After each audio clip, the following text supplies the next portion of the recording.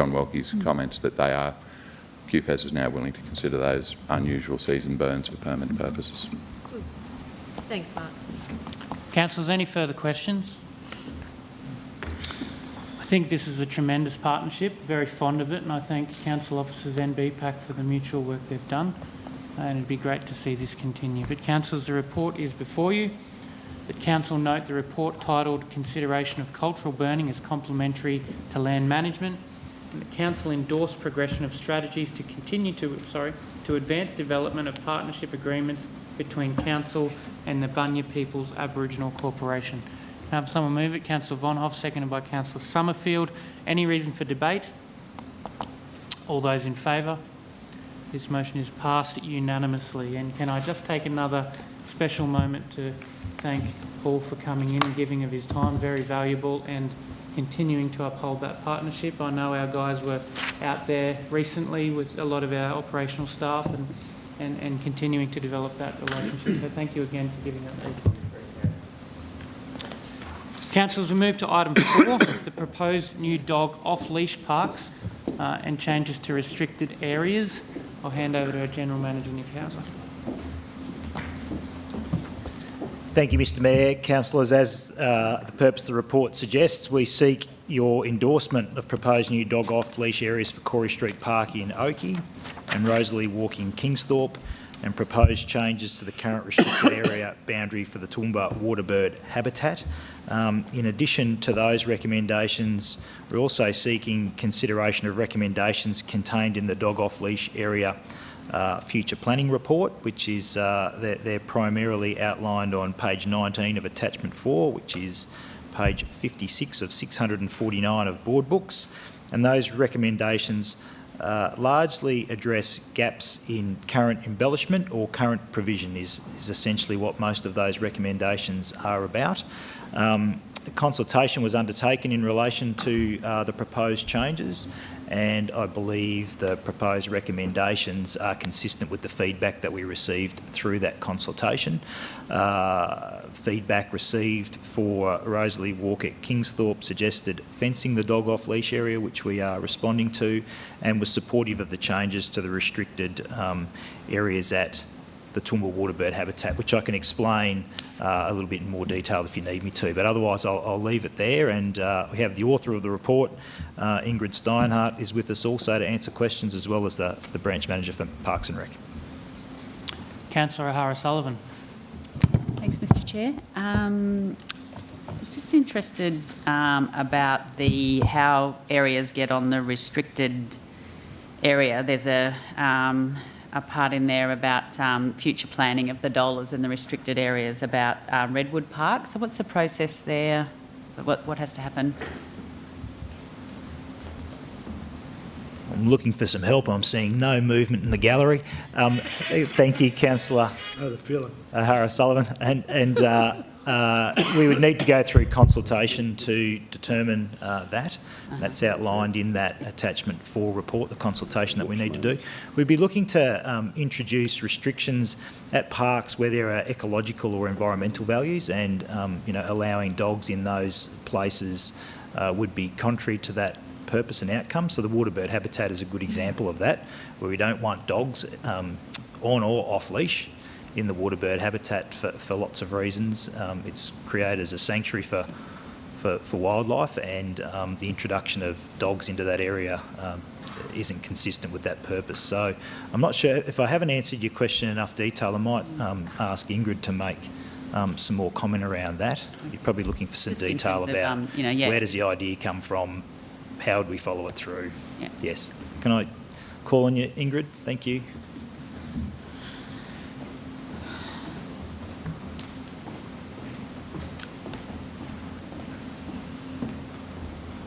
Thanks, Ingrid. Thank you for your question.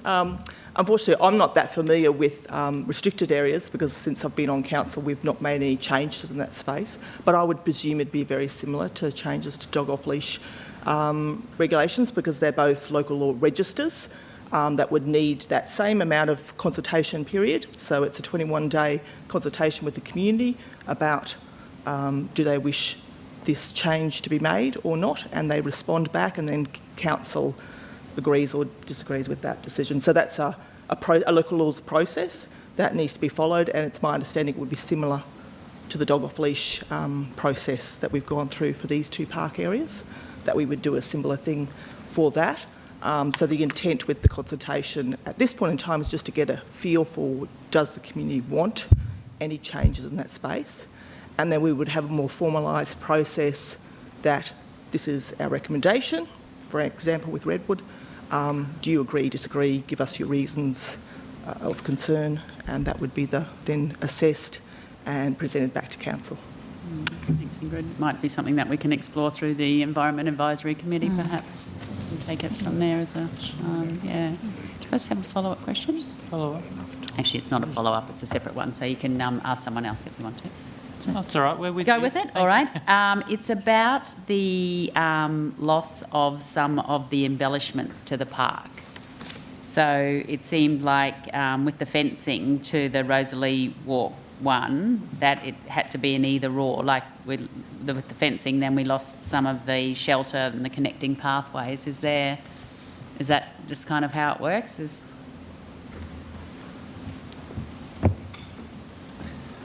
Thanks, Councillor Megan. I think it's essentially a budget pressure matter for us. There's budget assigned to the embellishment of Rosalie Walk, and it's difficult to be all things to all people all at the same time. So if the dog off-leash area is fenced is the priority, that's where the funds would go in the first instance. And of course the other embellishments would be subject to further budgetary bids and consideration in the future. Did anybody add anything? No, I nailed it. So there's nowhere for people who are going to use that park to sit down, or is that what that means? No, I'll let Ingrid speak to that, but no, I don't believe that to be the case. There are some embellishments, it just would be others weren't carried forward, but Ingrid's very familiar with the park.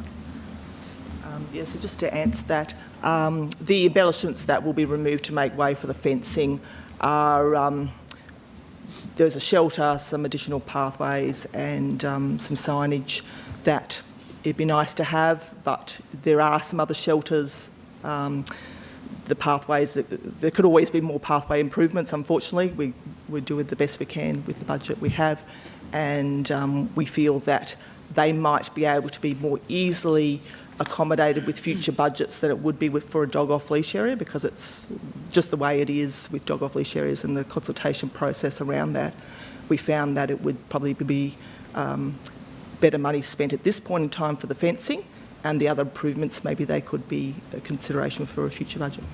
Thanks, Ingrid. Does that answer your question? Yes, thank you, lovely.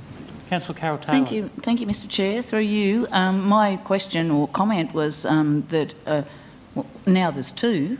Number one, following on from Councillor O'Hara-Sullivan's question, how does this work? How do we consult with the whole community to find whether they would prefer to have the embellishments or the off-leash dog park? Because there's plenty of open space out there, and it's not as if dogs are living on a little tiny area. I mean, I walk my dogs in the park every day. They don't need off-leash. They've got a big yard. That might change should they be on a 500 square metre block or something like that. But there's nothing wrong with walking dogs on a lead if you get out and walk them.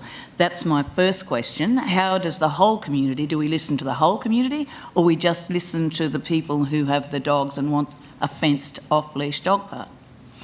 I might, thank you, Councillor Carroll, refer to Michael Condren, Manager of Parks, for this question. Thanks, Michael. Thank you, Chair. Thank you, Councillor, for the question.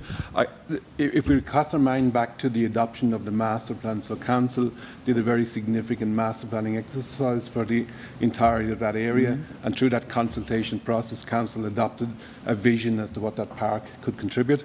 Part of that consultation identified that people wanted the dog off-leash areas. At the time, the suggestion was that it could be possibly accommodated without a dog off-leash. So from memory, Ingrid, we didn't originally in the master plan identify a fencing of the dog off-leash. No. It was meant to be fenced. So it has been there. People have identified a whole range of embellishments of that park. Over the last 3 years, we've actually significantly upgraded the extent of that linear corridor. So there has been significant embellishment to the entirety of the park.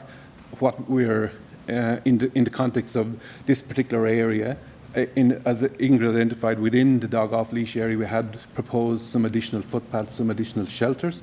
They're considered probably not essential. They are nice to have rather than essential structural elements of a dog off-leash area. So we think with the provision of the actual fencing and some link paths, that will provide a more than adequate facility.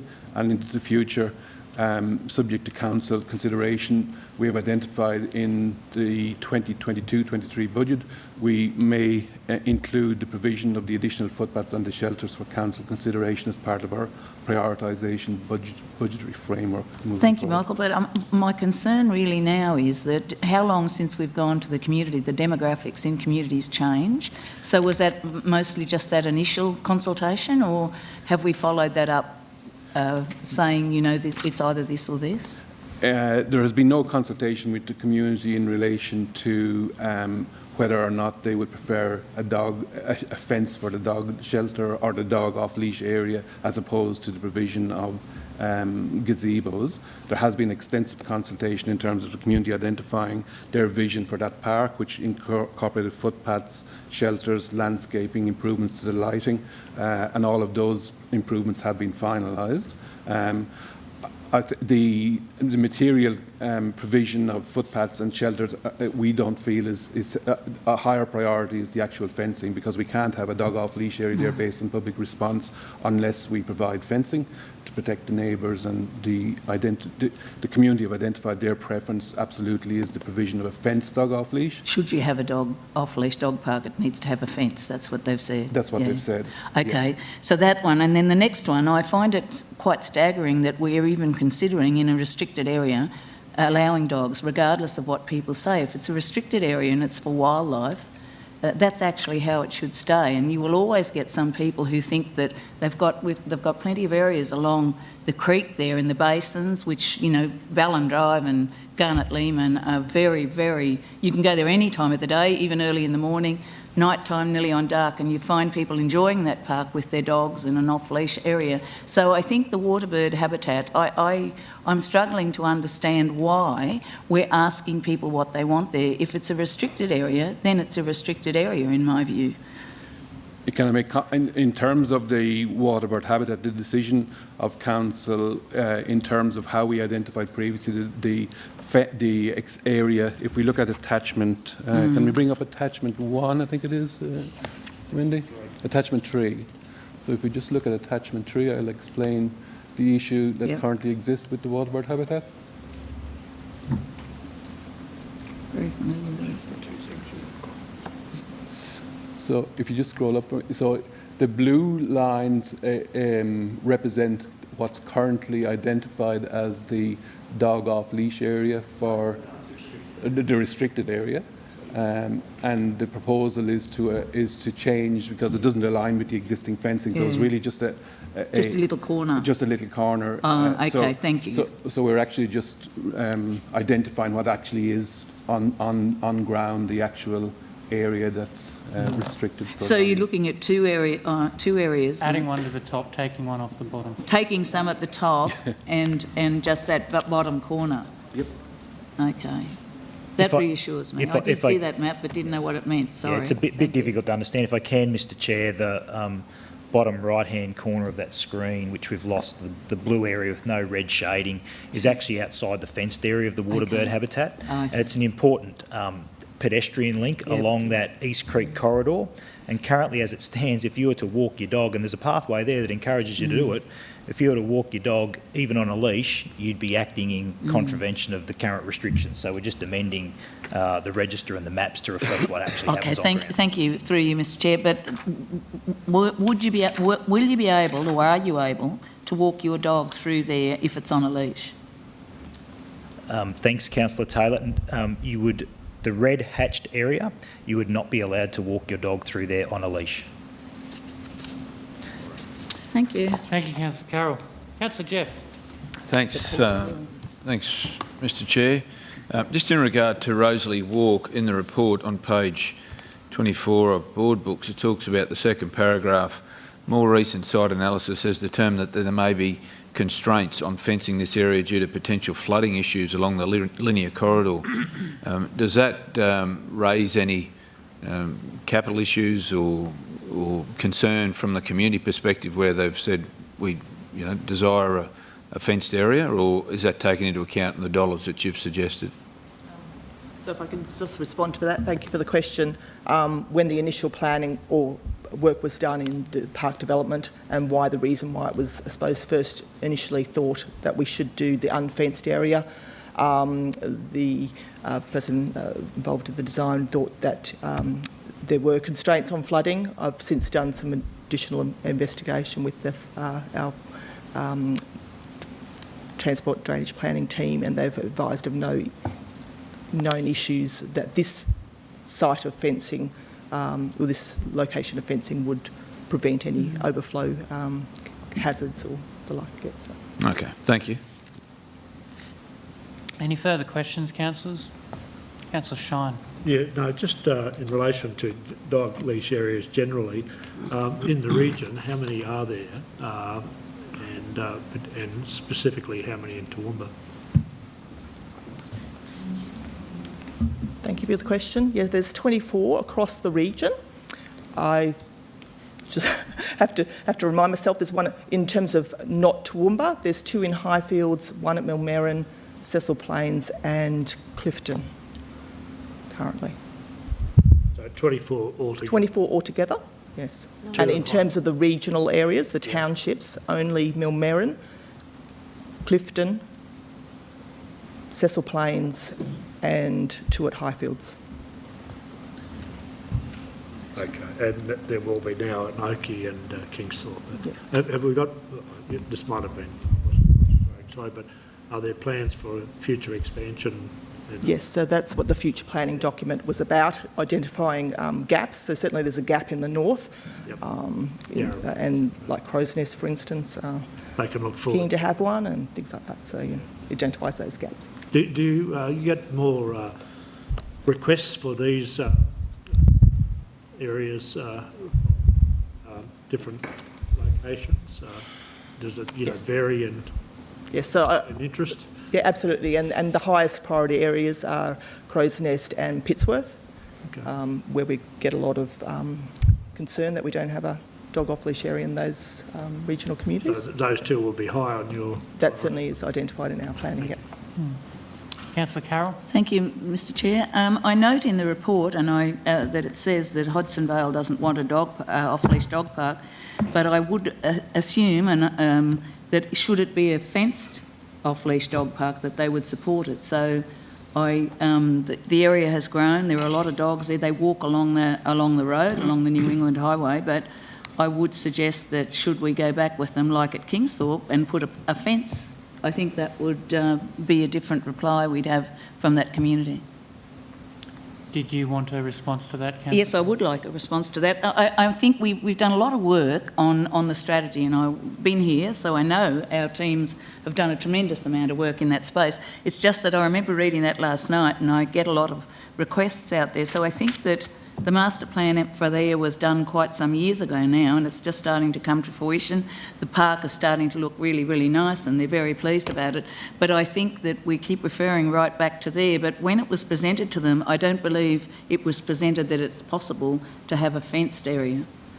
So I think it would change the reply and the response from the community should they realise it could be a fenced area.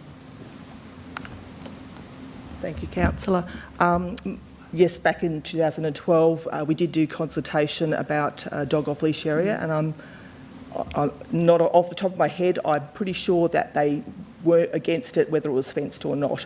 So that's my understanding, but I could look back at that for you if you want. But the other thing in regard to that is obviously fencing is an expense that is a cost, and looking at the broader community, there's probably other higher priority areas. But it's in the list. Is it not in the list of considerations? But it's...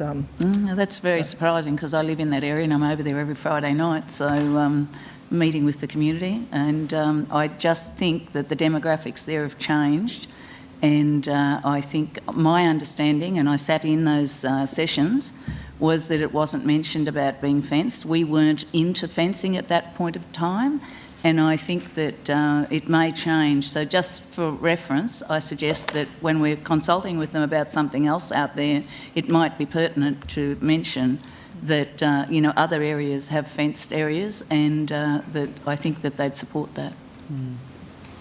Comment, if I may, the one at Oakey that backs onto, there is a bit of a waterbird habitat behind that out in Oakey there, and a fence there would certainly be advisable to stop the dogs getting into the bird life. Yes, and as always, it's a budgetary consideration. As mentioned in the report, it's a very large area of that dog off-leash, and there is a batter that's heavily landscaped, which is the intent to prevent dogs from running through that area. I mean, we'd love to fence every dog off-leash area too, but... Thanks. Any further questions, councillors? The motion is before us that council endorse the proposed dog off-leash area in Corey Park, Oakey, and inclusion in the dog off-leash area. We include the proposed area in Rosalie Walk, Kingsthorpe for inclusion in the register, dog off-leash areas and the provision that off-leash areas fenced. We endorse the proposed change to the restricted area boundary for the Toowoomba waterbird habitat for inclusion on the register, prohibition and restriction of animals in public places, and that council consider the recommendation in the dog off-leash and restricted areas future planning in Toowoomba region report, and council endorse the undertaking of further community consultation regarding the potential inclusion of additional public open space areas in the register, prohibition and restriction of animals in public places in our region. There's a lot of stuff to be taken in there. Does anyone want to move the motion? Councillor O'Hara-Sullivan, seconded by Councillor McDonald. Any reason to go into debate? All those in favour? Motion is passed unanimously. On to item 5, Community Grant Program, Sports Tourism Event Grants Program Approval, February 2021. I'll hand over again to General Manager Nick Hauser. Thank you, Mr Chair. Councillors, Ross Beejan is with us if you have any questions around the particular grant application this time, but I'm sure you are familiar with the process around both our grants program, but in particular in this instance the Sports Tourism Event Grant Program, which is open for applications at any time while funding remains available. We have received one application in the last period. The assessment panel has met to consider that application, and the recommendation is to approve the application for the 2021 Western Rivers Cup Indigenous Cricket Carnival, and I'm happy to leave it with you for discussion. Thanks, Nick. Any questions from the floor? Councillor McDonald? Councillor Shine? Maybe a question, if Ross might be able to answer this one. Yes, with the history of this tournament, it's been a success, and I note this time around there's a junior school Western Rivers Cup and a proposed female Southwest Indigenous Network rep team, which is great. That flows on from the last tournament where the ladies were involved in matches. I just wondered, Ross, whether these are aligning with the strategic plan Council assisted with them with a couple of years ago, if it's aligning with that and how they're progressing with the strategic plan that SWIN have undertaken, if you're aware of it. If not, you can come back to us with some detail. Thanks, Councillor. The group have been trying very hard to extend the event by adding a number of other events. By introducing women's cricket, as you referred, there's a junior cup this year. There are 4 new men's teams this year and 4 new women's teams this year too. So year by year, they've been working very hard to extend that and been quite successful in that pursuit. Yeah, well, it seems that it is aligning with the strategy, which absolutely, yes, encouraging more folk to play, and obviously adding in the women's tournament, which is terrific, and the junior one. So it sounds to me as though it is. I just wondered whether you were aware of that strategic plan or not, but it sounds like it is aligning to it. Yes, that's correct. Thanks. Councillor Shine? Just to question really as to the overall policy, I suppose, of the council with respect to these types of items coming to us at all. bearing in mind one's for $5,000, the next one we'll get to is for a total of $2,300. Just wondering if there's some way we could do this more efficiently in terms of a delegation, like we delegate to the CEO, to the councillors involved who approve these, rather than having to come formally to council for its council's consideration down the track. And the other point is, I'm just wondering how well known these grants are to the sporting bodies involved. There's, I think, according to the brief, $75,000 available in this first one, this tourism event grant program, and we're dealing with only one application, and we're granting $5,000. It might be because of COVID or lack of sporting organisations touring, that which I'd be surprised at, to be honest, and just wondering how, if there's some better way we could spread the word. Thank you, Councillor Shine, through you, Mr. Chair.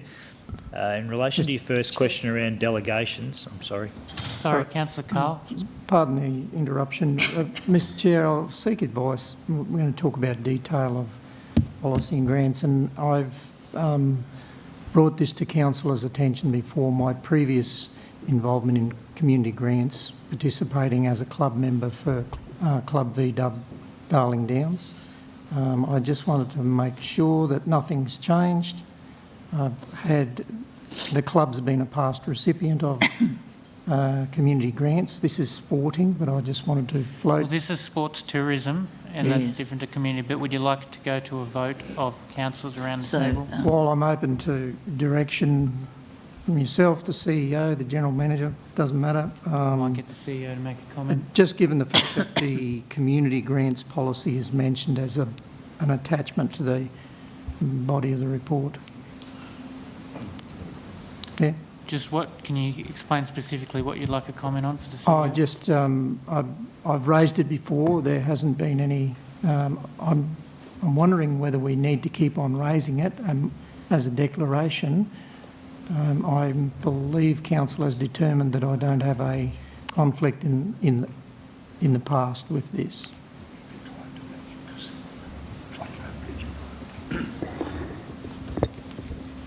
This is a different bucket. If council has formally considered in the past that you don't have a conflict, all you need to do is mention it, and we can refer to the previous declaration that you've made. Yep. Okay. Mr. Chair, can I just make a comment, and maybe the CEO might like to comment on this? This is sports tourism grants. This is not the club that Councillor Carl has involvement with is not funded under sports tourism grants.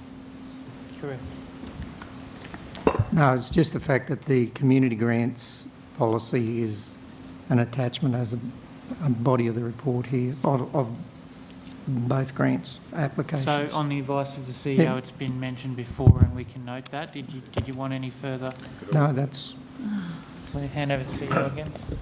I think it's also clear that just being a member, if you're not on the committee of that, it's not a conflict anyway, so you're fairly safe.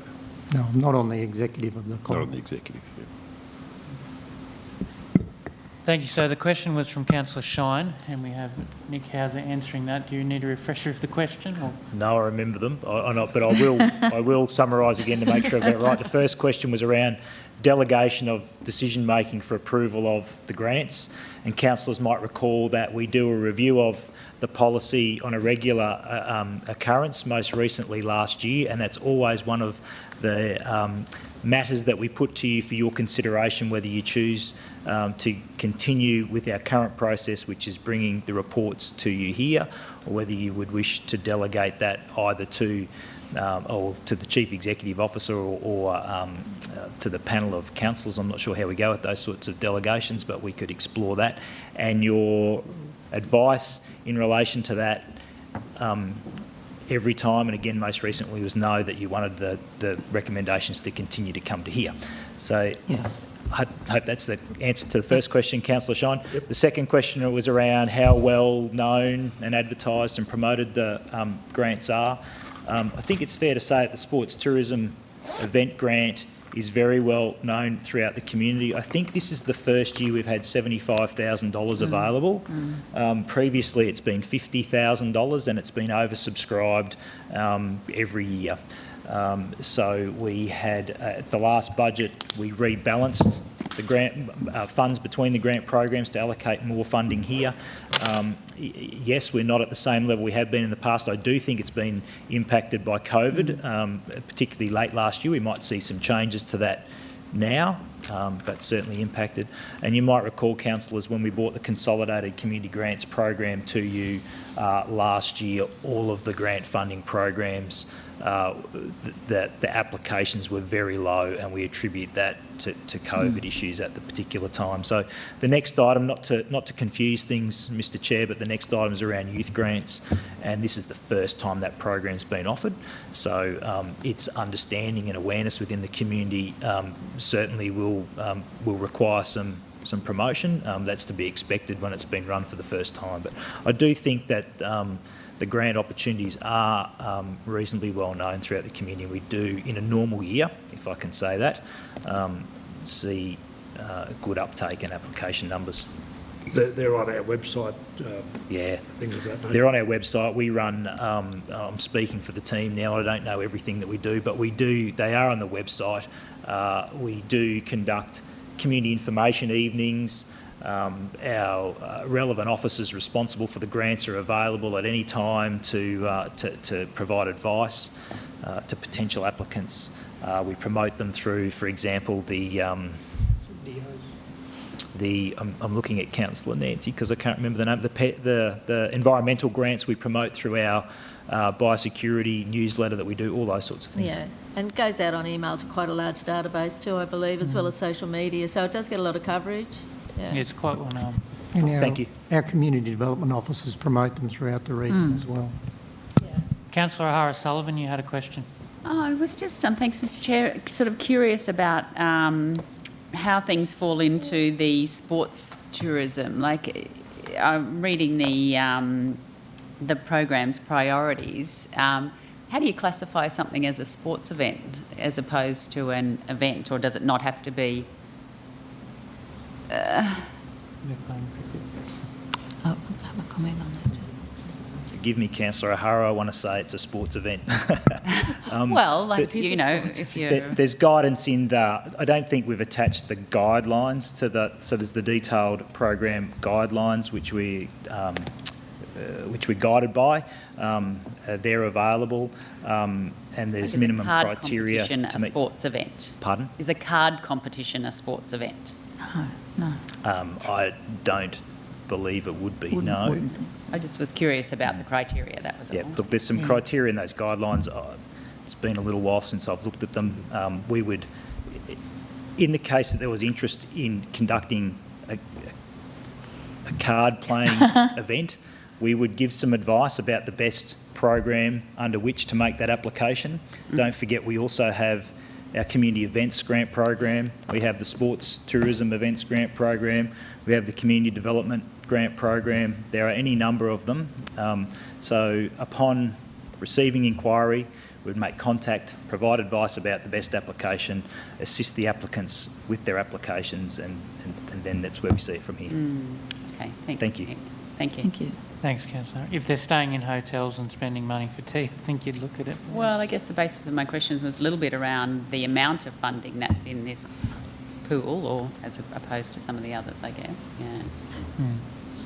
Thank you, Mr Councillor Chair. If I Farrell. could just ask a question on that. It's just interesting, and perhaps it's in the guidelines, but with this one, Southwest Indigenous Network, they're developing a junior school Western Rivers Cup prior to the main event. Would that be eligible for funding under the youth grant?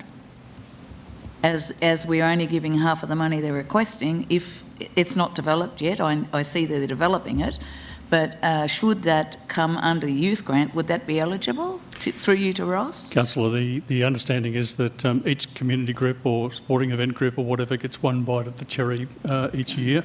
So as this is under the South West Indigenous Network, they only get one application, basically, and this is a part of the Western Rivers Cup event. So, look, I understand that, and I probably knew the answer to the question, but therein lies an anomaly, because if we're trying to promote female sport and let's face it, the Australian female cricket team and rugby team and all the rest of it are doing so well, and people actually want to watch them. So at the end of the day, are we missing an opportunity here to play a bigger role in fostering particularly underrepresented sport like female sport in this, or junior sport, which I'd always support as opposed to seniors. So, you know, I think seniors can afford to pay for their participation.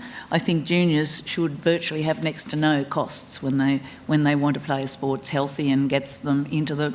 And for women, for females, to have equality. So I'm just wondering, probably a question for another day, but something that we probably should think about, because I don't believe that we have any kind of a equality situation, and most of the things we have are nearly all, I suppose mountain biking, and that is not just for males, and that's for both sexes, but there are areas where we're underrepresented with females, and perhaps all sports should be encouraging juniors. So I guess that's their application altogether, but perhaps, it maybe in the future they might think about just having a junior carnival.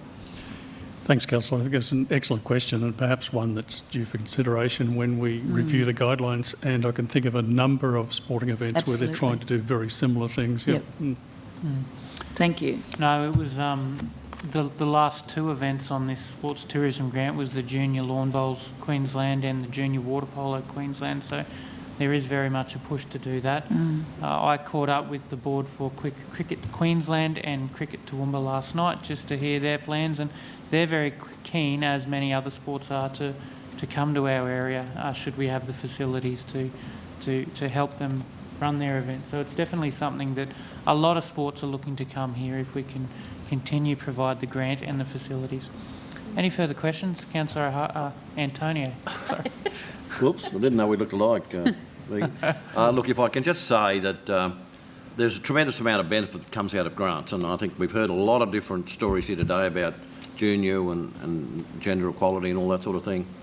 But there's also another element in it for the small towns where bringing an event to town and working in the community, taking ownership and building that, to me, is a large degree economic development in that community. And I speak of, the very concept in my hometown, if I may, of the Camp Oven Festival. Look what it's done for the community and will do for the community in the future, and our grants have helped that happen. So, these things mean a lot to a community, and I've often thought that we need to take a much broader look at the grants, and there's a big element of economic development and developing communities in that, particularly if the community is prepared to take ownership. Thanks, Mayor Antonio. Any further questions concerning this application? Well, it is as reads, councillors, that council approve one application for funding under the Sports Tourism Event Grant Program in January 2021 and associated guidelines as recommended in Attachment 1, and the successful applicant be advised accordingly. Can I have someone move the motion? Councillor Carol Taylor, seconded by Councillor McDonald.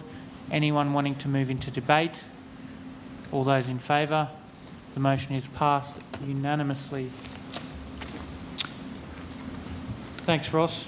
Item 6, Youth Grants Program Approval for January 2021, and I'll hand over again to General Manager Nick Hauser.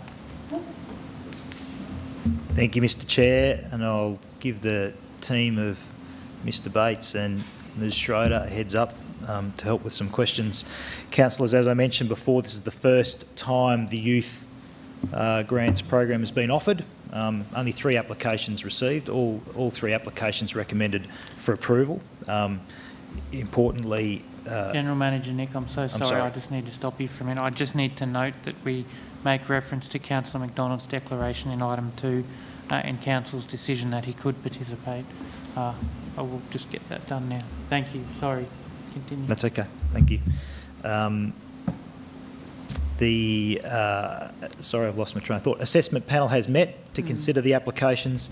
Importantly, the assessment panel includes members of our youth leader program and a youth leader alumni. So there's some context provided there around prioritisation and assessment, as well as councillors and council officers. So councillors, as I mentioned, the teams here, the assessment panel, can answer any questions you might have about those particular applications, and I'll hand back to you, Chair.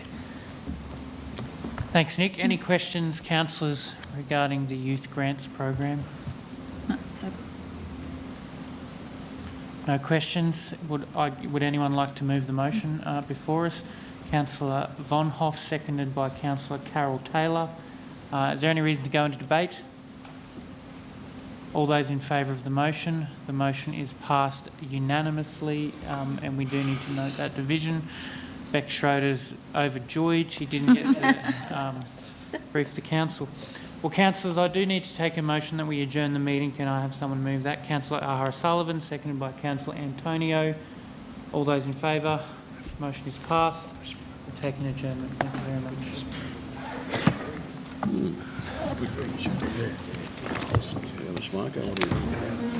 We might just have a 5-minute break.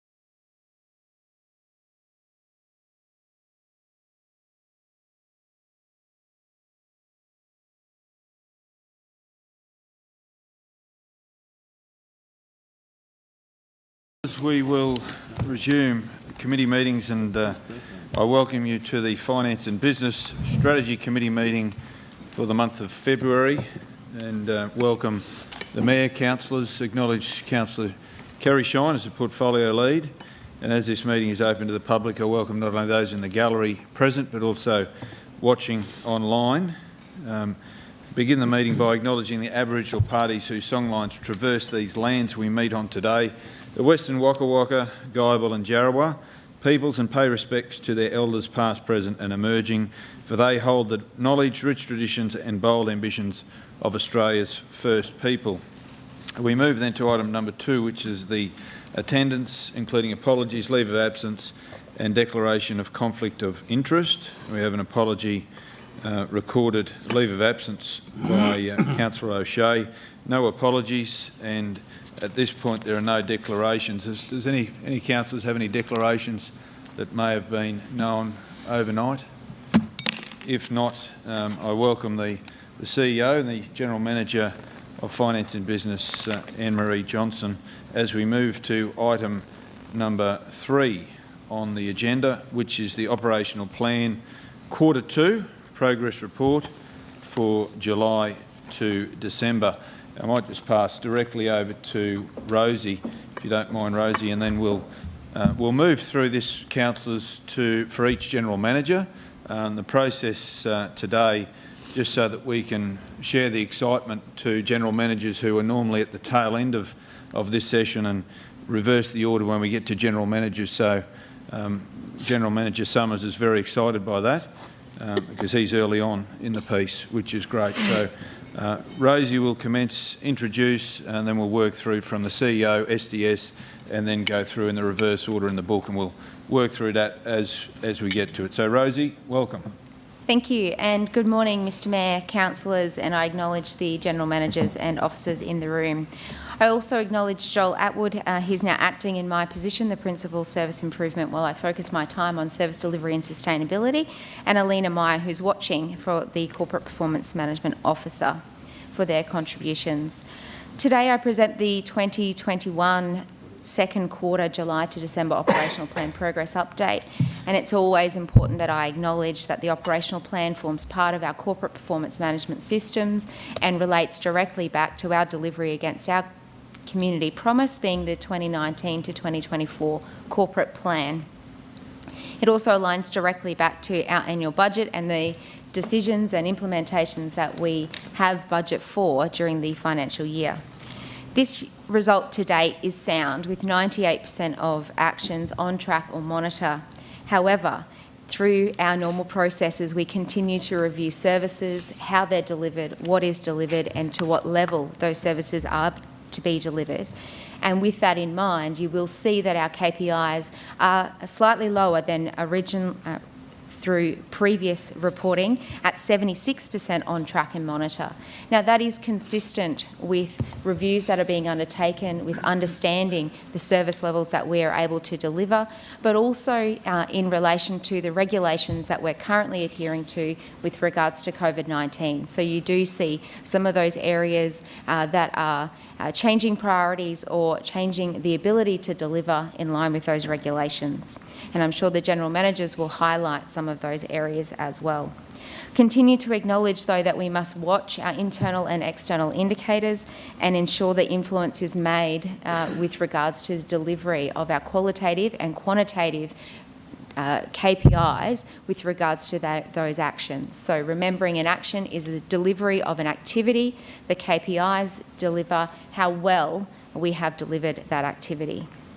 I acknowledge that the adopted plan does require amendment. So while we go through review, understand our budget, understand our resourcing, understand our organisational priorities, the operational plan and the budget also require amendment. So we do present today attachments 8 through 11 that for your consideration with regards to changes to the operational plan. So I open for any initial questions before we seek comment from General Managers and the CEO. Okay, Councillor, so as I said earlier, we'll go through the CEOs first and the SDS, followed by Water and Waste Planning, ISG, F&BS and Environment Community. So if there's no questions initially to Rosie, we might go directly to the CEO. And if you wouldn't mind referencing the page of the actual report rather than board books, might be easier for the CEO to assess and for Wendy to follow. So are there any questions or comments in regard to the CEOs? The CEOs start on page 7 of 174 in the actual operational plan. We might share this microphone if we can. Councillor Shine? Yeah, no, thanks, Chair. Just might have to bear with me. Our team has got to give us some questions which I'm asking, and I have to be able to read them. Just refer you to MO 5870.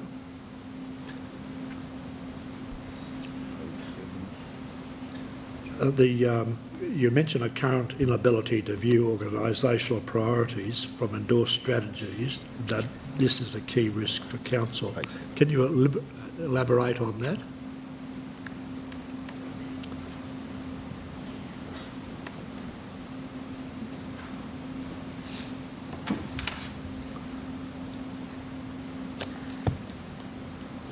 All right.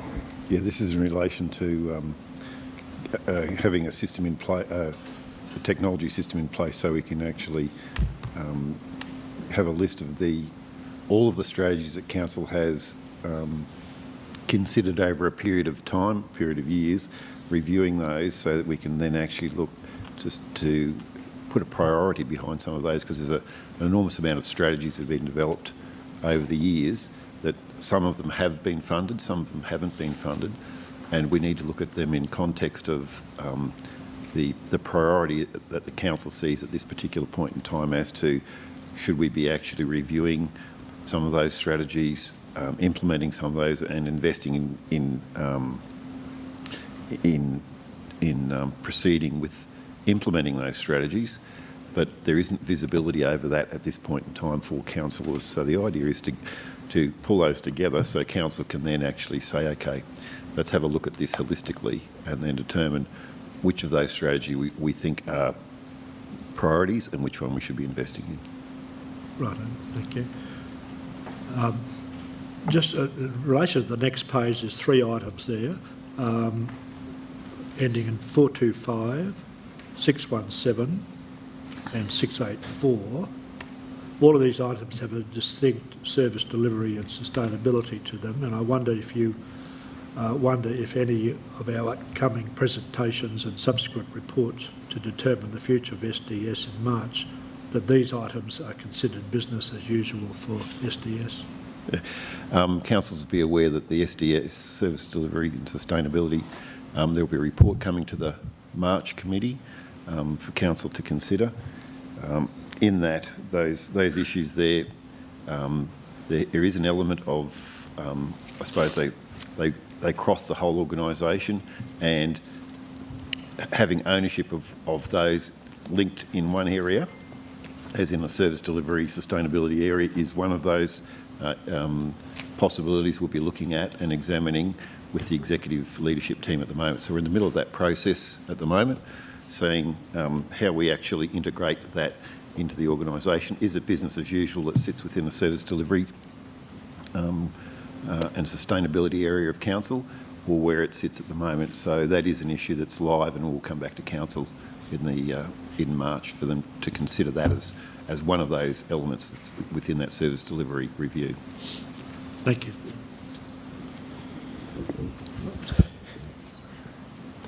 Thanks. Councillor Shine, any more questions from you in regard to the CEO section? Nothing. Any other questions, councillors, for CEO section?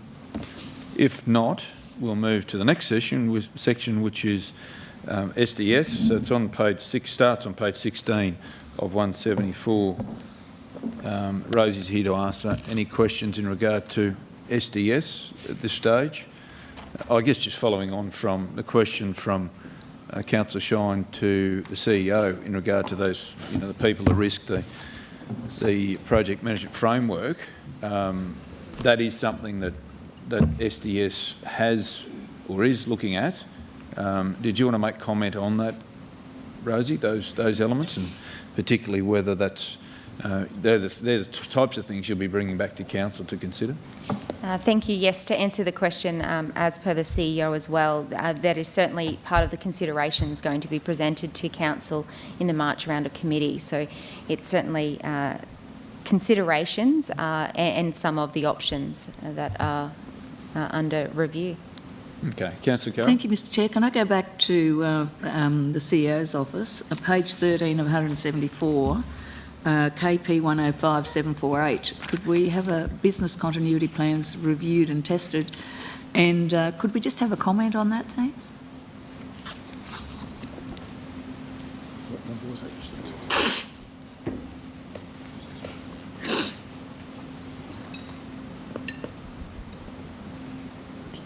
Okay. It's on page 152 Yeah, basically, there isn't additional resources available for that at the moment. The process we're working through is basically developing that framework and pushing that back down to the managers to continue, I suppose, recording within that framework the business continuity initiatives that they need to do to ensure that in the event of any major event, they can still function and continue business as usual within the organisation. So at this stage, there's no additional resources available at this point in time for that area. And following up on that, through you, Mr Chair, to Brian, that fills me with a little bit of alarm. I mean, are we talking about prioritising? Because there it says we'll need to do more. So at the end of the day, people can only do what they can do. So it perhaps should say prioritising rather than need to do more, because it worries me that we do expect in some areas you get to a point where there really isn't too much more that a single person can do, and it just alarms me when we say there that they need to do more. That's perhaps the wrong choice of words, is it? Yeah, I think that's probably the incorrect choice of words. I think it's about, as in always when you've got resources that you need to allocate to a multitude of tasks, it is about priority, and it's also about in this particular case, focusing the organisation at a particular point in time to make sure that job gets done. So it's about putting a focus on that with the management team to make sure they actually complete that business continuity initiatives that we need to do. So just to follow that, we change that wording? Yeah, Thank you. We can fix that. Yeah. Thanks, Councillor Carroll. We'll make that change before next week. Councillor Carl? Yeah, through you, Chair. Look, I know, maybe to the CEO or to Rosie, I know we're here talking about operational plan, but when I see things, as Councillor Taylor's raised this, and there are other things earlier on in the office of the CEO, I guess it's a conversation for another day, perhaps Monday, and that is about an overarching, because it affects operational plan, it affects, these are the fallouts, and my question is around perhaps pursuing a gap analysis of the organisation and the skill sets required in order to meet some of these pressure points, not just now but into the future, how we set the course and the direction strategically for the organisation as a boardroom and identifying them. So I'm raising that as, I know we're talking about operational, but it directly impacts this report, how we step forward into the future around our management structure, around the requirements of an evolving organisation of some 1,700. So I just wanted to flag that, if I may, with you, Mr CEO, and would like to unpack that further, that conversation at the appropriate time. Just note that, thanks. I'll just make a note of that, Councillor Carl. It's a good call. You'll notice through the operational plan business continuity plans are one of those areas that have probably fallen behind a little. And as Councillor Carroll said, it's the priority that's put on that, and I guess that's where service delivery and sustainability can act as that assistance to do with that as well. So no more questions for Rosie. Rosie, there was one in the changes, a change that you guys have that you put forward. Did you want to just comment on that as to what that is? So it's Thank you. page, whatever it might be, it's right down the back. That's right, it is, I would believe, attachment 8 in the change request at the very back of the document.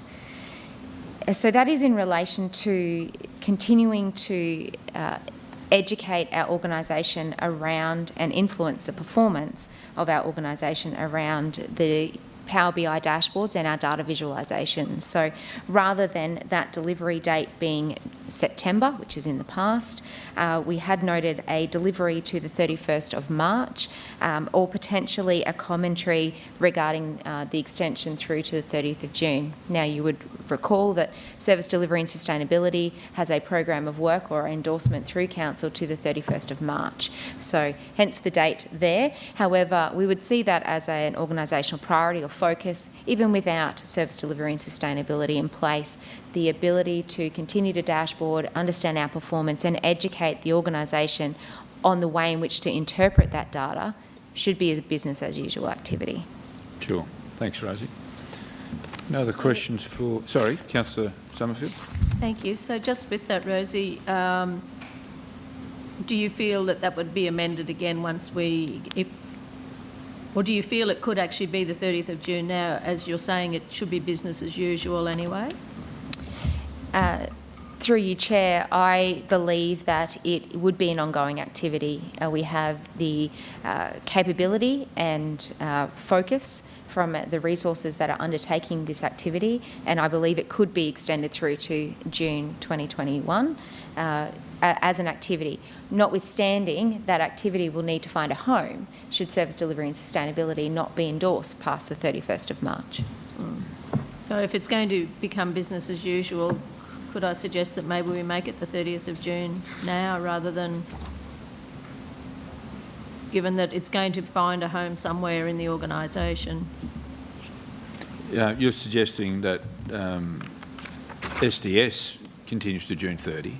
No, that this education program. Yeah, well, that's what's... It says now.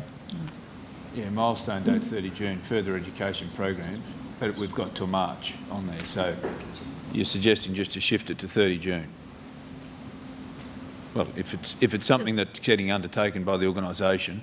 Does that work from a staff perspective? That's the important thing. Correct. Yeah. Does? Okay. Well, we can make that amendment for next week. Yep. Good one.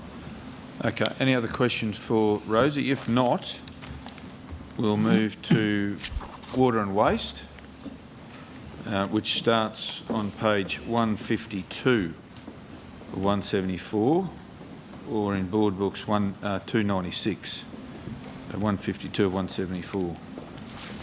Welcome, Damien. Thank you, Mr. Chair. Are there any questions for water and waste, councillors, that raises your attention? I guess the general comment is that actions and milestones are all on track or monitor, and KPIs at 84%, which is higher than the average for the organisation. So that's a positive, I would have thought. Thank you, Chair. Look, the group is delivering its capital program. 31 December, you know, we had a budget of 34.2 million in the ground, and we put 33.5 million in. January is always a challenging month. February is a short month, but we're marshalling resources to get on top of this capital program. Good, terrific. Are there any questions, councillors, that raise your attention in water and waste for Damien? Councillor Carroll. Thank you. On page 158, 174, KP 105 777, formal warning issued by DES relating to levy compliance matters? Yes, they came out and did an audit of some of our facilities and found some minor improvement opportunities and manager ways just implementing those. I see that we're ensuring that, yeah, thank you. Thanks, Councillor Carroll. No other questions for Damien? If not, thank you, Damien. Thank you, Chair. We'll move to Planning and Development, which is page 126 of 174, or in Board Books 269 of 649. Welcome General Manager Stuart Summers to the podium.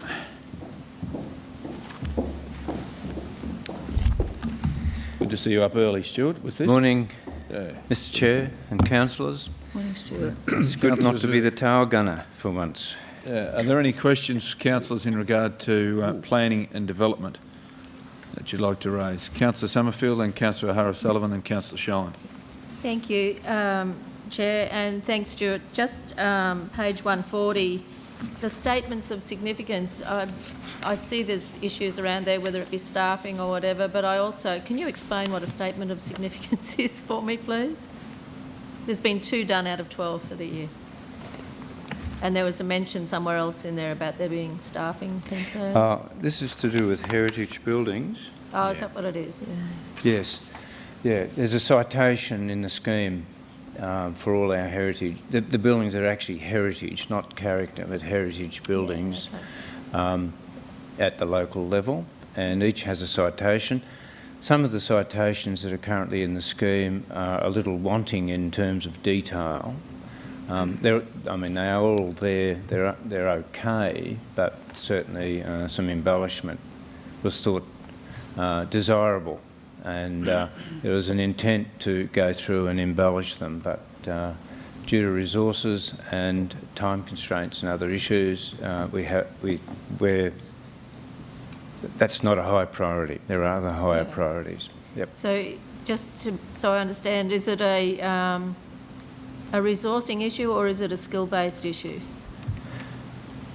That you, where it mentions staffing, I think it's further on in your amendments, it talks about the fact that you've got staffing issues there. It's resourcing. As you're aware, we lost David last year, and he provided some of the input into issues like this. We have one architect, we have 2 architects, but Jade's really more in the management of the branch, and we have one architect now covering off on design advice and architectural issues, internal and external, and Peter is finding his time pretty much used up without having to work on those citations. So would it be helpful for you to have considerations in next year's budget to assist you with that, or do you feel there's no need? But I think at the moment there are other priorities that are much higher. That's not burning a hole in our pocket at the moment, that one. Thank you. And it'd be nice to have more detail, but it's not essential. Yep. Thanks. Thanks. It just occurs to me that given what it is, I wonder if the Heritage Advisory Committee might be a project for them to undertake, like they did with the other booklet that was done. Councillor O'Hara-Sullivan, you recall? Yes. It may be something for the branch to consider. Yeah, we could cherry pick some of the more important areas that might be lacking, and that's probably a good idea. Yeah. Yep. Councillor O'Hara-Sullivan? Oh, well, that was a good segue, because that was one of my questions about the statement of significance. So you feel as though not attending to that, it's not detrimental in any way to... No. So it's already existing. This was just adding more... They become critical if an owner or a developer wishes to do something with the building. There hasn't been a lot of that of late. It's taking on a heritage building, whether it's locally listed or state listed or both, is something that developers don't rush in to do. Someone who loves the building and wants to improve and do the building up as it should be. It is more a labour of love than something that you do in terms of looking for a profit, I guess, at the end of So the the day. fact that, Stuart, then it's in the request for changes part, does that mean that KPI is going to be removed? Does that mean it will be removed forever, or how does that work? No, it won't be removed forever. These sorts of things that are in the scheme are reviewed regularly, every 5 to 8 years anyway. But if the current resource allocation is to higher and more important areas, particularly dealing with advice to the people that are looking at reviewing the various aspects of the scheme. So that's the critical area. In a sense, if work drops off in terms of other advice areas, particularly in terms of architecture, Peter can go back and do that. He can pick that up, but in terms of measuring it as a KPI, given the level of importance that we have at the moment, levels of importance that we have at the moment in regard to a range of work, it just isn't fair to be given a red cross on that. Sure. Yep. Because we have other priorities. Yep. So, Stuart, I'm on page 139 of 174. It's about the landscape endorsement compliance plan assessments. Is that a staffing issue? No, that's a demand issue.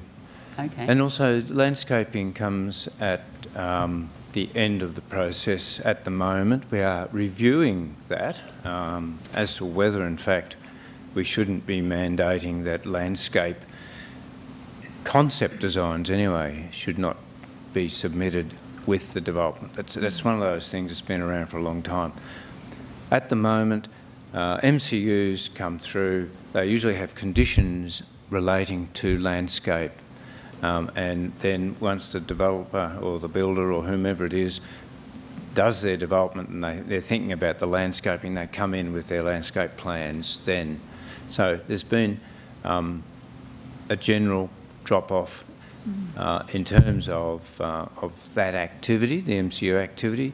There's been an upsurge in RALs and subdivision approvals, development, and certainly our landscape architect's been busy looking at subdivisions, street landscaping and other elements within those subdivisions. So that's kept him busy, but certainly not to the extent that the KPIs have there. Okay. It's demand-driven, that one. All right. And I just had one more, Chair, Sure. if I could. It was about... I was just on page 144 of 174. So can you just explain, with that review of industrial development, so the project was scheduled to commence in January 2021, however it commenced in November to align with stakeholder engagement activities. So why, I would have thought you'd be ahead of sched then, rather than behind. Yep. I might get Michelle to address that one. That's part of our strategic activities, I think. Thank you, Stuart. Thank you, Councillor, for your question. Yes, it would be ahead of schedule. What that is reflecting, though, is that the actual amount of that activity for the project that's being undertaken. So the bringing forward of the industry land study reflected Council's decision in terms of the timeframe for achievement of the scheme. All studies need to be completed by the end of this calendar year. But the target of 45% reflects the actual amount of work being undertaken for the project itself rather than the schedule. It is tracking on time and resources are available to undertake that study. We've got the consultants on board, so it is proceeding as per it needs to. Thanks, Michelle. Thanks, Chair. So I've got Councillor Kerry, Councillor Carroll, Councillor Nancy, Councillor Bill. Okay, thank you, Chair. Could I refer to page 132, item 5438, plumbing inspections undertaken per month? Page 132. Yep. 5438. Yes. Given the, I'm just looking at the target there is 1,500, but the actual far exceeded that. Yes. Explanation about that? Yes. It's the current environment we're in. We are having a great surge or spike in particularly detached dwellings and across the region. And of course, before slabs are poured, plumbing approvals are required and inspections are carried out. There's been a peak. That peak has flowed through, particularly to the plumbers, because they're one of the first, apart from the building certifiers, and we share that responsibility with the private sector certifiers, of course, but the plumbers are the next in line in terms of getting approvals.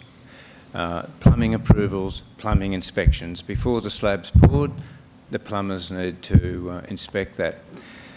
This issue actually also is picked up by changes to the Plumbing and Drainage Act that came through, and the ability for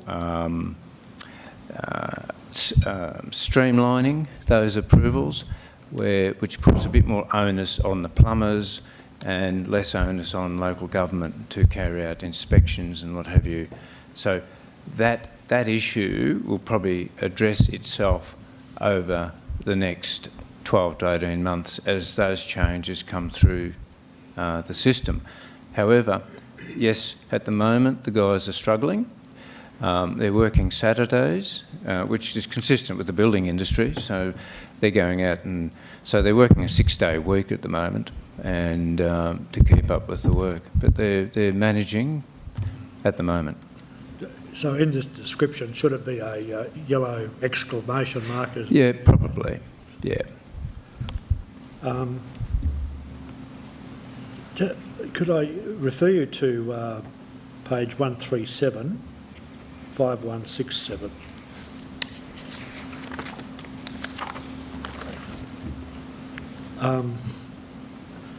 There the target is 75, but the actual is 344. Again, seems to be out of proportion. Mm. Could you explain that? Yeah, same reason. Same answer? Yeah, just a surge in the building industry. Accurate. It's yep. not yeah, right. We would hope it'll come, well, one assumes it will come back over time. If it doesn't, we'll be probably hunting for some more resources, but you know, you don't resource your staff on the basis of peak loading, you know. But we're watching it. Sufficient. Yep, at the moment. Yep. Just on that one, Stuart, I just wonder whether the target, the average, is the target an average monthly? Because it says we're recording as a monthly as the KPI. It says conducted per month. And you've got a target of 75 and an actual of 344. So which month would that be for? Because we're doing a quarterly report. Yes. Is it an average? It's a good question, that, and I was sitting there pondering that just before. I'm not sure. I just wonder whether it is monthly, but the targets are incorrect, or it's not monthly, it's for the quarter. Yeah. It just and doesn't it's seem cumulative. It could well be cumulative. That I'll have to follow that up. Check that up. Yeah, just yeah. Even an email, and if it is to be changed, just change it between now and next Tuesday, perhaps. Councillor Carroll. Thank you, Mr Chair. Look, my comment is on the KP 105830 on 148 of 174, how disappointing it is that we only got a few expressions of interest for the CBD and Railway Parklands PDA Management Group, and I'm hopeful, are we doing something, are we missing something in the advertising of that, or, you know, hopefully we've advertised again this month, so perhaps anyone who's listening who might be a bit interested in that, it would be really great if they came forward and expressed their wish to be on that panel. But following on from Councillor Megan's with the landscaping, I think we need to have a conversation about that. I've been driving around in recent times looking at developments and houses and whatever.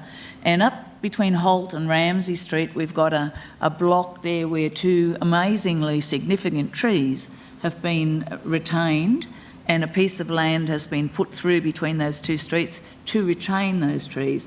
My comment through the chair to you is that I don't believe that landscaping should be an afterthought in a development. And I think that, you know, we're missing opportunities if it isn't. And if there is a piece of land with significant trees on it or whatever, if the landscaping is part of it, I'm sure our community, you can tell the difference in amenity when you're driving through an area that has mature street trees, or somewhere like that where they've got these two beautiful, significant trees that are standing there and they've been retained. So I don't know who the developer was, but kudos, all kudos to them. And you go through streets that have got absolutely nothing except houses and concrete. So nothing, no trees, nothing. So I think that our community would expect that any development which becomes part of our community, that the landscaping is an integral part of that design for that development. And I think we as councillors need to have that conversation on behalf of our community with what's expected. So I don't think it needs to be an afterthought. I think it needs to be submitted at the same time that we can work out how it's going to provide amenity and good design for that development. That's my comment there. I don't know how we manage that, but perhaps it's a conversation you need to have with council.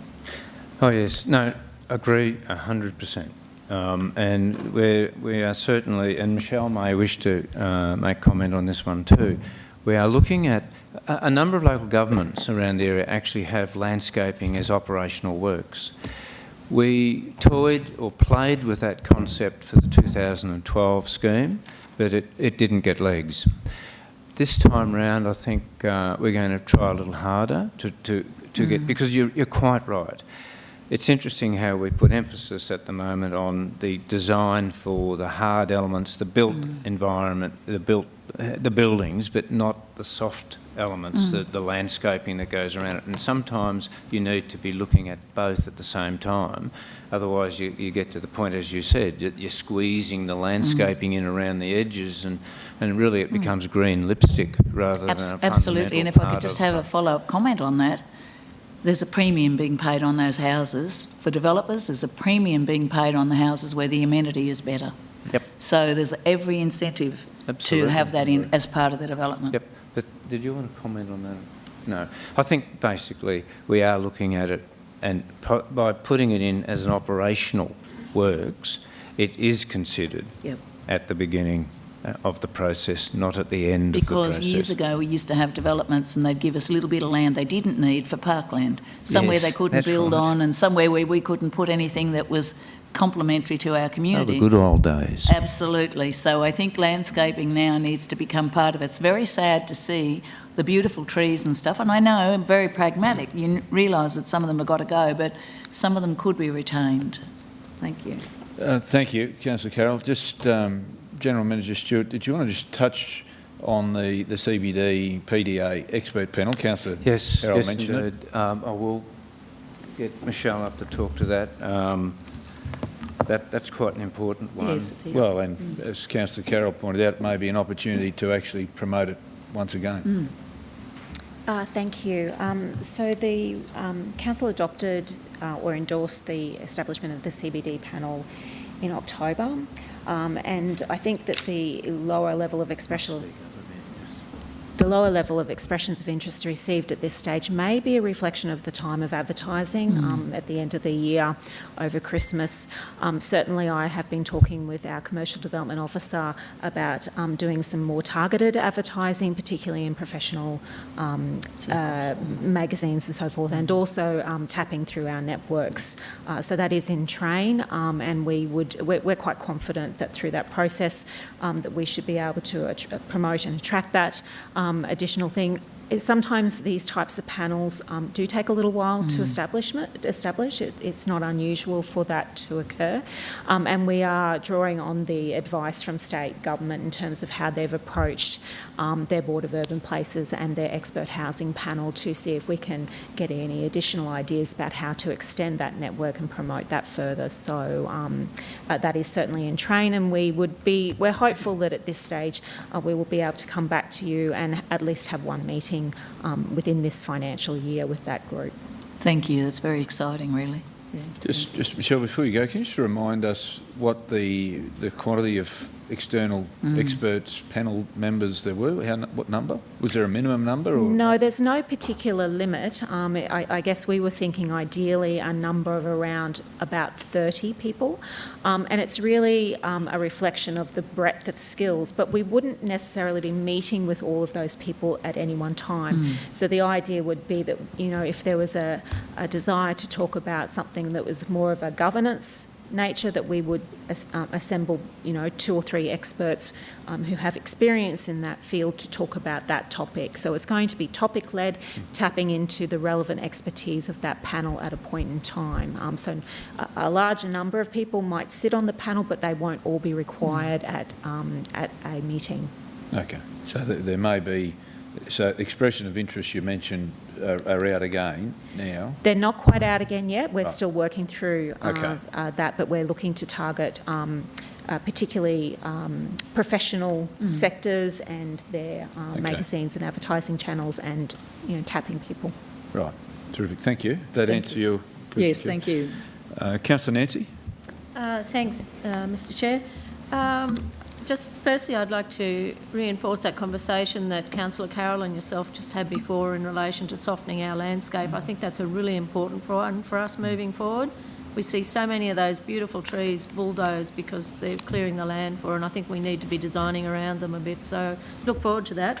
But Stuart, on page 143, talking about the buffer progress, the consideration of buffer-related matters, is that in relation to our water and sewerage type assets? Because Councillor Carl and I have been pushing for this for some time, and I'm wondering whether that's what it's in reference to ensure that we're looking at protecting our water and landfill and all that sort of thing from progress of housing around them. Short answer is yes. We're looking at that.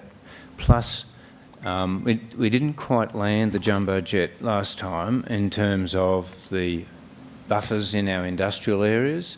We couldn't reach an agreement with industry and ourselves, and even with councillors. So that was left in abeyance. And you might recall that it was state government driven initially, and they'd come up with some formula for buffers that just didn't work and weren't equitable in terms of the private sector. But certainly we are looking at those fundamental infrastructure that needs to be protected in one way or another. I mean, there are existing buffer or distance type separation elements in the scheme, but I think we're looking for something a little more tangible than that. We also have Natalie working now with water, and I understand that one of her commissions whilst over there is to be looking at that topic as well. I might just see if Michelle has anything to add to that. Did you want to add to that? Thank you, Councillor. That's a great question. In terms of the buffer, yes, it is comprehensively addressing council's assets and how we look at managing that, as the General Manager also expressed a review of that industry and economic activities and the importance of those and how we are managing that interface. We've also seen the rise of potential new activities in our region, such as the intensive horticulture, so understanding the economic impacts of that and how we manage the relationship between growth and those activities, and also the continued intensification of some of the major animal industries in our region. So it's quite a comprehensive study. The study is being resourced internally, and we will be drawing on the expertise of people within their subject matters to help inform that. There's a little bit of flexibility in the timing. So as I mentioned just before, all studies need to be completed by the end of this calendar year. But because there's information that will be derived from, example, the industry study and the internal work that's being undertaken on council assets, we need that work to advance a little bit more before we actually get into the detail around what those buffers will be and bring that back to council. So we are on target to complete the study. We've got resources allocated to this, and it is quite a comprehensive review of those buffer needs.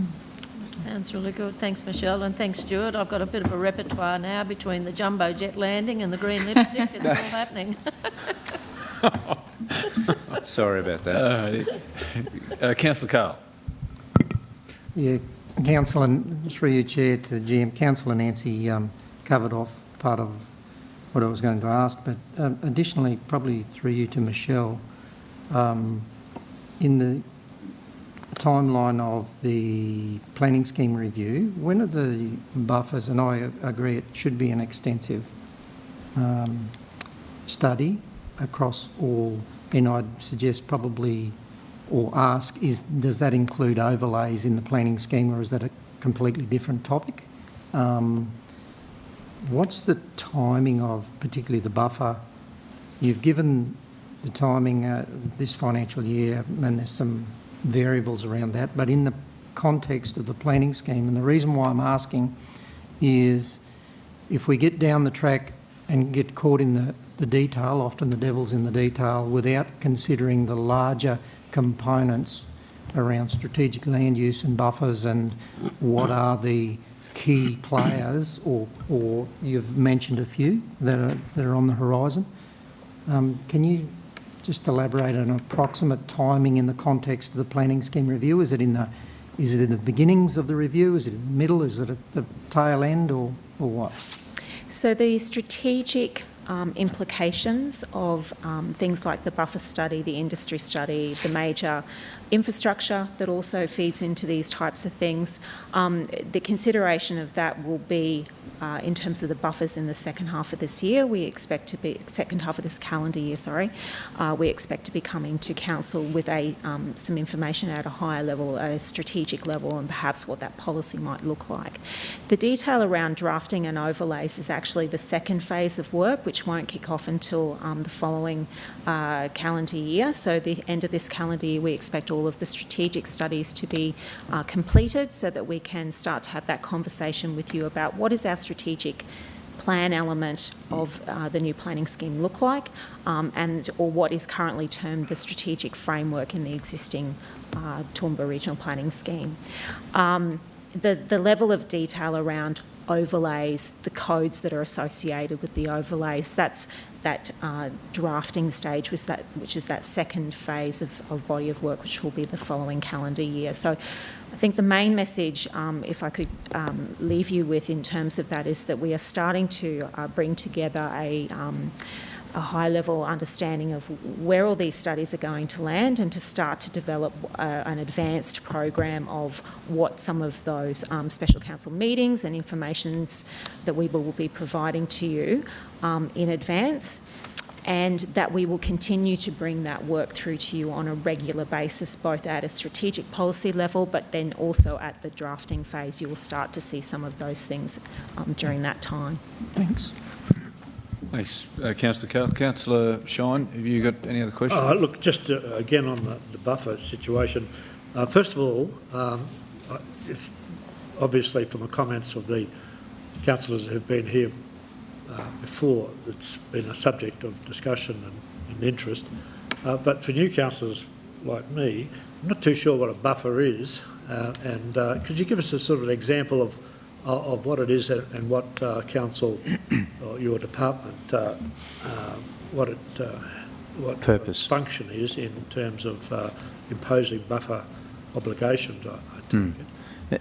It's really about amenity and reverse amenity. it's there are certain uses that either have innate amenity issues for people outside the site. That there are issues that cannot be controlled totally at the limits of or the curtilage of the site, as you would say in old language, or the boundaries of the site. So, therefore, the theory would go that you need to ensure that there would not be incompatible land uses located in close proximity to that use. Now, whether that's a public facility type use or whether that's a private activity. And some years ago, the state government thunked up a bright idea about having certain industrial uses that would have buffers. And then the argument was, well, the buffers to be contained within the site, or are they outside the site? And how do you assess whether it needs a buffer? Because with modern technology, you can actually control a lot of the amenity issues within the boundaries of your site. It's only if there was an emergency or something like that that you would need to worry about areas outside the site. So there's a whole range of complexities that go with buffers. Yep. So, well, just if I might, just recently there was talk about a reservoir being built by council in one of the suburbs. Is that a type of structure that would be desirable to have buffers around it in terms of screening? A passive reservoir, storage of water, I would not have thought that would have constituted a terrible hazard for anyone. Water purification plants, yeah, there are other facilities, and you've probably heard Damien speak to this particular issue. Water purification plants that have chemicals that would make you feel uncomfortable if you came in contact with them. Another issue altogether, how you control that, whether you can control that inside a given area, whether you protect people in a buffer. And a buffer doesn't necessarily mean total exclusion of all living creatures. It means controlling what happens in those areas around those particular uses, those land uses. And it can be that there are compatible uses that are fine, but there would certainly be uses that would not be okay to go into those areas. So it requires some sophistication, I think, and analysis. The other issue, of course, is if you use a buffer over other people's land to protect what you're doing, regardless of whether you're government or private, there is an onus for you to possibly compensate those owners for any loss of enjoyment of their property. But that just adds to the milieu of complications and issues that you have to look at when you're looking at buffers. It's not a simple question, as those councillors around the table during the 2012 formulation of the planning scheme will attest. Right. Thank you. Does that explain enough in detail? Yeah, I had a different idea. I thought it was basically visual buffers, you know. No, I wish it was that easy. I wish it was that easy. Yeah. Be great. Councillor Melissa, then Councillor Bill. Thank you, Chair. Through you to General Manager Summers. Just in relation to the surge in the plumbing and building inspections that we were just talking about, obviously the demand and supply for dwellings has substantially increased because those inspections have increased dramatically. Yes? Yes. This goes to the conversations that we've been having of late. Do we have sufficient opportunities or resources in the pipeline for the ensuing quarters to satisfy the demand and supply? Qualified, yes. We do through, as I indicated, we've got our inspectors, plumbing inspectors in particular, working overtime. They're working Saturdays, which is consistent with the building industry at the moment, because you'll see most building sites, the guys are actively hammering and painting and drilling on most of Saturday. For a while there you didn't see much activity on Saturdays, but now in those areas where houses are being built, you know, right through, it's a normal work day. So they're working 6 days a week. Our plumbers are working 6 days a week at the moment too. And they seem to be holding their own. They're still getting a reasonable turnaround time within the KPIs. However, it's just that the numbers are up and they're very busy. Okay. We are holding our own. I mean, and the difficulty is that, I mean, I don't think anyone is anticipating that this rate of development will continue forever, because I think we're bringing forward future demand to the present because of the incentives given by the federal government. People are seizing the moment, and so there will be a dropping away of demand and development, but when that'll be, I can't tell you. And it depends a lot on whether the federal government continues the current program. There is no indication at this point that I've heard of that they will continue it, but that's a decision that no doubt they'll take in the next few weeks. Okay. We will continue to monitor that, because Absolutely. It's imperative that we, you know, make hay while the sun shines and assist and not put up roadblocks where possible. Absolutely. We have no roadblocks in that area at the moment, Excellent. I can assure you. I love to hear that, Stuart. And I also just want to say I concur with the conversations or the discussion around the table for Read the Landscaping. I'm loving the green lipstick. Yep. Thank you. Thanks, Councillor Melissa. Councillor Bill? I'm not sure whether I should continue on the topic of buffers in answer to, or to help with Councillor Shine's inquiry. Would you indulge me just for a sec? Sure. Okay. Buffers. The other thing to consider, Councillor Shine, is encroachment on critical infrastructure. And that's why Councillor Nancy and I have been on this for some time. And with that comes an increase. Whilst General Manager talks about technology to contain and confine impacts such as odours or potentially dangerous chemical spills or some things that are not conducive to the well-being of a human being, that comes with considerable ongoing operational costs for the life of that critical infrastructure. Could be for the next 60, 70 years. So the question around containment is not just around containment, it's about ongoing costs in an operational plan that we're talking about here.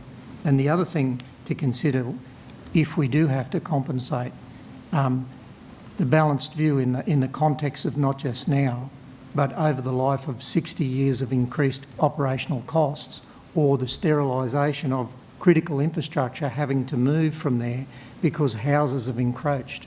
That's how I believe we need to weigh up buffers, and that's why I raised the question around buffers and is it on track and what end of the planning scheme review is it, because it's a very important topic. We just can't have a look at the smokescreen of compensation right here, right now. It's the big hidden costs, the legacy costs of ongoing operational costs and future capital costs for the potential to actually remove or relocate serious infrastructure. Thank you. Thanks. Thanks. Yeah. Thanks, Councillor Carl. I think that exhausts my list so far. Councillor Megan? I'll just add my weight to the conversation about the landscape, Stuart. I think every time you look at that service station there in the middle of Highfields, that most people in that area are fairly aggrieved about. It's to do with the landscaping that hasn't been completed, and you know, at what point, I guess we can have that conversation another time, but... it's a compliance issue. I think the actual plans approved were fine. They didn't follow the plans. That's the problem. So it's a compliance issue, and we're following it up. Ugly and horrible. It's a compliance issue that's being followed up in that instance, but I think the general consensus is agreed with by yourself. 110%. Can I ask a question on that? So where do we go now that it's all there and it's concrete and everything else? How is it going to be retrofitted? that's probably, to be, I mean, that's their issue. We will be enforcing the landscaping requirements that were put on them. I mean, it may be that they have to saw out some concrete. I mean, they've concreted a lot of areas that were set aside for soft landscaping. They totally ignored. They put the plan in for landscape. It was approved. There were lots of discussions about it. There were notes put on by council officers in terms of what needed to be done and what not. And the plan was approved, and then they went and built what they wanted to build. So if I could have a follow-up through you, Mr Chair, perhaps this could be an example of us holding firm and making it happen. Yep. Thank you. Got that through the construction. Another question? Councillor Shine? Well, Councillor O'Hara-Sullivan, you're completed yours. Councillor Shine? Just on that topic of landscaping, in terms of approval of subdivisions like we did last week, yep. For housing purposes, do we impose landscaping conditions there, that a certain number of trees or whatever has to be planted? Or? Yes, we do.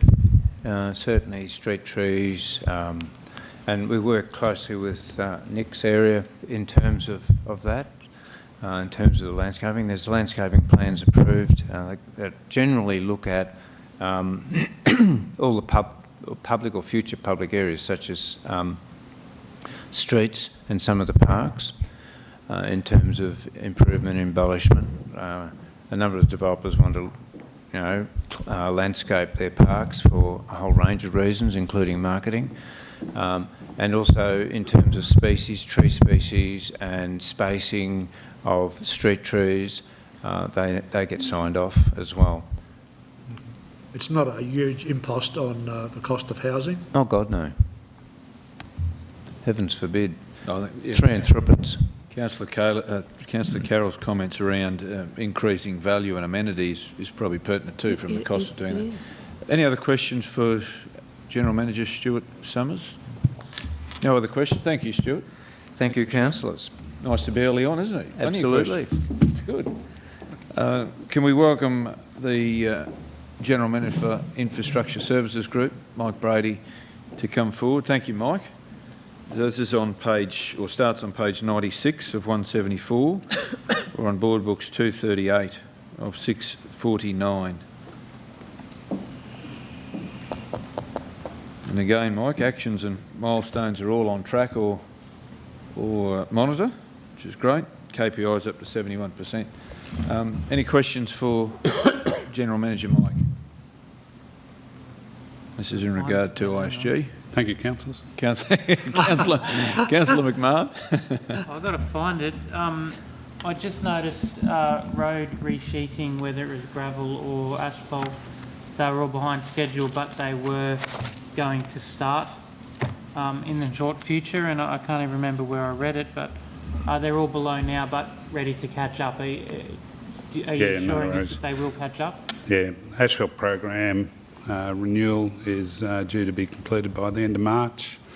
Resheeting goes through the whole year, so it's just a programming when we do, but there does tend to be a little bit more done in the second half of the year from a resheeting point of view. Reseals should be, again, all but completed at the end of March, possibly into April.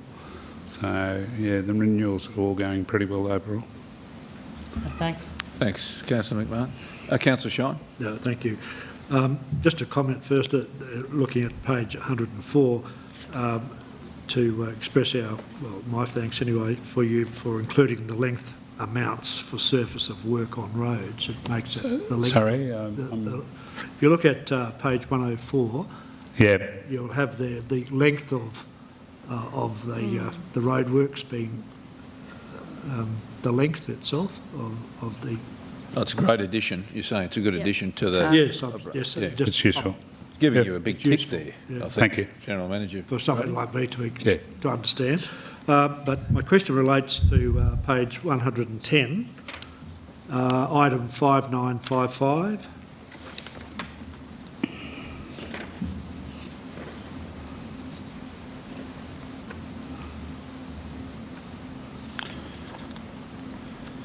Yes. That's the footpath cycleway project Southbrook, which have been completed, and East Street Clifton Yes. Are to be completed by the end of January. We often hear that there's a demand for expenditure on footpaths, so this is a good story there. Has that been funded entirely by council, or is there some assistance from state government on that one as well?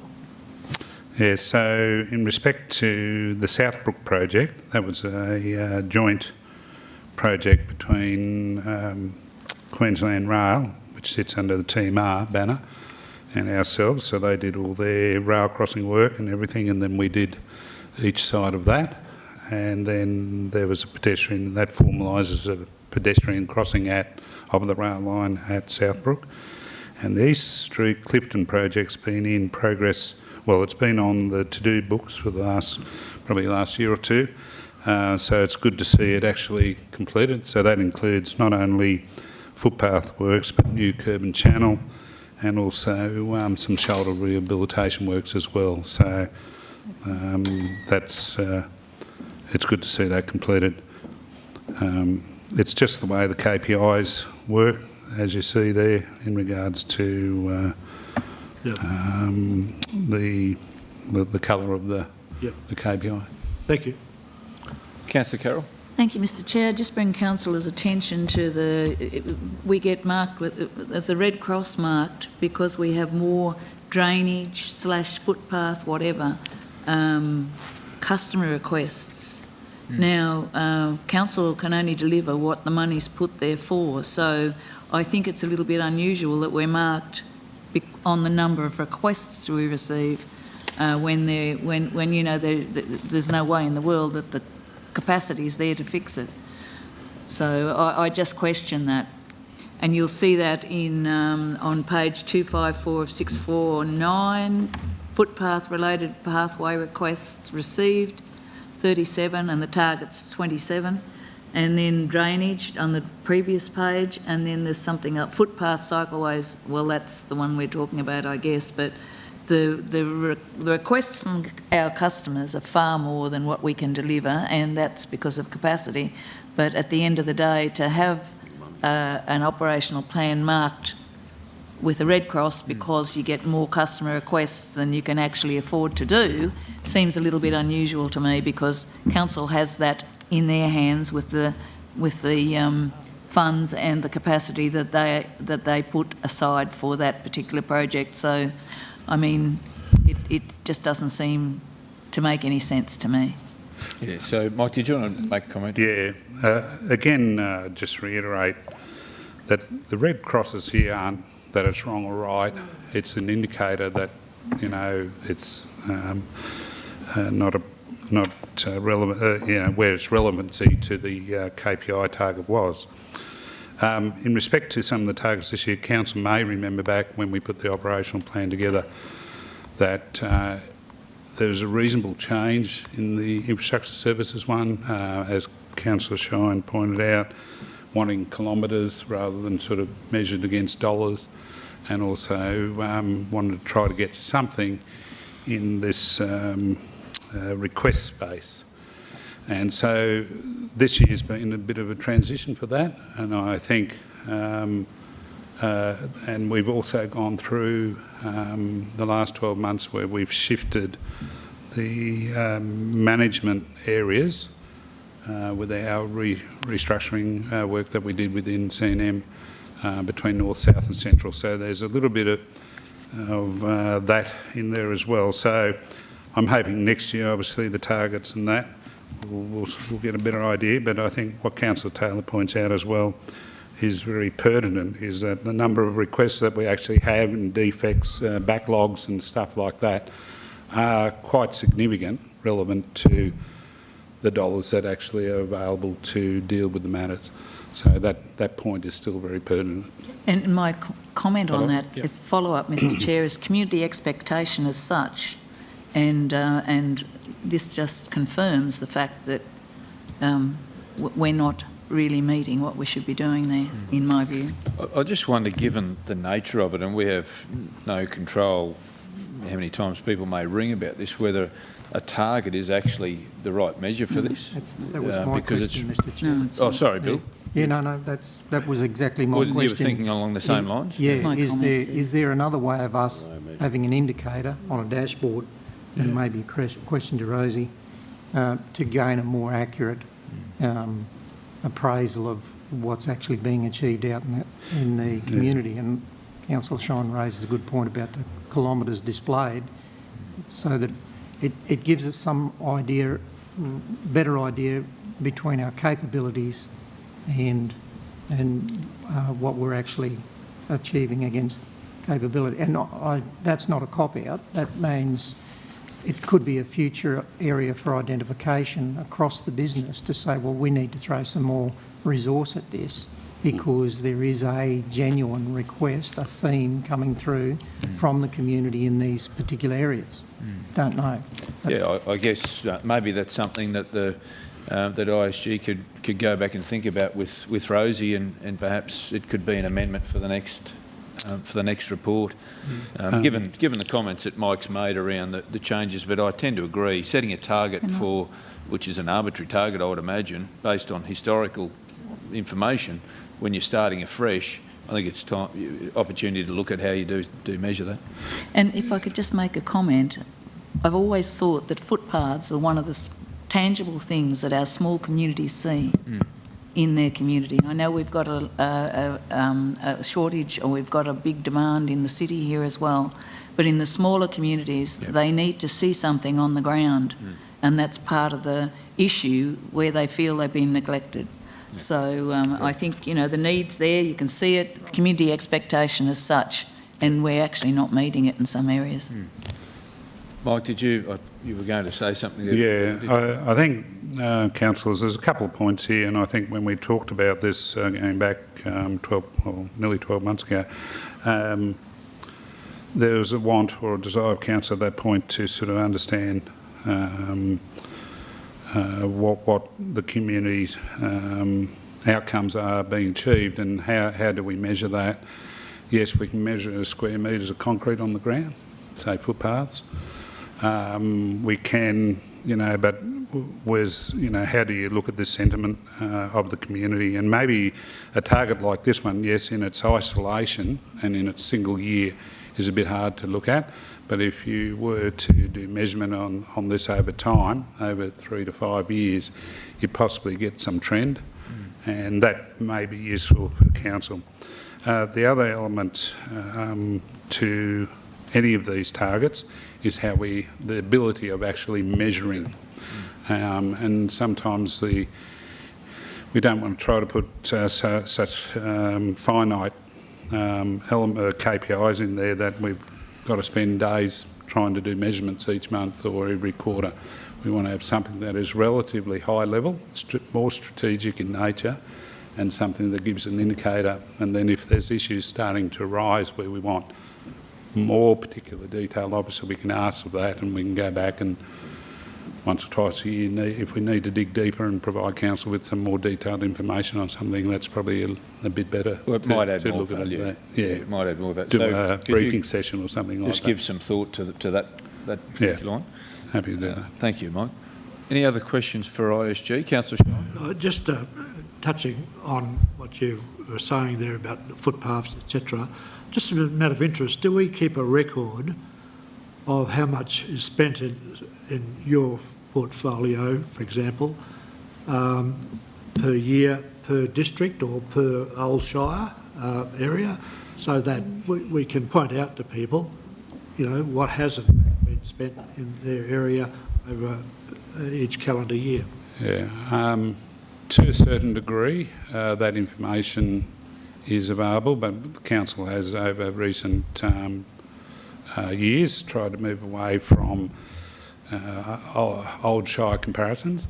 That said, I'm happy to hand over to Anne-Marie to indicate any other options there, opportunities there.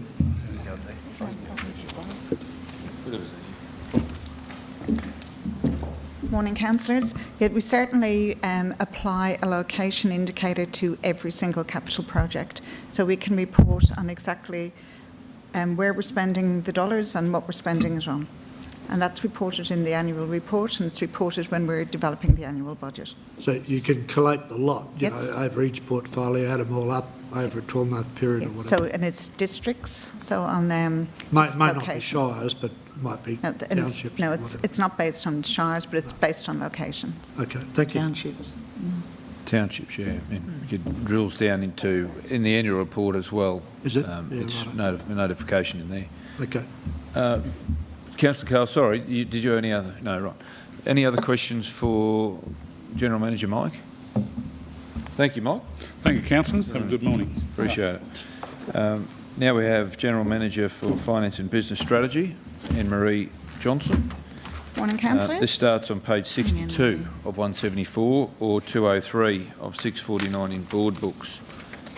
Councillors, are there any questions for Finance and Business? I'm happy to go through just a couple of points there. Oh, so you'll good. note we've got one action off track, one milestone off track. They're both related to ICT.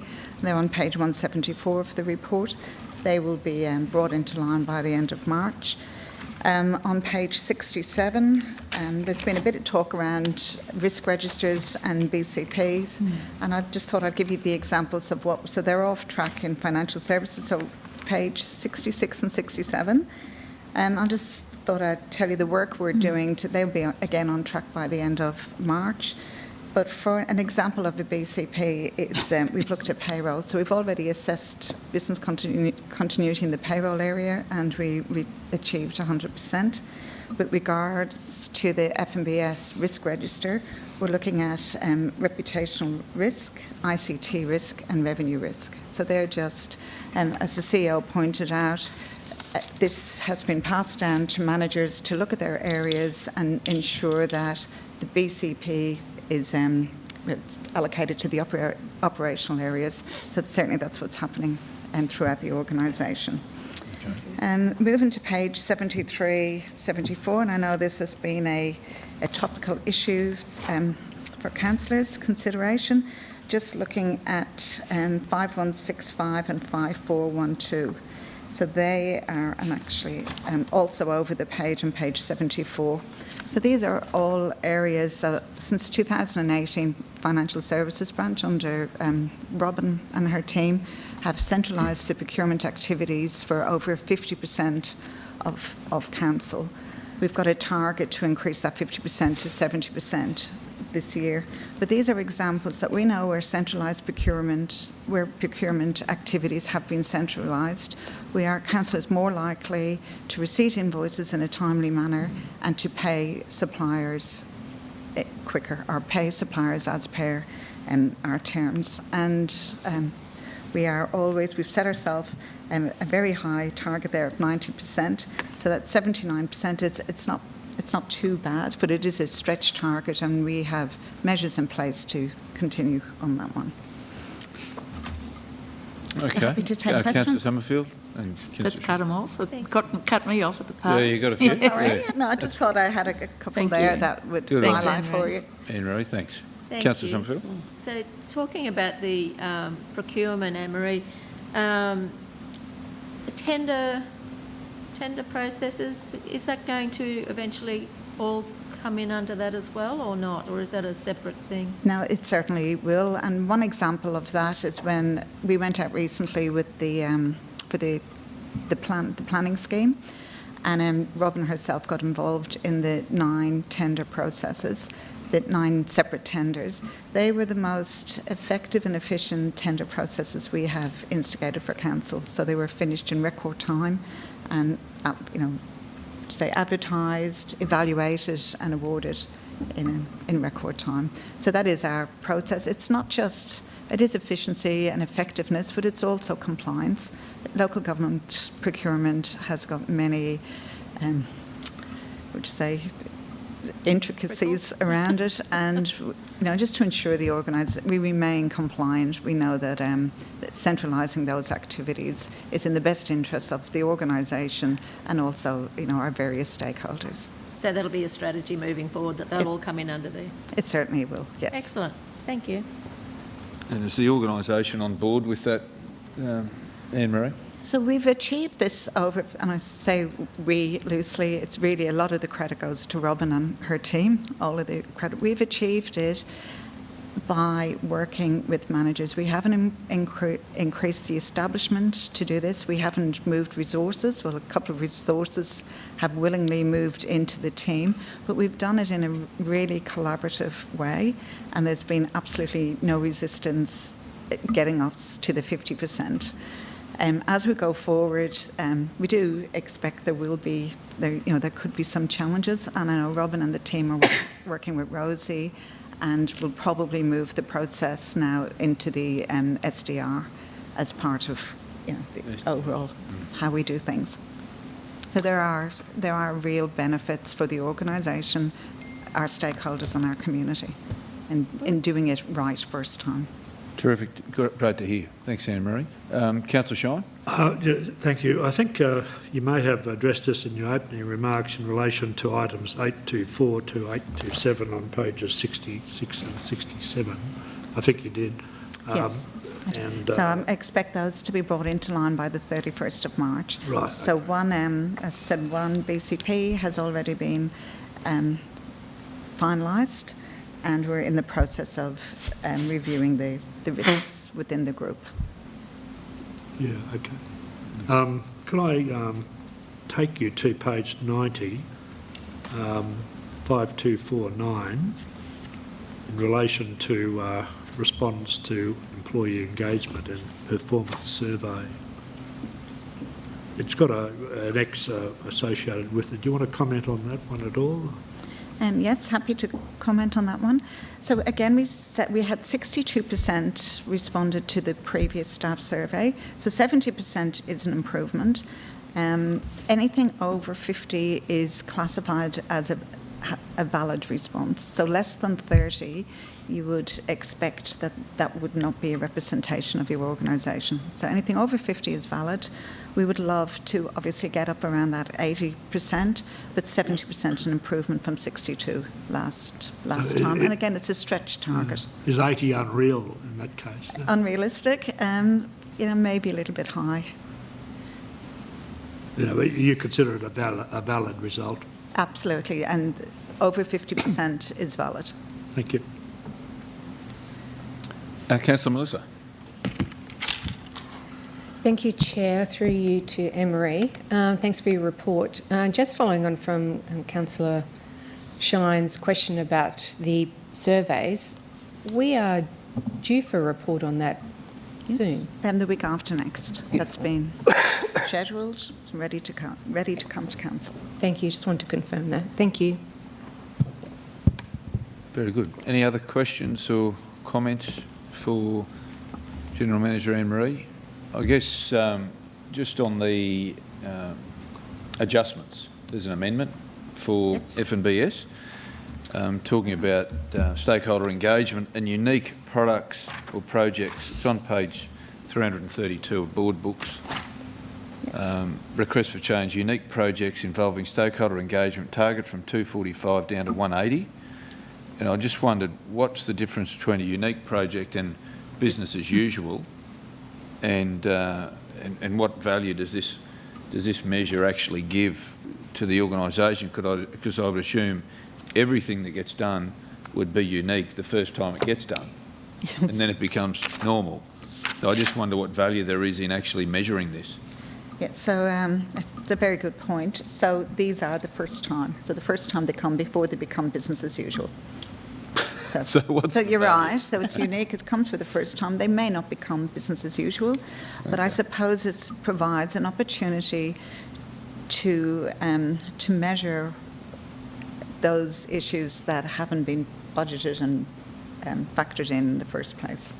Within stakeholder engagement. Yes. So I'm just putting into perspective. Can you give us an example of what that would be? I'm sorry, I can't, but I can certainly email you with the examples. I'll get Kylie. Yeah, and I'm just trying to get some worth in even measuring this from a, does it make sense or does it add value to what we're trying to do? Because I would have thought that these things would be normal requests or whatever that come through, whether it's for a media release or for whatever the case is? Yeah, so they would not. They wouldn't. They are certainly business as usual. Okay. Yes.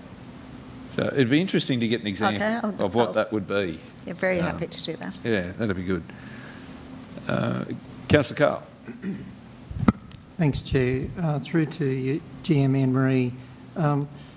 Page 81 of 174 of the report, there's talks about ICT to complete internal review, progress 0. Could you just update us on that? And I guess the page prior to that is ICT as well, around implementation of initiatives to facilitate delivery of endorsed ICT strategy. Just interested to hear, there's some reasons there. I would consider it an area of considerable risk, as this is probably a section of the organisation that greases the wheels, I suppose, that facilitates business and at all levels. Thank you for the question, Councillor. So if I just go to page 81 first, so that's the action and the milestone. They're the single action and milestone for FMBS that are off target at the moment. So they will be brought in line before the 31st of March. So they're the two I mentioned in the first instance. If you move to page 85, the bottom of page 85, and this is just an example of where ICT maybe why they may be off target. So Slido is the software that we introduced to ensure that we could engage with our staff while we were all working from home. And that has proved to be a really effective tool. So it was initially implemented for working from home, but now it provides an enormous opportunity particularly for the CEO and GMs to reach our whole region, our whole spread out region.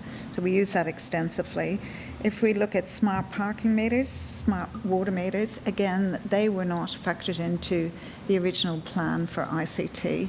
So the conversations that we're having with ICT at the moment are maybe 2 is not the correct target to have there. So maybe, because every year there are projects that we haven't anticipated, but we're not going to do projects unless they're for the benefit of the organisation. So there's a lot of we've got our SIB ICT governance group, which review all of the projects. So they won't get through, or they won't get off the ground unless they've been approved through that process. So that too may be is a target that we will review. So just follow up. Yeah, further to that, Henry, I'm just wondering, just on your comments there, is if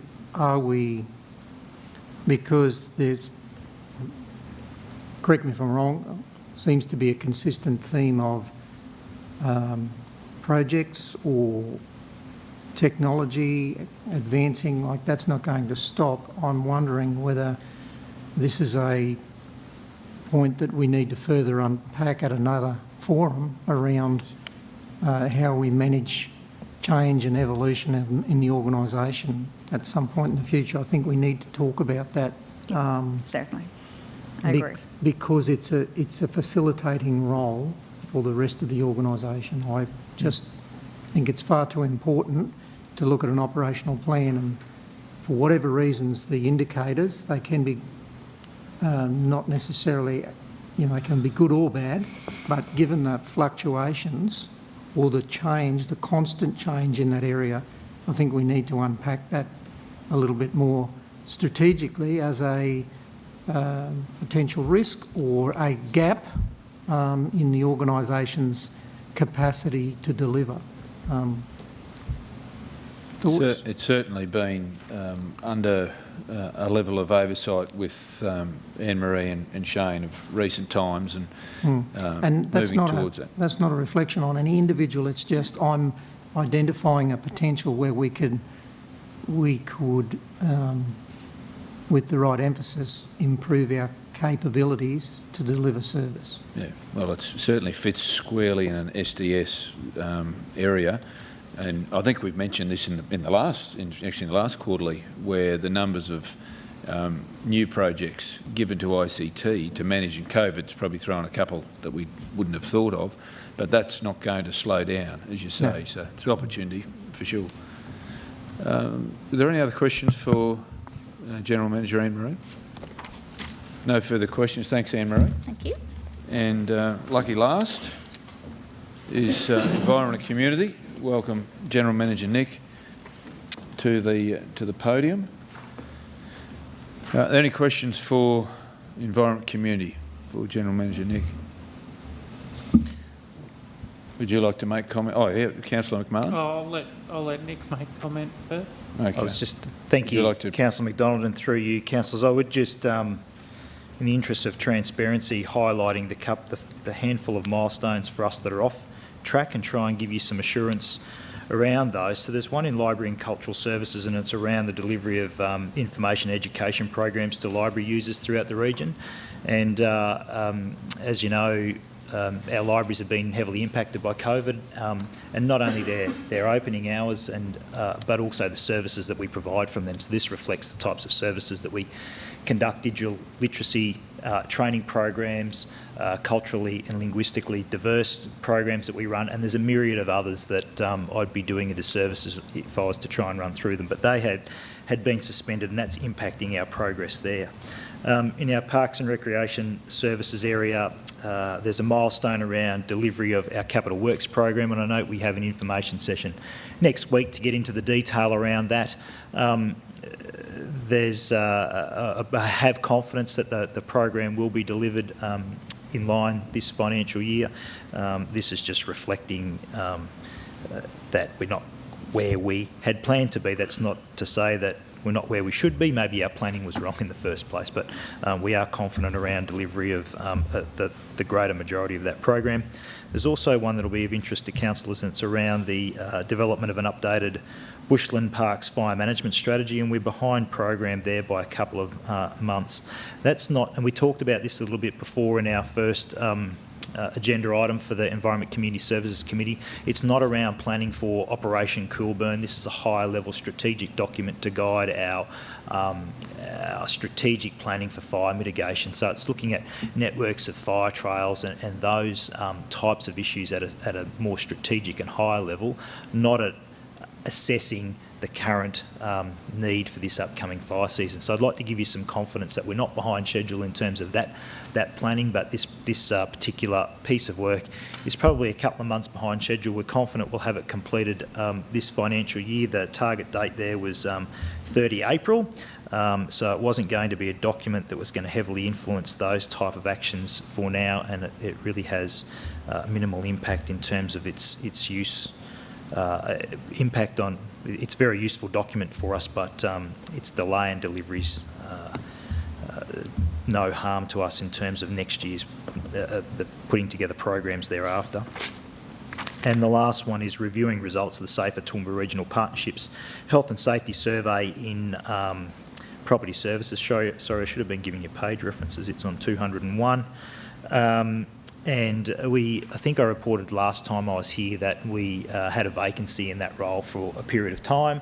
Vacancy's been filled now, and so we're catching up on the backlog of work. So our preliminary review of the survey has been conducted, and there's no immediate actions for us, but there's a bit of catch-up work to be done on that one. So they're the milestones. Just a general commentary, I guess, around KPI performance. You'll see that there are a lot of KPIs in some of our customer-facing programs that are behind schedule. There's red crosses there alerting, drawing our attention to those. They can, in most instances, be summarised as COVID impacts, really.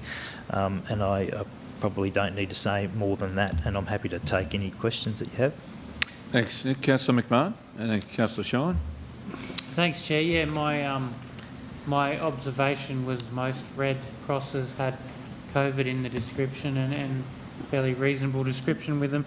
Two questions, and perhaps on notice, the Crow's Nest Art Gallery, I noticed it was a zero.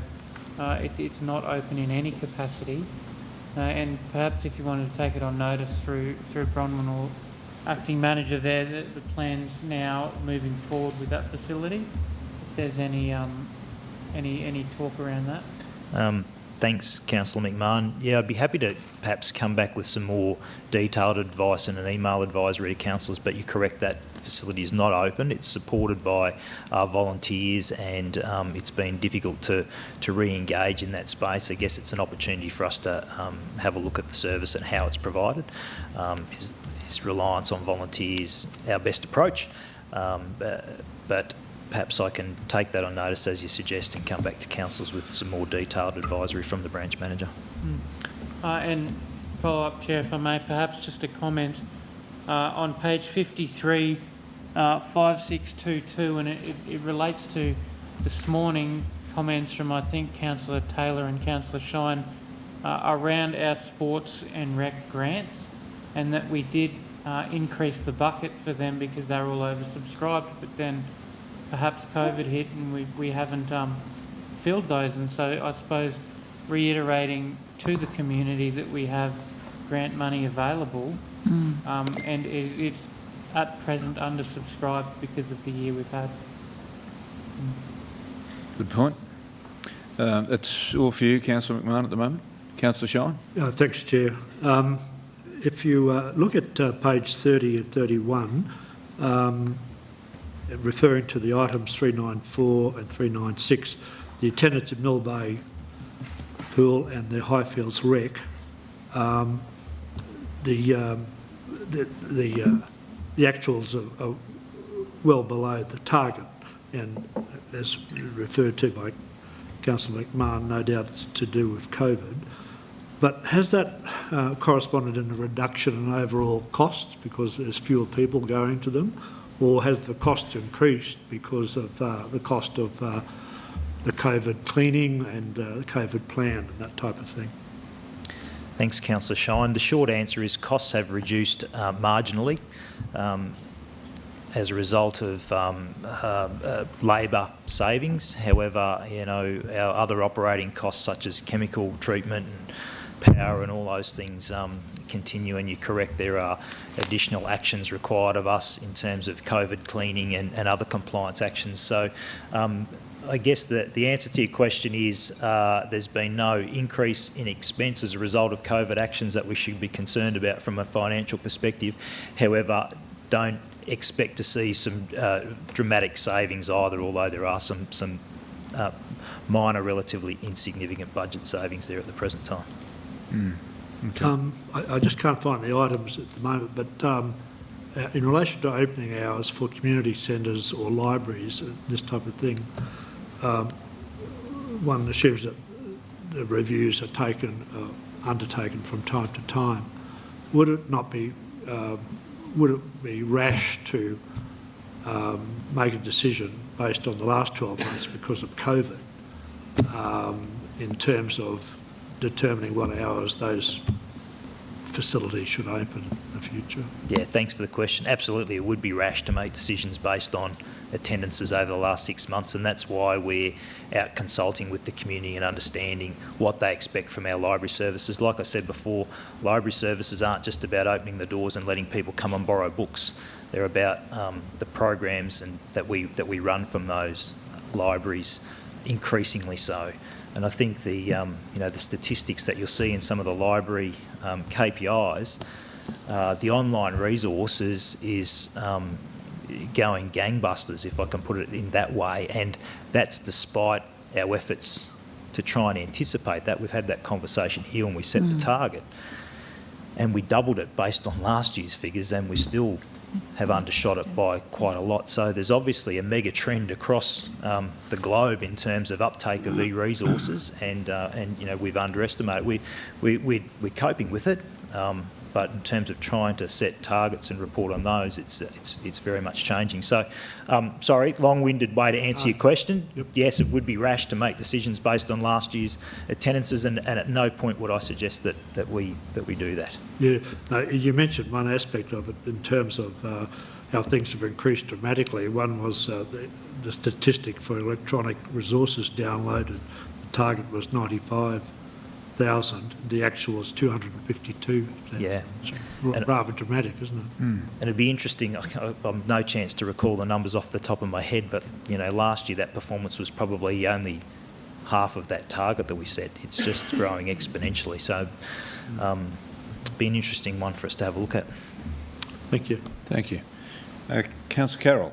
Thank you, Mr Chair. Just following on from Councillor Shine, through you to Nick, I take on board what you say about online libraries and the like, and we know that's because of COVID. And I mean, I'm still not convinced that now is the right time to be going out considering any changes. We're still in COVID, and we have a big sector of our community, i.e. the older people that are still not happy to be presenting themselves physically at a library, and I'm not sure that all of those are participating online. So I myself, personally, being out in the community and listening to comment out there, I'm not sure that right now is the right time to be considering any change either. It's not what I was going to say, though. I want to comment on line KP 105623 on page 53, 174, with the change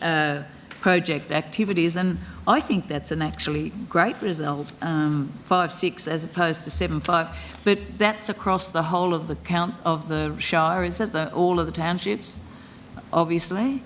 I'm still trying to catch up No, with you. sorry, Page 53 Nick, it's at the 174. bottom of page 53 yes. of 174. Yes, that's across the entire region. So, yes. you know, I mean, interestingly enough, is it possible, and take it on notice, to have a list of the townships where that's active? Because I note that over at Hodsonvale, they're trying to run classes, but it's not through the Change Project. So I don't know why that would be. Perhaps no one's interested in going there to run classes. I don't know, but I'd just like to see where they are going and how many are participating in those smaller communities, and have we got it available to which communities it's available, and perhaps we could then push that through our regional newspapers. I know, you know, Ted has now bought the Pittsworth Sentinel, and so we've got that opportunity to go through there and perhaps build those up a little bit, perhaps make them a bit more viable for the operators that are there. Thank you. I think we'd have the data there that shouldn't be too difficult to interrogate to understand what our thank you very tendencies much. are. Yep. But I think that's a great result considering COVID. Yeah. Yeah, I certainly agree with that. Councillor Shine, just question. Forgive me if you covered this in your initial address, but if you look at page 55, item 5882, in relation to the Bushland Parks Fire Management Strategy, you may have referred to that, but could you just reiterate if you have? Yeah, thanks, Councillor Shine. So the Bushland Parks Fire Management Strategy that we're looking to put together to replace our current Escarpment Parks Fire Management Strategy. It's a high-level strategy document to guide our planning and provision of fire mitigation measures. So things such as fire breaks, where we construct the fire breaks and the fire buffer zones, and review our maintenance regimes of those. And so we're behind schedule only by a couple of months on that one, and it won't impact the actions that we undertake as part of Operation Coolburn this year. So don't confuse with the conversation that we had this morning. We are still out undertaking inspections and assessments of the various parcels of land that we're responsible for in conjunction with other parties and stakeholders, and we will still develop a prioritised list for fire mitigation strategies, including hazard reduction burns across the upcoming season. But this is a higher level guiding document to help us fill any gaps that we might have, identify higher order risks where there might be gaps in the provision of our fire break network. So I don't see any risk in that being delayed by a couple of months. It will guide our investment, capital investment, and other operational works activities into the future. Follow up? Yeah, follow up if I might. Bearing in mind that this year was supposed to be above average rainfall, depending on where you live, you might doubt that. But is it the case that there will be more fuel available than the drought period leading up to last year, and therefore more work for your people to do? Potentially. Look, I'm not a technical expert in that area. I guess the layperson, you would expect that to be the case. There's certainly plenty of grass growing on the escarpment given the wet weather. You know, how that translates though to fire risk, I'm not qualified to say. We do maintain bushfire buffer zones in key critical areas, so that certainly means more mowing activities for us right now.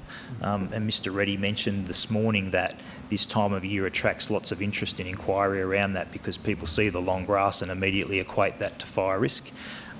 It's not that much of a higher fire risk now, I would suggest. While it's green, it doesn't burn very well, but you're right, as it haze off, it certainly could. So our task now is to go and slash it and bring it under control, and you know, and that we consider that as part of our hazard reduction burn program. I suppose it's a two-edged sword because the cut dry grass would be pretty flammable too. Yeah, true. Yep. That's all, Councillor Shine. Thank you. Councillor Carroll. Thank you, Mr Chair. I'd just like to inform everyone it's no longer green in the south. It's already a shade of brown. So it is extra fuel and it is all along the escarpment.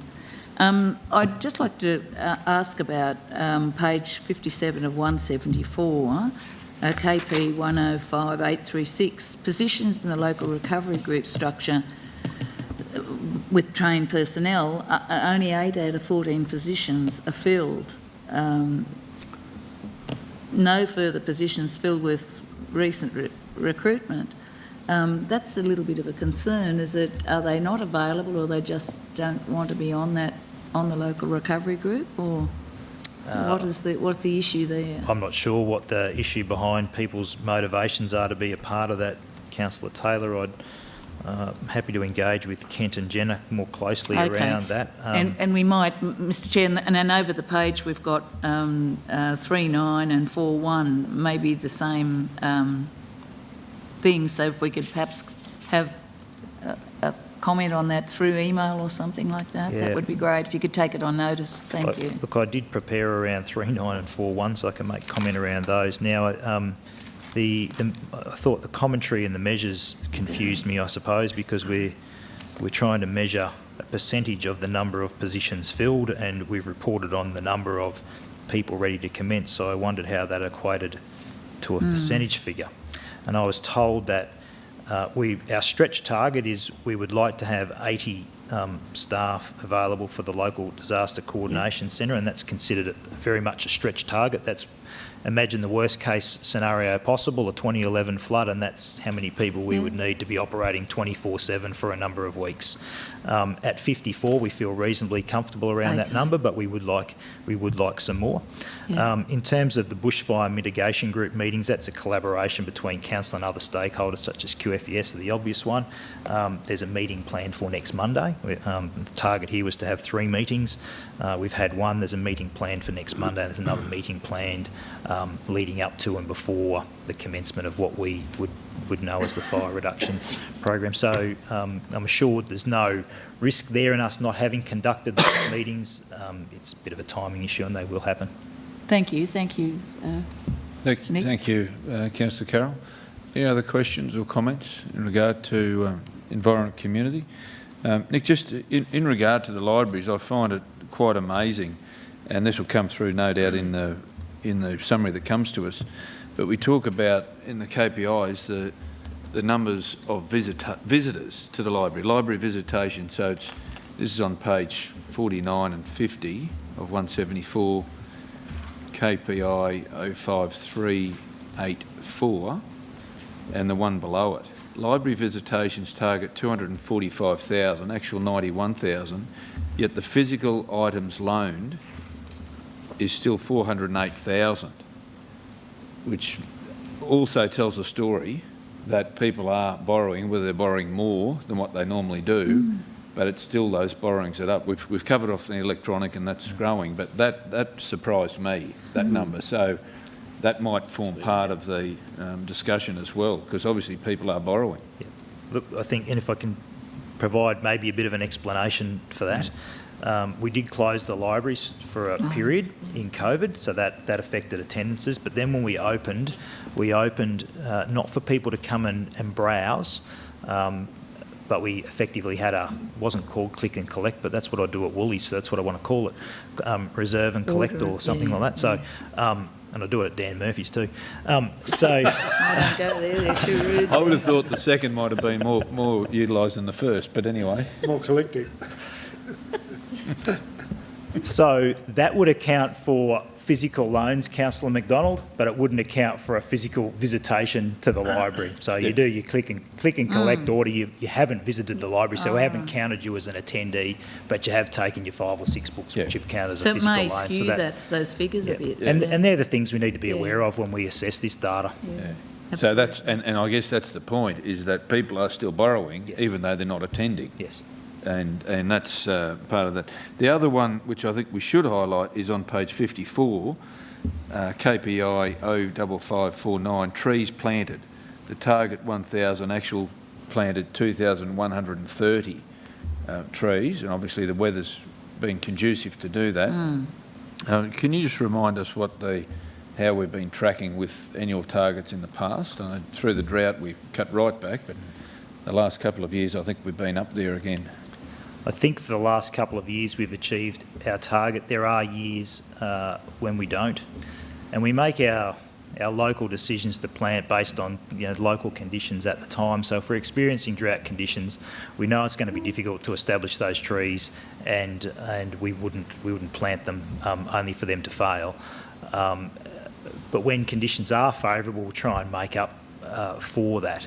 And we might see, I remember reporting to you in the past, councillors, about that in December, being behind schedule because we'd had a dry end to the calendar year, and then we get lots of rain not lots of rain, but we get some rain in January and February and conditions improve, and we tend to catch up then in quarters 3 and 4. So it is very seasonal and weather dependent. I think typically we've met the target year on year, whether the target's ambitious enough or not, if we're achieving it each year, but it is heavily influenced by the prevailing environmental conditions. I guess it's a positive story from a tree planting perspective. Councillor Rebecca? Thanks, Mr Chair. Through you to Nick. On this point, we had an issue come up last Wednesday where there was a development application and the developers were ordered to pay costs for trees that were being removed at the development site. Where do we see where those trees that the developer pays council to then go on and plant, where does that appear, those numbers appear in these figures? Those numbers would be part of these statistics. They're part of those annual targets for street trees and park trees. So they're not actually, supplementary, Mr Chair, so they're not actually in addition to our annual targets? I think it's fair to say our annual targets are formed based on our historical knowledge of what we can likely expect to have to make those replacements. There might be some anomalies if there's a large development that's that might influence, but typically we'll have some historical knowledge around what those would be, and they'd be incorporated.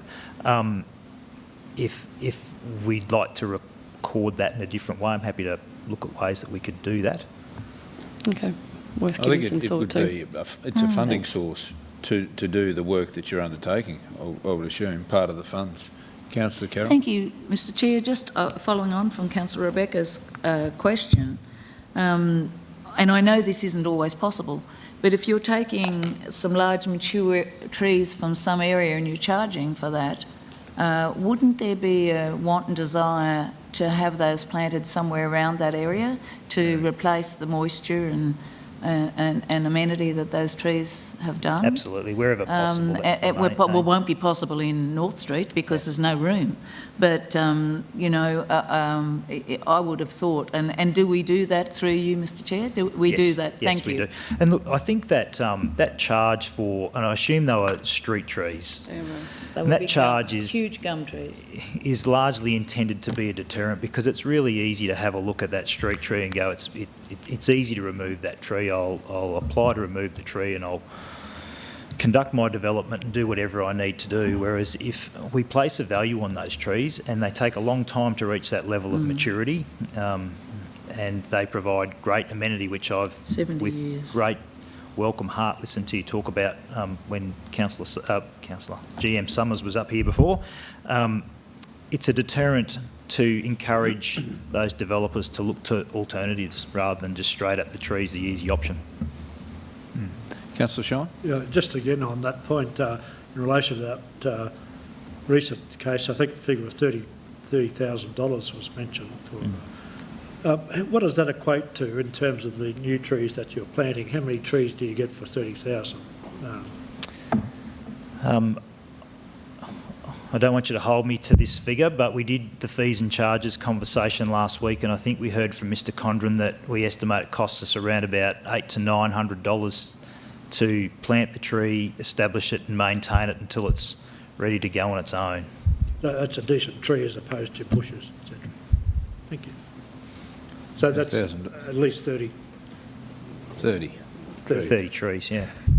So, you know, I recall cases in the past, and these ones are a long time ago, but there were street trees and there were power poles, and the easy option was to remove the street trees until we put a great value on them. And the pushback from the developer was, that's very expensive, I'm going to have to move the power pole. Well, moving the power pole ended up being cheaper than the cost of compensation for the loss of trees. So that's an example of how you can achieve what you want to achieve by maintaining a canopy and the amenity of the streetscape. So, you know, we look at the power pole and go, that's very expensive. Yes, it is. That's why we put a value on the trees, because otherwise they become the easy target. Thank you. You're happy with that, Councillor Shine? Councillor Carl? I guess to take a broader view too, the timing, it's already been mentioned, drought is an inhibitor in planting on subdivisions where developers have made contributions. You just don't go and plonk them in and have a bad strike rate. And the other thing that is a challenge, and I'm sure General Manager Stuart Summers will attest to this, and GM Nick,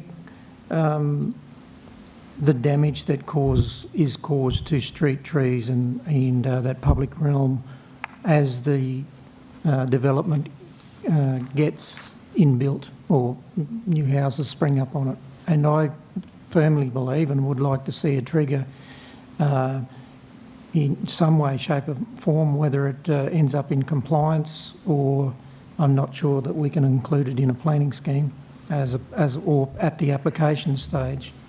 I don't know. There's a monitoring that damage should be compensated. If it's from a subcontractor, contractor building houses, there should be a penalty incurred, because that public have already paid for that piece of amenity in a street tree. And if we're serious about adding value and the greening canopy across the urban footprint, well then that should also be a trigger as well. That's certainly something that we can work through with the planning scheme as well, Councillor Cole, I mentioned. And further to that even, Mr Chair, curbing and channelling that gets damaged by large vehicles at construction time. Yeah. You know, we have to take on that estate. The developer has already built it. Who repairs that estate? Yeah. When the lots are sealed? Guess who? It's a ratepayer. Right. We'll keep all those things as good notes when we dig into the planning scheme review. Any other council questions for GM Nick?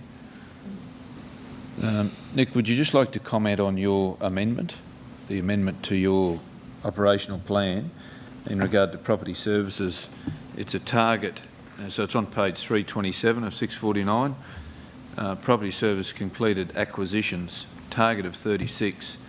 I'm just wondering whether, I know that we've, as a prior council, we had quite a number of disposal of property, but I just wondered whether this was a target, how the target of 36 was set, and is that, is it adding value to what we're trying to achieve? Yeah, thanks, Councillor McDonald. We think that it adds more value than what we're currently trying to measure, and it is based on current workloads, and it takes into consideration the approved disposals that already exist from council, and those that need to go to tender already have gone to tender but haven't sold yet. There's a number of long-standing projects that are subject to legal action regarding compensation over resumed property, so it considers that as well. Our available resources, so there's a number of Department of Resources matters which take approximately 1 to 2 years to formalise. So the team's had a look at what the backlog is, well, what the workload is and what they can realistically achieve in that 12 months, taking consideration of how long it takes to get those things done. Be interesting just to have an idea of what the backlog is or what the workload is compared to what we're trying to achieve as a target, just as a measure. No other questions, councillors? Well, thank you. Thanks, Nick. Thank you. Appreciate that. Thanks, Rosie, Councillor. would you like to just sum up for us? There's a number of things I know you'll have made some notes, but some emails will come from GMs through the week as well. Thanks. That's right. So thank you, councillors, and I thank you for the discussions today. I think it's important as our councillors and for our community that our continual focus, priority and continual review of our strategy, our people, financial sustainability, our asset management, our service reviews, and notwithstanding the delivery of our operations, remain the forefront in conversations with council. We have a diverse portfolio, but we have a financial, an environmental and a social responsibility that has all been discussed here today. So whilst we have a sound result, we need to continue to focus and offer priority for areas where improvement or review of actions and KPIs is required. So thank you, I appreciate, and I'm sure we have many actions written down from this morning and we'll provide that information back in a timely manner. That'd be great. Well, particularly there's only a few there for changes to this for next week, which you will have made note of. Are there any other questions, councillors, for Rosie? Be there no other questions? Thank you very much, Rosie. Councillors, could I have someone to move to adjourn the meeting and return at quarter... Oh, sorry, we've got to move this one first. We got too carried away with the operational plan.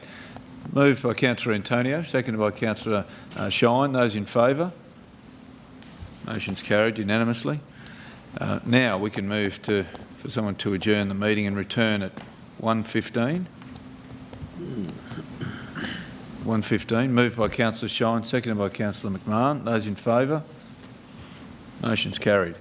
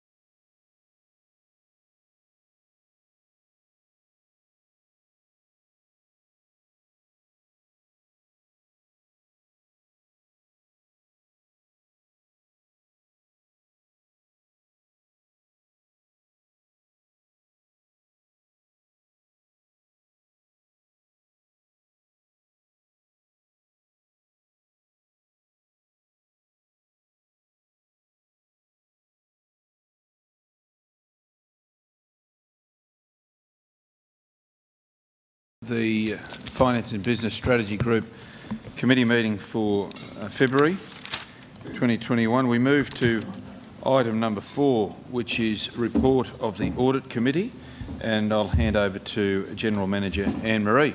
Thanks, Anne-Marie.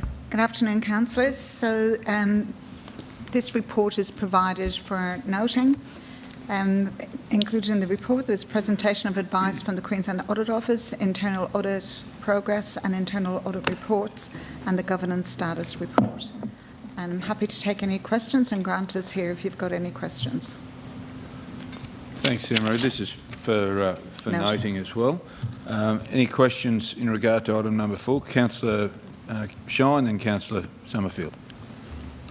Yeah, just yesterday we had a briefing which was in confidential, but in relation to water and certain costs, etc. I noticed this refers to water costing and price model. Any relevance to the two that you're aware of?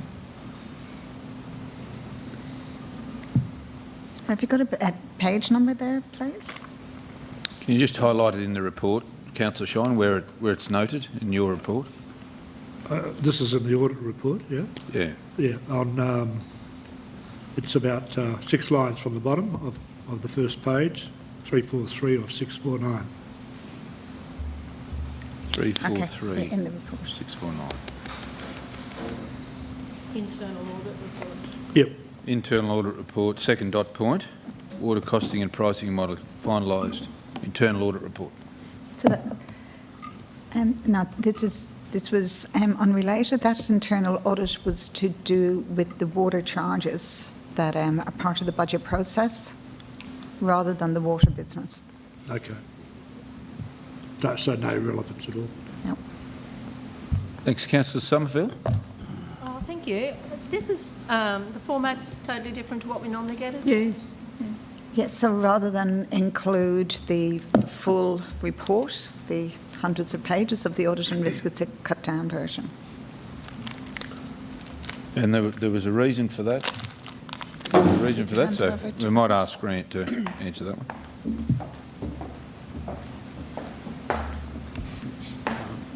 Thanks, Grant. Mr Chairman, councillors, there is a very good reason for that, and that is recent legislative change that prohibits this meeting forum from closing its deliberations to receive the audit report. So what we have done is invite all councillors to attend the audit committee if they wish to observe what the audit committee deliberates in confidence. And we're trying to ensure that whatever comes out of the audit committee by way of a report to this committee and to council simply contains a summary of what was discussed and considered, and contains any recommendations that the audit committee made, because the danger is that the audit committee may wish to keep a lot of that material confidential and not want that to be in the public ether when it comes to this chamber. So there is a very deliberate and conscious effort to mould what comes before council in this report to provide this summation. Follow-up question, Councillor Summerfield. If I could, please. So how are we providing transparency to the community if we're hiding our audit? If the councillors would like to make a decision to release all of that material to the public, that is up to council, but my report is designed to ensure that you can maintain confidentiality in that material to the greatest extent possible. But if you would like, and the audit committee would like that material to be published, then that's something that could be discussed at the next audit committee in terms of how much of their deliberations they would like to be out there in the public domain. At the moment, you will see, and we did have a discussion at the last audit committee about the extent to which, and we have 2 members of the audit committee here so they can comment on that as well, but there was discussion about the desire of the audit committee to pad out the nature of their recommendations so that the council could be informed as to what those recommendations were, and you will see that from the last meeting there were actually no recommendations at all as to things that they thought that the council could improve on. So, Chair, through you, could I suggest to the CEO perhaps that we actually workshop the pros and cons of this, because transparency is sticking out in my mind quite loudly. And I just wonder whether we can't, as we do with many reports, have a confidential section in those audit minutes.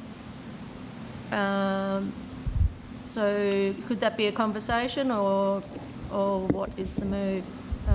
Because we do have those, you know, the ratepayer does pay for that audit committee to oversee council, and I just wonder about the validity of not providing the minutes, and do councillors have access to those minutes? The councillors do have access to those minutes. The issue that you're dealing with is really one for the audit committee to decide, so I think the two councillors who are members of the committee can raise this at the next audit committee, which is on the 3rd of March, and they can influence how much or how little goes into the audit committee report, because the report that's before you does contain the minimum that's required by legislation. So it's not deficient, it's just a matter of, do you want more material disclosed in that report than what's there? And absolutely, the two councillors that are on there are representing all of us around the table, and therefore I wonder whether that briefing to discuss the pros and cons of it all and highlight any concerns could happen, so that we can give some sort of idea of what we would like to see in the future. Yeah, look, I think, as I speak on behalf of Councillor Shine and myself, I think Grant's highlighted that this is the minimum. So this was a change to align with what the current legislation is. But we have had the audit, the full minutes come to council before, and it's been in confidential. And if there is, if there is any doubt in regard to the audit committee, it could still come to council as confidential, as it has in the past. These aren't confidential. Yeah. This is open. That's the difference. That the summary that's provided today is in open session. In the past, our audit and risk reports have been in confidential session. So that's the delineation there. Is that correct, Grant? That is the nature of the change. So this committee and this council can't close down its deliberations of its consideration of the audit committee's report. So we've got to be careful as to what goes into those reports in terms of its prima facie a public document. So if you would like it to contain more information that some may not prefer be put in the public ether, that is a hot topic to be considered. Yeah, it is. Councillor Thank you, Mr. Chair. Look, I'd be happy. I too think what's appropriate for the public is fine. We have to think about, keeping confidentiality. But I would like, as we know, if you're a councillor and you're not the two representative on that committee, when you go into a closed session, we have to leave. So I would like to have that in board books as a confidential report. So that should council need to ask somebody about something, if you've got concerns about it, then we can actually, that's what I would like to see. I'd like to see this continue like this, and then to have that report as a confidential report on board books attached to the audit committee somewhere. It is actually in there now. Is it in there now? The whole report, the closed meeting? Okay, so I haven't had a look for a little while. So, no. Well, I think that we've ticked both those boxes. Yeah, it is actually in there now. I guess where Councillor Summerfield was coming, this is different. We've never had it outward-facing, these elements for the community. But we need to protect people, all sorts of things, and I think what is appropriate is in the public domain, if it's appropriate, and then the rest of it's there should we want to ask about it and have more information on it. So if councillors are happy, Councillor Shine and myself will still raise this at the audit committee. So, Grant, if you wouldn't mind making note of that, we'll raise as an item to discuss in March and work through that way. But they are available on board books now as well. Thank you. Thanks. Any other questions for Grant? Did you have your hand up? Oh, no, but just on that point, clearly it would be in the public right to know if there were any recommendations relevant to some conduct or happening which was of concern. The public should know about that type of thing. And hence probably this method is an avenue for that to be mentioned at least. Okay, we'll make it as an item to discuss at the audit meeting. I just had a look on board books and they haven't been uploaded yet either, so. And would that Mayor? specifically mean that your recommendation would be that it be worked through by council when you go to The recommendation audit meeting? here is for... No, I mean the issue of the minutes, because I would imagine we've been following appropriate protocols. Well, that's, and now. I guess that's what we are doing to get to this point where we are. So that's what Grant was saying. This is a change from what we've done in the past. Understand that. However, I do believe that there's a willingness to continue having the minutes of the meeting be available, and if it's in board books, then that may satisfy that area. And this is the public document that can't go into closed session from an audit perspective. The audit full minutes then will be available for councillors. That's what we'll take to the audit committee. Yep. Is there a doubt about that at the moment? I don't believe so, but whether there is or not, we'll find out. But the recommendation here is that this report that's been tabled today of the audit committee meeting of the 2nd of December be received and the recommendations therein adopted. That's the recommendation that's there for today. But you'll have our undertaking, Councillor Shine and myself through Grant, to raise that in the audit committee meeting as well. Does someone move? Just a question. Oh, sorry, question, Councillor Cumming. Yeah, just in the interest of public, does the board books would be subject to a normal RTI request, and that would be disseminated accordingly? Some of the information obviously would not be for qualify under an RTI, but that would be subject to a right to information request. It could be subject to it, but since the materials are actually produced with a confidential classification or a sensitive classification for consideration by the audit committee, which is not required to hold its deliberations in public, then that classification continues to apply to that material. It's just that you can't then table those documents here in a public meeting and expect to continue to have the same confidentiality apply. But the councillors do have access to all that material. They can go along to the meeting and read that material before the audit committee meeting. So it's all there for councillors to consider. The issue is just how much of that do you want to feed to the general public when there is absolutely no necessity to do so. But and the audit committee, it is encouraged to make recommendations that they wish to be made and to be made public. So that's another issue which Councillor Shine has touched on. In the future, maybe that will be teased out a little more. I just wonder, through you, Mr. Chair, if there's a halfway point here with regards to accessibility to information by the general public. Personally, I think this document's a bit light on. I think there's a meet in the middle somewhere, and I do understand under a RTI, there are, when documents are produced, they have parts blanked out and all that sort of stuff. But under the umbrella you've described, Grant, it looks like that information would not be accessible at all in board books. Is that what I'm understanding? The minutes of the meeting?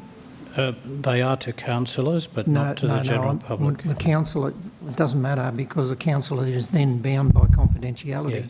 Yes. And you can't say anything to the public anyway. So I'm looking at an avenue for the public to have a degree of accessibility to and an auditable trail, if there is a need to access information. Just because councillors get a document doesn't mean to say the public has access to it, because we find ourselves in front of the appropriate authority. It is a two-way street as well. Either you encourage officers to write meaningful reports that are able to be considered by the audit committee, or if that material were then going to make its way into the public ether, you may find that officers are discouraged from writing full and frank reports considered by the audit committee and only give oral briefings, and that material would never see the light of day other than if the Audit Committee wishes to make recommendations. So you do want your Audit Committee to consider everything warts and all. You just wonder whether you want to disclose those warts and all in public. Yeah, look, I'm just saying there's somewhere a meet in the middle somewhere. I appreciate that there's extremely sensitive issues and there are, you know, there's a whole raft of reasons why council would want to, as an organisation of this size, to be mindful of releasing information that could be harmful either to an individual, organisation, not beneficial to public, all those sorts of things. But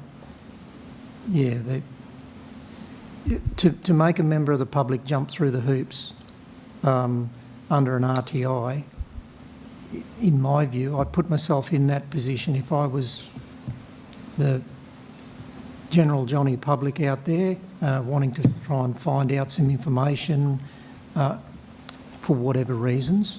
I would see it a bit onerous that I have to pay for a right to information avenue for not so sensitive material.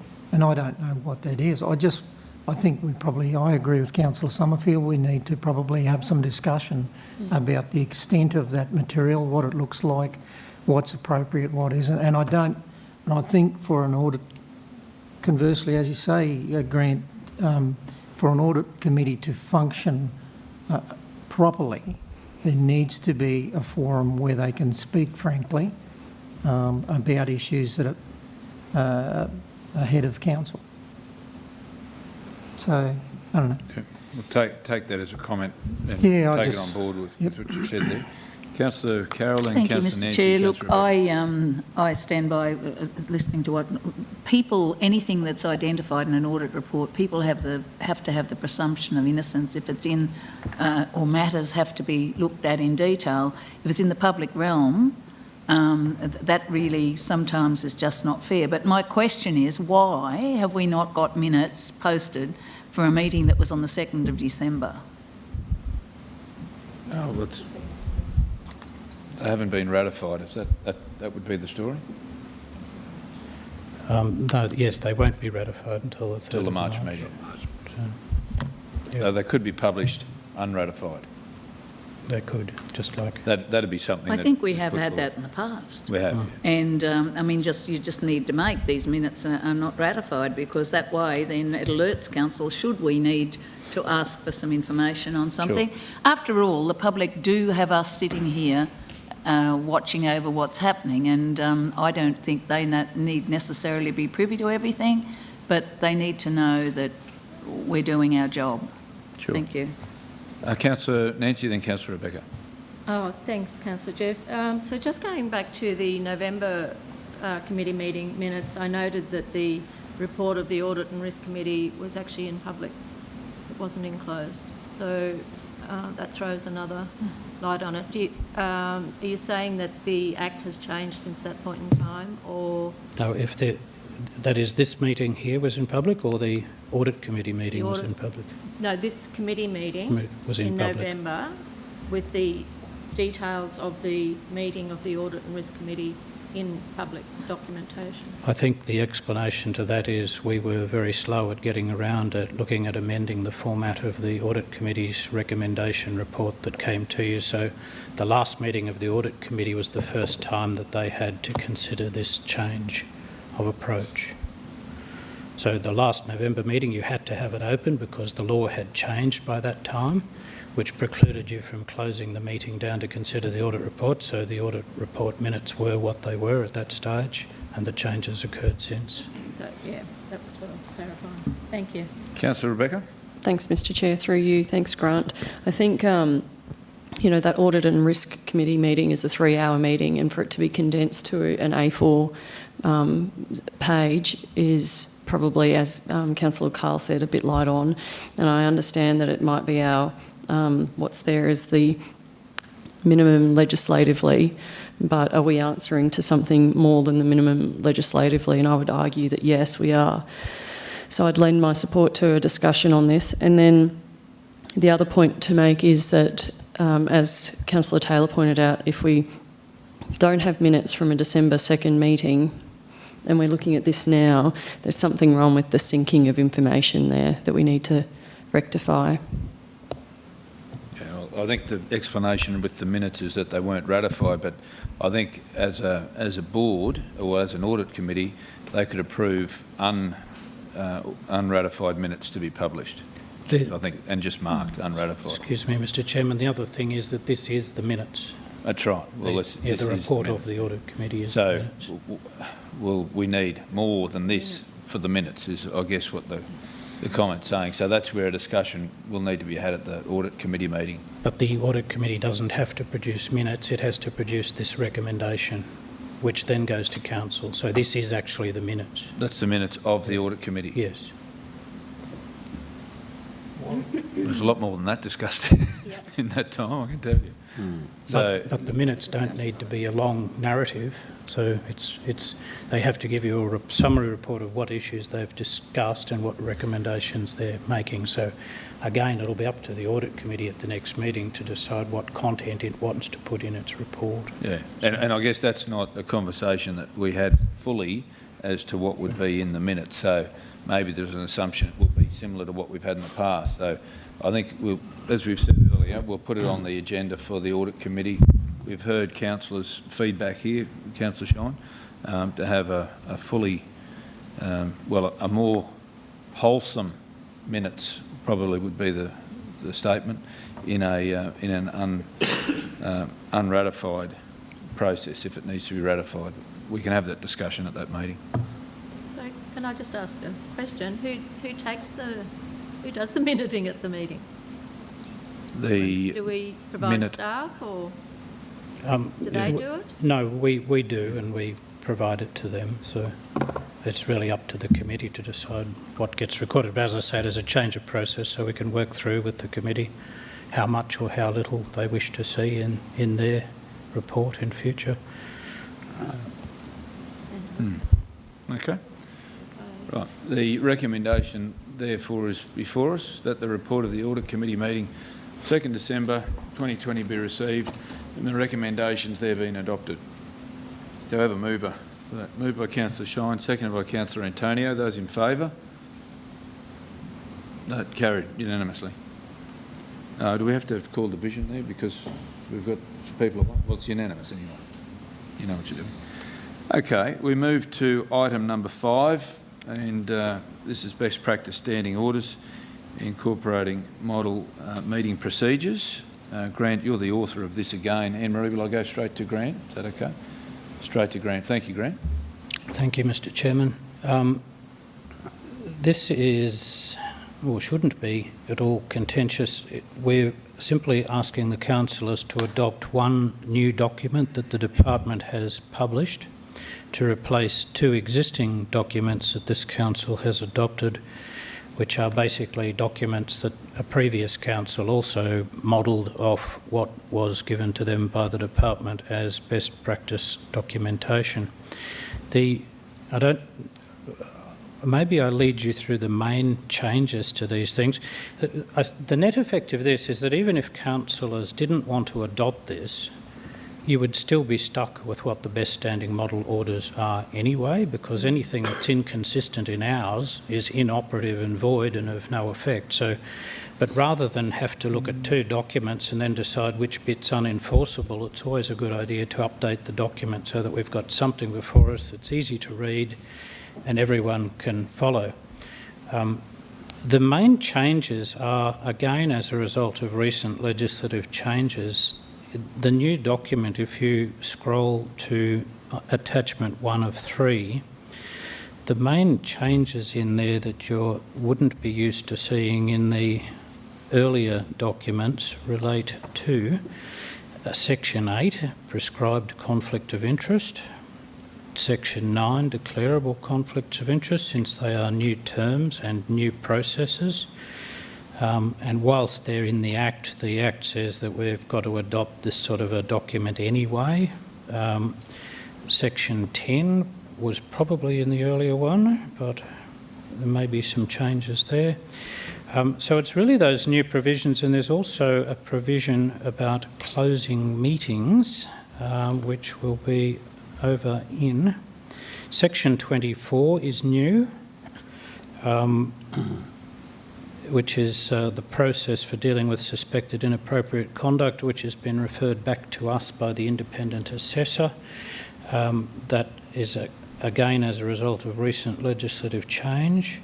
That is in the Act anyway. We must do that, so this document simply reflects what we've got to do anyway. And then section 27, which talks about the more limited reasons which the council may rely on to close its proceedings, is different to what it was previously. And they are basically the key changes. So. They're the key changes. So irrespective of whether we pass this or not, we are still bound to it anyway. So it's a pretty straightforward, forward heavy stick, I'd say. So that's all day and it won't matter. The rise of local government continues. That's yeah, that's the way it is. One item that is a little interesting, councillors, I'll draw your attention to, and it's not new, but it is in there, and I have struggled with it myself, I have to say, owning up. Page 360 of 649 in board books, and just number 16.5, speaking to motions and amendments, and talks about each speaker will be restricted to no more than 5 minutes unless the chairperson rules otherwise, which I think is something that I'm guilty of it from time to time, going over. I think we probably all are. So I just wanted to raise that as now that it is actually in this document. But, Mr Chair, if I can make a comment, we should always have been doing that because we're under the LGAQ, the guidelines. If you go to an LGAQ conference, you're timed when you get up to speak for or against. Yeah. And I have brought that up in this room, maybe not this term, but last term. Anyway, that's good to highlight that. Councillor Shine? Is that the aggregate of comments on the same topic? You know, some people, up and down on the same topic. Well, there's rulings in that as well within here, too, the amount of times you speak on a particular subject. Repetition, yeah, same thing over and over. So that is all in there, but I just thought I'd raise it. Maybe we need a timepiece that goes up on the screen or something like that. Wendy, you can get your IT hat on, or get Councillor Shine to assist you with it. So, councillors, that's item number 5. As Grant has said, whether we do or don't, we're it. This is it. So the motion, therefore, is in front of you, which is the council repeal the current 2.65 meeting procedures policy and 2.74 standing orders policy, and 2, the council adopt the Department of Local Government Raising and Multicultural Affairs best practice standing orders for local government and standing committee meetings dated September 2020. I have someone to move that motion. Moved by Councillor O'Hara-Sullivan, seconded by Councillor Von Hoff. Those in favour? I think there's a question here, Mr Chair. Oh, sorry, was there a question? It's already been passed. Well, it actually hasn't, but anyway, off we go. If we can bring it back out next week if you need to. Oh. Okay. Or we can stop and ask the question now, whichever you prefer. Good idea. Stop and ask the question. Have you got a question? Some dissent. It was not a controversial question by any stretch. I was asking just for clarification so that we know what it means. I think we all understand where we're going with having to adopt this, but on page 5 with the agendas, so it says that it's going to be must be made publicly available by 5 p.m. on the business day after the notice of meeting is given to the councillors. So at the moment, for us and for the public, so that we all know. So does that mean that 5 p.m. Friday, the agendas would be made public? Are we still working on that time frame? Through you, Chair, to Brian or Grant? Wendy notifies us. Friday. Friday for ordinary committee, Monday for council, because it's the day before. Friday for committee.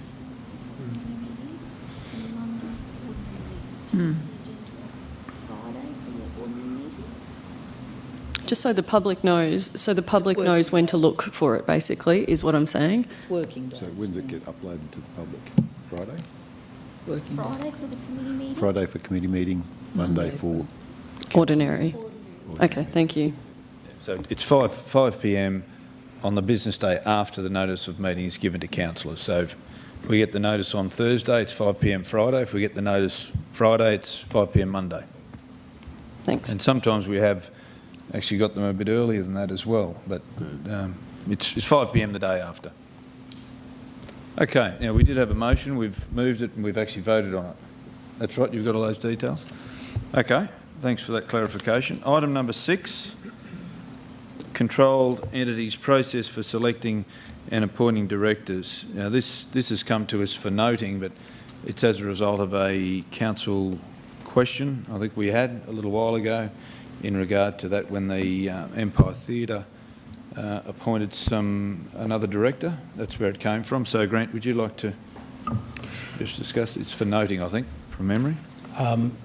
I'm actually blissfully ignorant as to what the question was that prompted this report. I was simply asked to write a report which outlined the basis on which directors are and have been appointed historically. So I don't really know what the concern was that was discussed amongst councillors last time, but I have gone through and explained in this report what the history is and what the constitutions provide for in relation to who appoints the directors.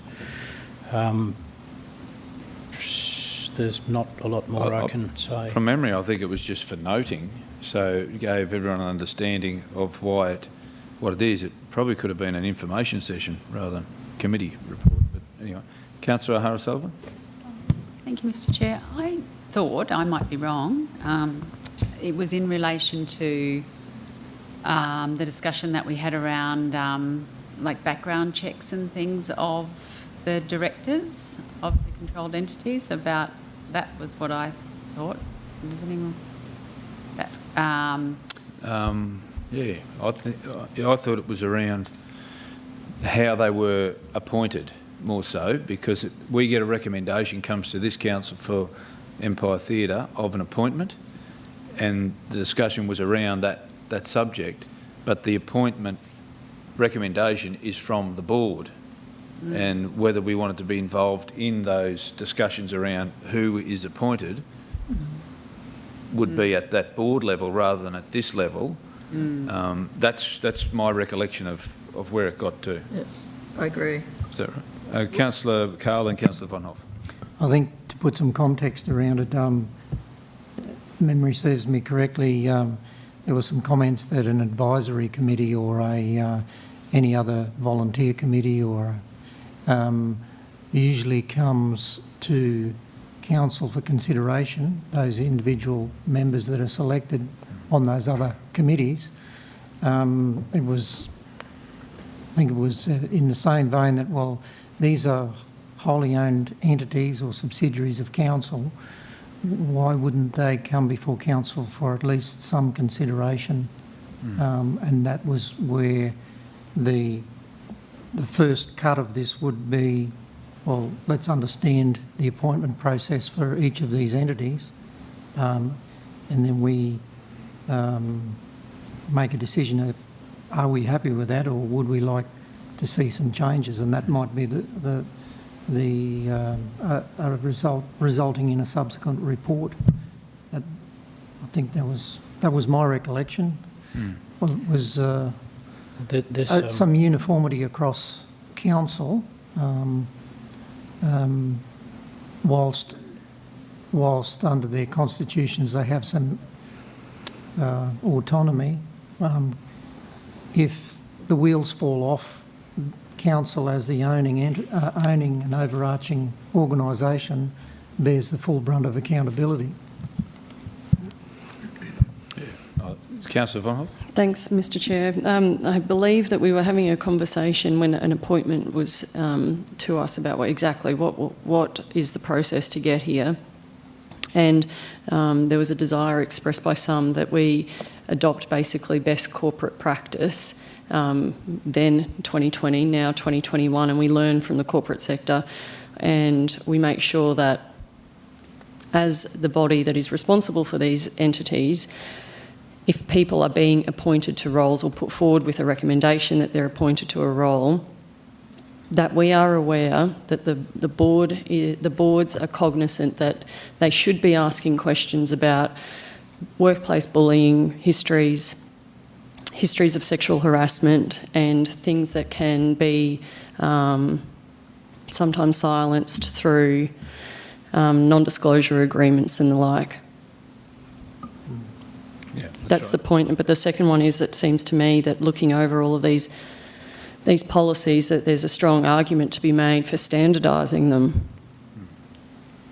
That's right, and I think that was the first part, and more broadly speaking, I think it's a discussion for an information session, if you like, and I also believe this may have come to a report because of the notion around not having information sessions, because decisions can be made that may or not be made, shouldn't be made in information sessions, not in committee meetings. So that may have been the impetus to get to here. But I think we now have an understanding of what it is.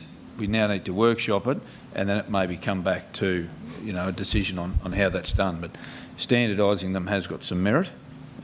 Councillor Shine? Yeah, no, just my reading of this refers to the trust as opposed to the board, primarily this briefing here, and the composition of the trust, etc., which is not the matters that we've been previously raised or raised today. So perhaps an information session directly on the point that was raised today would be helpful. Yeah. And on the trust, the thrust of this advice is that the influence or the power, if you like, of the council has been diluted, or the control, rather, of the council has been diluted progressively over a number of years with the steps that I think Grant has pointed out there. And I suppose it's a question, are we happy with that? Are we the ones who will have to carry the can if it hits the wall at the end of the day, or is it the other question was, it seems to me that didn't read it closely, I suppose, but the board seems to be wanting to be the trustee of itself, which is sort of not something I'm familiar with. Yeah, this is a good conversation. This is around a bit more than just the appointment of the boards that are council-controlled entities. Empire Theatre Foundation Trust, as you say, and there's strong history, and in fact, General Manager Anne-Marie was certainly well privy to that. So if you don't mind, I might get Grant to comment, and maybe then Anne-Marie might chime in as well. Sure, thank you, Mr Chairman. One of the entities which is mentioned and discussed here is in attachment 5 of 5, and that is the Foundation Trust Deed. There is a future conversation, a separate conversation, which was scheduled to come to the councillors once we've finished consultation with lawyers and with the directors of the Empire Theatre and with the trustees of the Trust, because they've come to us and asked us what the council's view would be in relation to getting rid of all the individual trustees that have diluted council's control, replacing that with one corporate entity, and then talking about who would actually be the controlling directors of that corporate trustee. So we are in the midst of getting legal advice on that, consulting with the ET directors and presumably some trustees. So yes, that is a future extant discussion to be had. So. Thank you. Councillor Antonio? If I could just ask Grant through you, Mr Chair, if there was an appropriate agreement in place between us and that entity, would that transfer the responsibility for all this rather than it coming back through us all the time?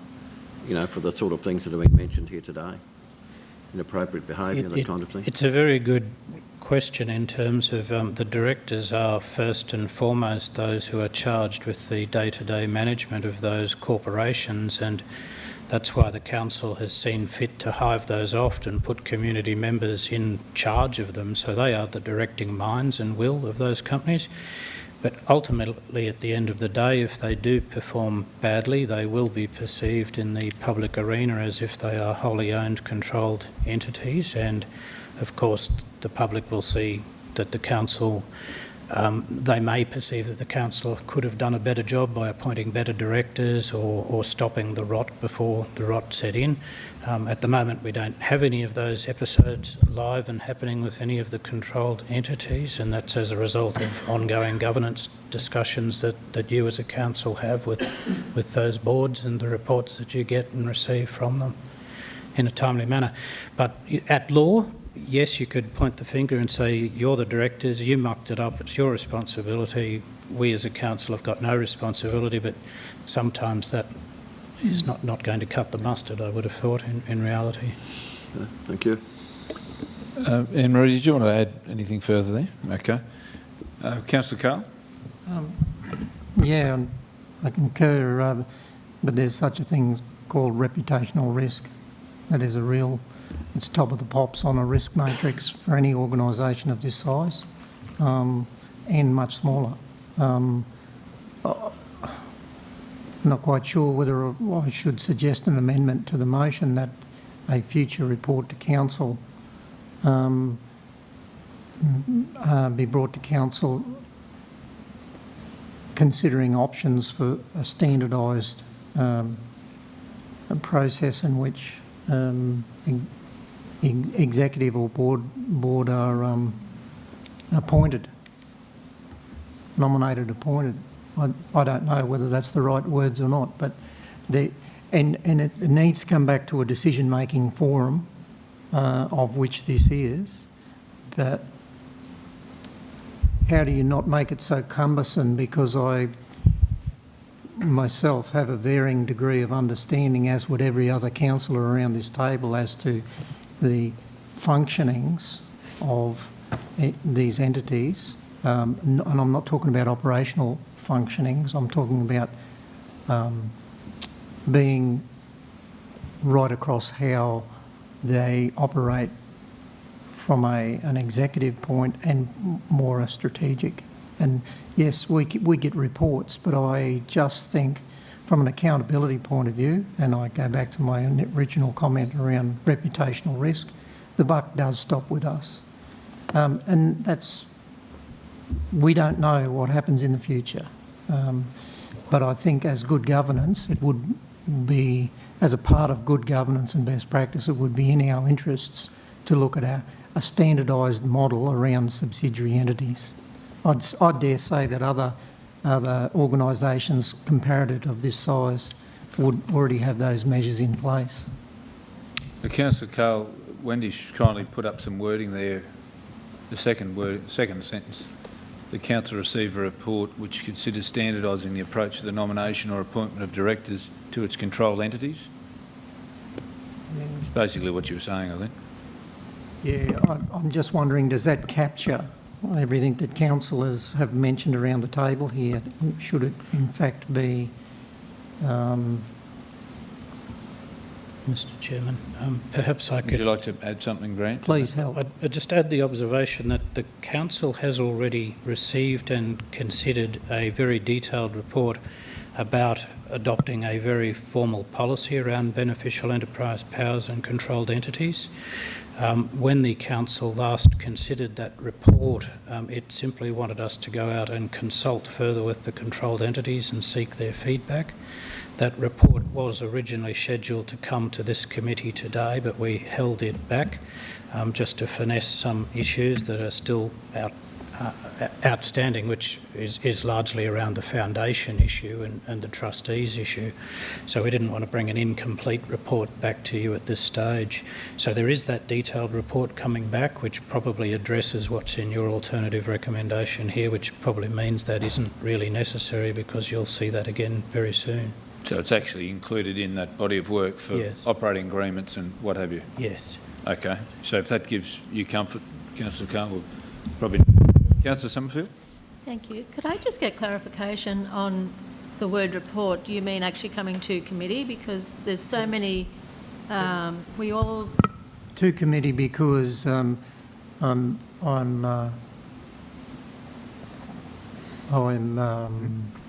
well, legislation points us that way. We have no option. Information sessions have the potential to turn into debates and discussions about what should and shouldn't happen rather than being informed by officers about the status quo, and officers perhaps making some suggestions. Yeah, I understand that. I just wondered whether we could be briefed on all the different options before committee, just in the interest of efficiency of time on committee day. Otherwise, we end up here at 6 o'clock at night. Absolutely. And I just wondered whether we could you consider adding in there an initial briefing and then report to council, just so that we understand all the things that are available. No, well, I've just declined on the amendment. I've just pulled that back because the grants indicated to us that there is a report coming. Yeah, it's in that component, but I take on board Councillor Summerfield's comments that an information session, also take on Councillor Carl's comments. Given the time we've spent just now talking about it, I think it's worthwhile us having an information briefing prior to it coming to a report, just to have that. It's not a decision making, it's a Q&A type situation. So if we could organise that through you, CEO, just an information session. We might only spend an hour, might spend 2 hours on it, whatever it may be, just to help before we get to the committee. I think that's it, isn't it? Is there anyone else got any questions or queries in regard to this? This, as I say, is just for noting, for information. No other questions? The recommendation is that Council note the information provided. Someone like to move that? Moved by Councillor Vonhoff, seconded by Councillor McMahon. Those in favour? Carried unanimously. Now, Grant, are you up again? Yes, you are. Congratulations. Item 7, the Delegations Policy Register. Author Grant Wilson.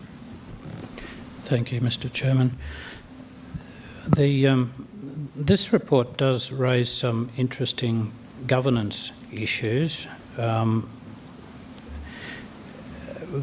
main one is in relation to the style of the delegations. This council has, like a lot of other councils, adopted a very prescriptive way of approaching its delegations, and which is very much influenced by King & Co, who have for many centuries done a lot of local government work, and they still get paid by producing a list of local government powers, and then a lot of councils actually go and create a separate delegation for each of those powers. We haven't had really the time to devote to coming up with a holistic reform proposal to put to the council as yet, but the report does touch on a concept which some of you who have studied or will be studying Australian Institute of Company Directors type material will see in those readings and writings and studies, and that is that boards of public companies usually adopt what's called a board charter, and that is them saying to the company, these are the big ticket strategic decisions that we want to rise to the top, these are the things that we want to consider in this chamber collectively, and you do everything else. That probably sort of already happens in a more haphazard way here at the moment, and you will see in this amended, really the changes to the delegations policy before you today are largely cosmetic. They're just cleaning up a bit of language and trying to make it neater and easier to follow, and you can see that by looking at the track changes version. But really the only thing in that policy that sort of gives any guidance around that is you effectively say the CEO can do everything that the council can do, but at, I think it's a dot, I'll take you to where it says, it's at dot point 1, 2, 3, 4, 5, the fifth one on page 451 of 649, which basically says, and I'll read it, it says, where a matter may be contentious, controversial or otherwise warrants consideration by the council, then the delegate must not exercise any delegated power, which is really the way that you're communicating to management. If something is controversial, contentious or otherwise, you should realise it warrants our consideration, then bring it before us. I think you'll see one matter on the agenda today where some councillors will have a suggestion of we don't really want to be bothered with this sort of material. That's something that we expect delegates to do. And you may well come across a lot of that material coming through the agenda reports to you, and you may be thinking, why are we wasting our time dealing with this? So there is possible future discussion to be had, and I don't know what the appropriate forum for that is. It might be a future strategic planning day that the councillors have with senior management to try and clarify and put down in black and white here, for the sake of clarity, as the things that we want you to bring to us. Otherwise, don't bother us with all of these other things. But that's not what I'm bringing to you today. I haven't done that. It's really just bringing to you what we already have with some minor cosmetic changes. You have before you the existing delegations, which are, in my view, too long-winded. They're very long-winded. There's too many of them, and that imposes an administrative burden on the staff who need to keep those up to date and keep them current. But as I say, we don't really have the resources at this stage to do a major change with those delegations. But if you would like to provide those funds, I'll happily run that project for you. That's about it. I'll open to questions. Open to questions. Very good. Councillor Summerfield. Thank you, Mr Chair, and thank you for that information. So I just wanted to firstly say it's good the way it has been simplified. I was quite impressed with any streamlining is always helpful in policy documents, I always think. And there's been a lot of work involved in the reconciling, updating dates from meetings and things. But I did wonder, on page 2 of the policy, you've got, or whoever did it, put S/HE, and I just wondered whether that was actually a legal term. Is that a she/he term, is it? Well, I don't know. I've never seen it before. Whereabouts is I thought I'm either a she or I'm not an S, I'm a she, and it's S/HE. Is this on the marked up version on page 2 of 7? I'm just trying to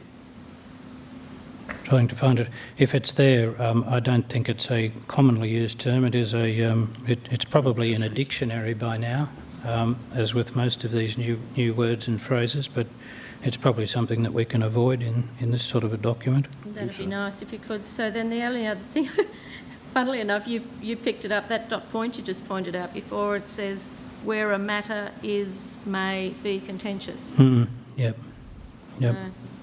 And then I just had one more question, and I think I understand it, but I'm not sure, and that is the MEDQ, the Minister for Economic Development Queensland. Is that just relative to the Railway Parklands PDA, is it? It gets quite a mention later on in the document. MEDQ, it's the CEO has delegation over the MEDQ.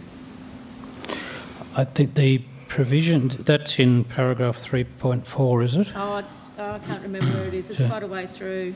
Okay, yeah. If it was language that was already in there, it's not something that we've changed. And I can't pick it up off the top of my head just on my version here.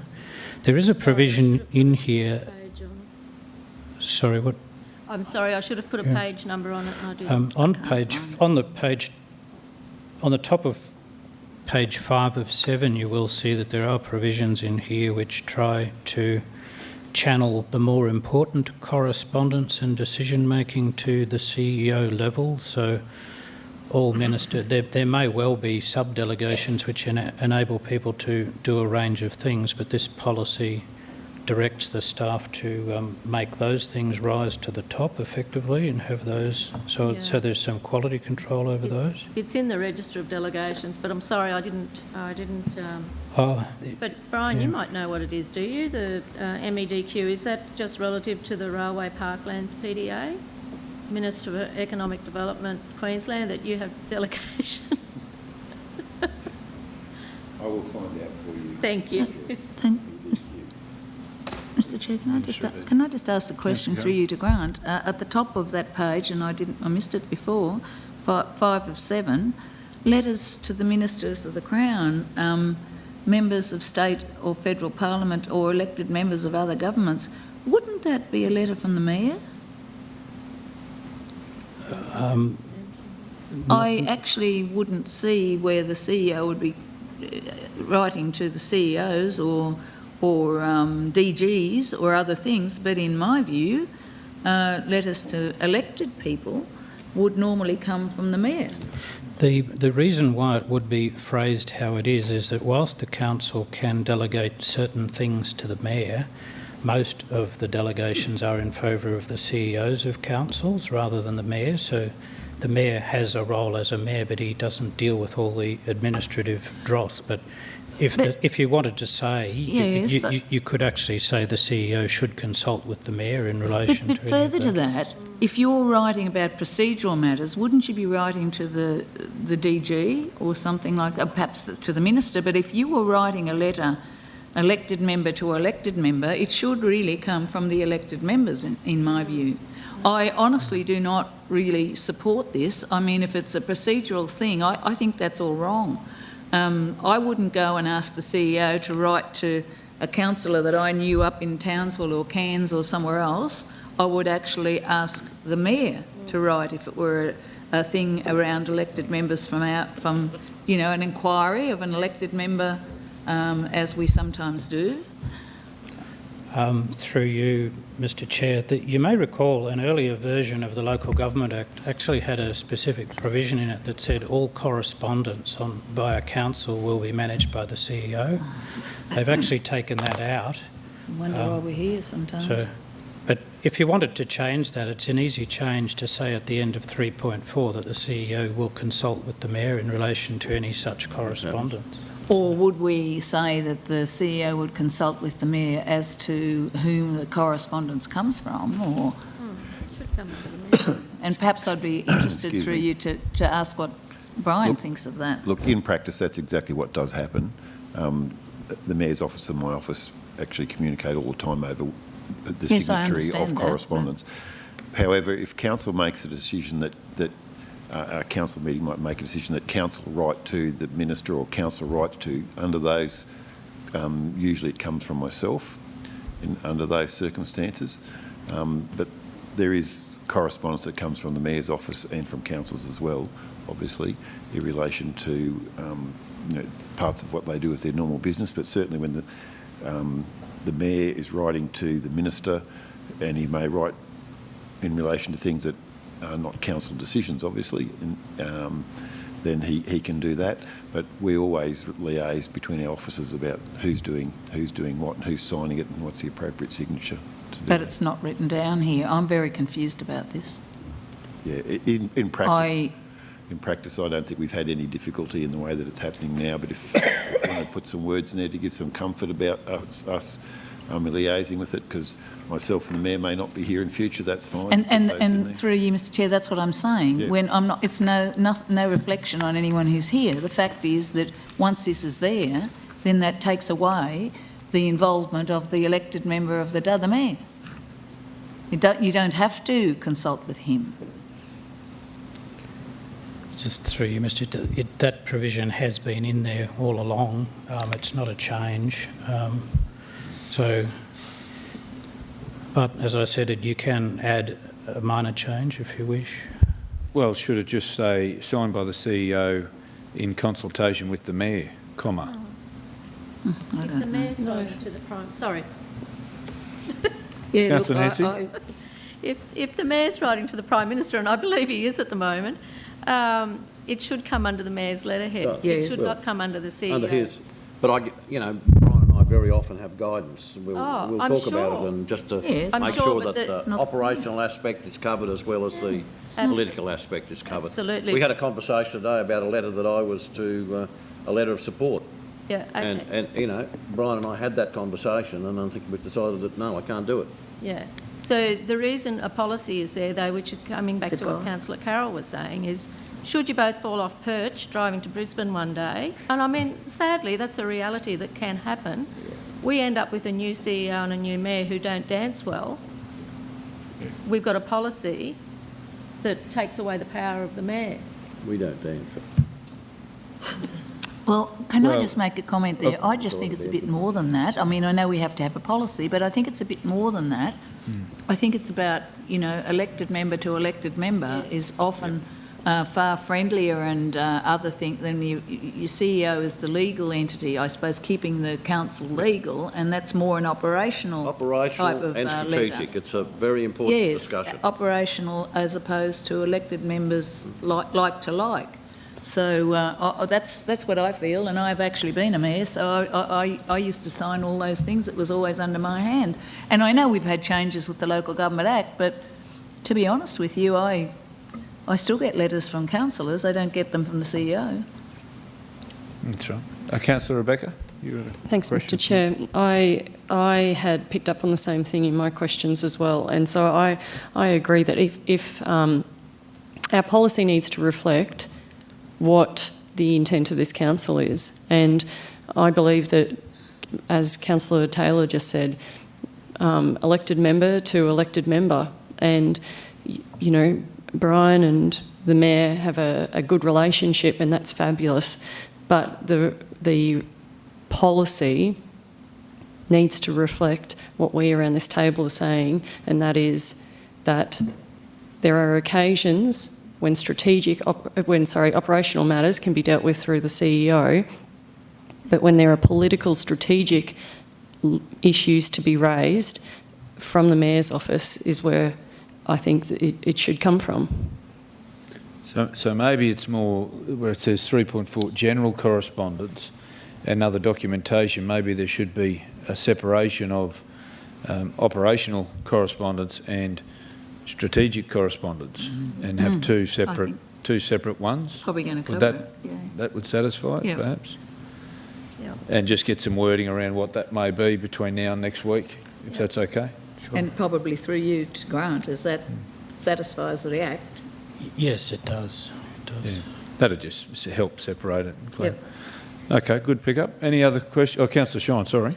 Sorry, just on that, I'm a bit confused, but I would have thought there's a difference between a letter written on behalf of the council as opposed to written by on behalf of yourself as an individual councillor, providing you're not representing that, you represent the whole council. That's true. Yeah, no, that's true. That's right. Yeah. My question, though, was in relation to delegations generally, not just to the CEO, but like we discussed this morning, the community grant program sports tourism event, where I think 4 councillors make those decisions. I thought we were making the decision until I read it in the minutes that it was going to be made today, by which time probably the event has come and gone anyway. It may not have, but it just seems to me that that would save the time of this council if those 4 councillors could be delegated authority to make the decision. We're talking about $5,000 in this instance, and the next one, youth grants approval, which included other people other than councillors, but some councillors.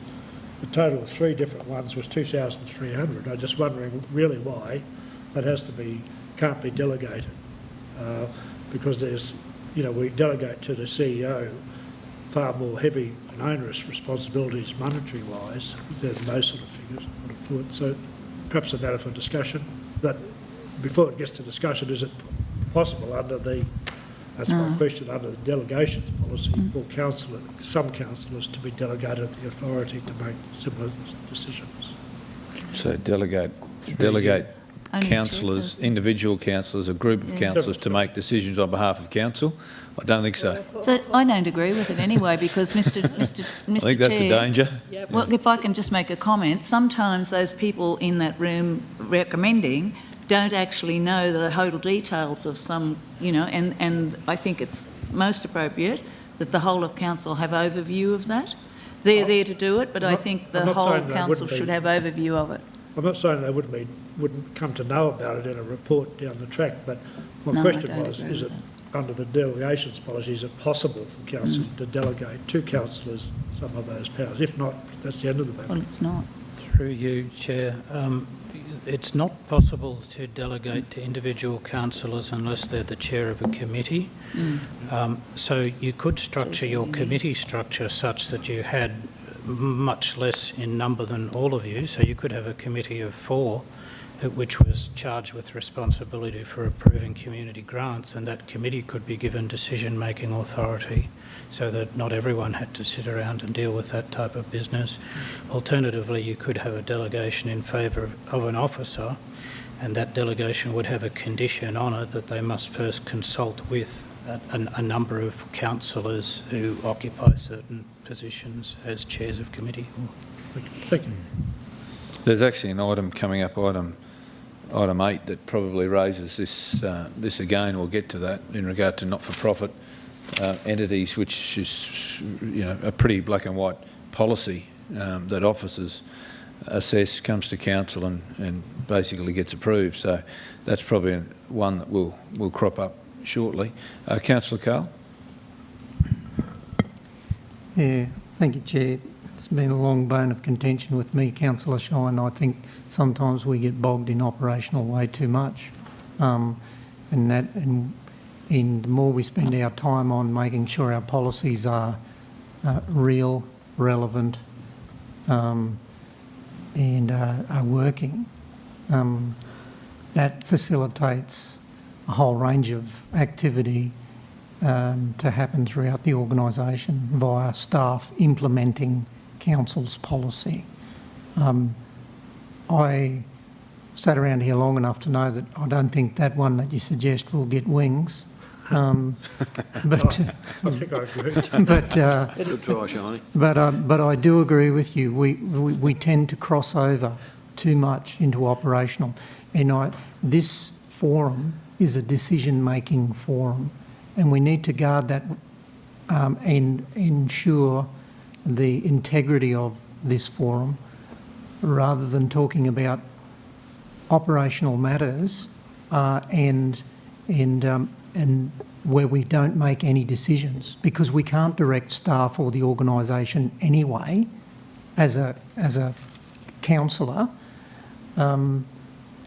That's been already delegated to the CEO, and it's the result of that. It appears in operational plans and capital works programs and the like. So I do think we bob down into the operational. I'd love to see council meetings, and particularly the ordinary meetings, streamlined a lot more.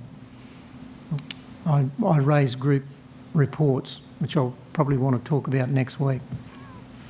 Councillor Rebecca. Thanks, Mr Chair. I just want clarity on this, and I think my reading of it's right. On the attachment 1, the second dot point on page 3 of 5, I think council's responsibilities as a decision-making body are retained, because that dot point says a delegation does not prevent the council from acting in a matter, in which case the delegate must not act. So on any point, even if there has been those delegated authorities, we are covered under that dot point. That's right. Yep.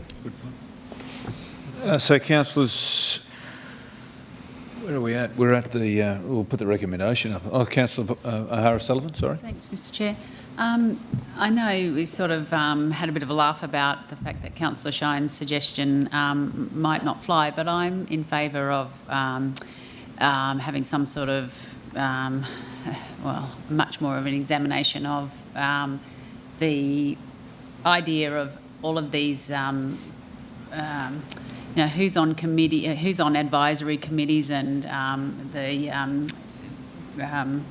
application for like the grants that we had this morning. I mean, to me, I don't know how often, we might talk about it, it goes around and around, people have opinions, but it doesn't seem to change very much from the original recommendation. So I know Councillor Taylor says, oh, well, we might know more about the circumstance of these people who have been recommended, but, things don't seem to change, and so it just does seem like a whole lot of sort of talking about it, but then there's no change in the end. So I would like to have some sort of discussion around what is delegated and what isn't. Certainly, we had a community grants discussion, fairly lengthy discussion. I don't know whether it was a committee meeting or not, but we talked about having councillors on the panels most recently, and it was supported that we did have councillors on the panels. So the other option is to not have councillors on the panels and they come to council, where a decision then is made by councillors. But we've gone past that now at the moment. But certainly from what Grant was saying around delegations, that's another conversation that could be added to the mix. But Mr. Chair, you can't delegate to a councillor unless they're the committee chair.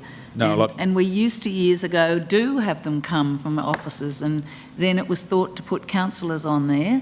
If you don't have councillors on there, every single grant that we have comes through environment and community. The rest of us might as well just go home. Yeah, no, and that's where we got to where we're at the moment. I think the question was asked just to see through the delegation process. Grant explained it very well, that you had a committee and it might be a committee made up of a fewer number, but we're past that at this stage. So we have a recommendation before us that Council conclude its review of 2.36 delegations register policy and adopt the 2.36 delegations register policy, and adopt the Council, the Chief Executive Officer delegations, attachment 3. Lots of delegations in that sentence, 3 in fact. Councillor Carr? Just a question, Chair. Could we at some stage, as Grant suggested, streamline and collect delegations into themes? And may I suggest corporate plan might be a good place to start in identifying under those parameters of the corporate plan those a new register of delegations streamlined. I know you've said you've already slipped in there that you'd like a bundle of money to go away and do that project, but it's really important. If we are placing a burden on administrative role, then we are in turn taking officers away from dealing with probably larger and more strategic matters and directions of council, getting through their day job, in other words. So could we in fact earmark that for some discussion around a future budget consideration, or that would be a workshop for the collective council, CEO, senior council and relevant executives around delegations. But I would like to see us come into a more modern era around a list of delegations. Is that possible? Well, I think, Grant, correct me if I'm wrong, but you did mention that with some budget consideration, you could streamline the delegations and work through similar to what Councillor Carr's talking about? Yes, Mr Chairman, it is a matter of prioritising where we spend our resources, and to date we just haven't found the time to motivate ourselves to charge off and complete that project, but it is on our agenda to get there. Question is how quickly. Could be a budget request perhaps for operational, something like that. Okay, so recommendation, I have read it out already. Do I have someone to move the recommendation? Moved by Councillor Shine, seconded by Councillor Carr. Those in favour? Carried unanimously. Now, Grant, are you off the hook now? I think so, Mr Chairman. Thank you very much, Grant. Appreciate it. Item number 8, councillors, is consideration of application for rate exemption for community organisation. Grant, sorry, and we'll introduce Shane, but Grant may be involved in this, hitting on that point about delegation and whether these items actually that align with the policy actually need to come to council or should be reported through a monthly report, as in applications received, approved, not approved. Anyway, I'll float that for you just to lead in. Shane, welcome. Okay, thank you, Councillor Jeff, and good afternoon, councillors and officers. This report deals with an application for rate exemption under Council's rate exemption for community organisations policy, with the application being from the Perseverance Aquatic Club Incorporated. The application has been assessed under the policy, and it is recommended the application be approved as it meets the intent of the policy given the use of the property. And the property, just so that you are aware, is it's subject of a 10-year lease from council, so it's on council land. Currently not rateable, but if council doesn't approve this, then the property will become rateable. So I'm happy to take questions. Questions? Yeah, so just before, so moved by Councillor Carl and seconded by Councillor Carroll. Before we go to the vote on that, Shane, would you like to mention just in regard to whether there's an appetite for councils? I don't know, but these items that come to council, you have a fairly strict policy guideline or policy to align with this. I understand that there is already a delegation to the CEO that could make a decision on this rather than coming to council in regard to if it aligns with the policy and what have you. Would you like to just make comment on that? Sure. Thanks, Councillor Jeff.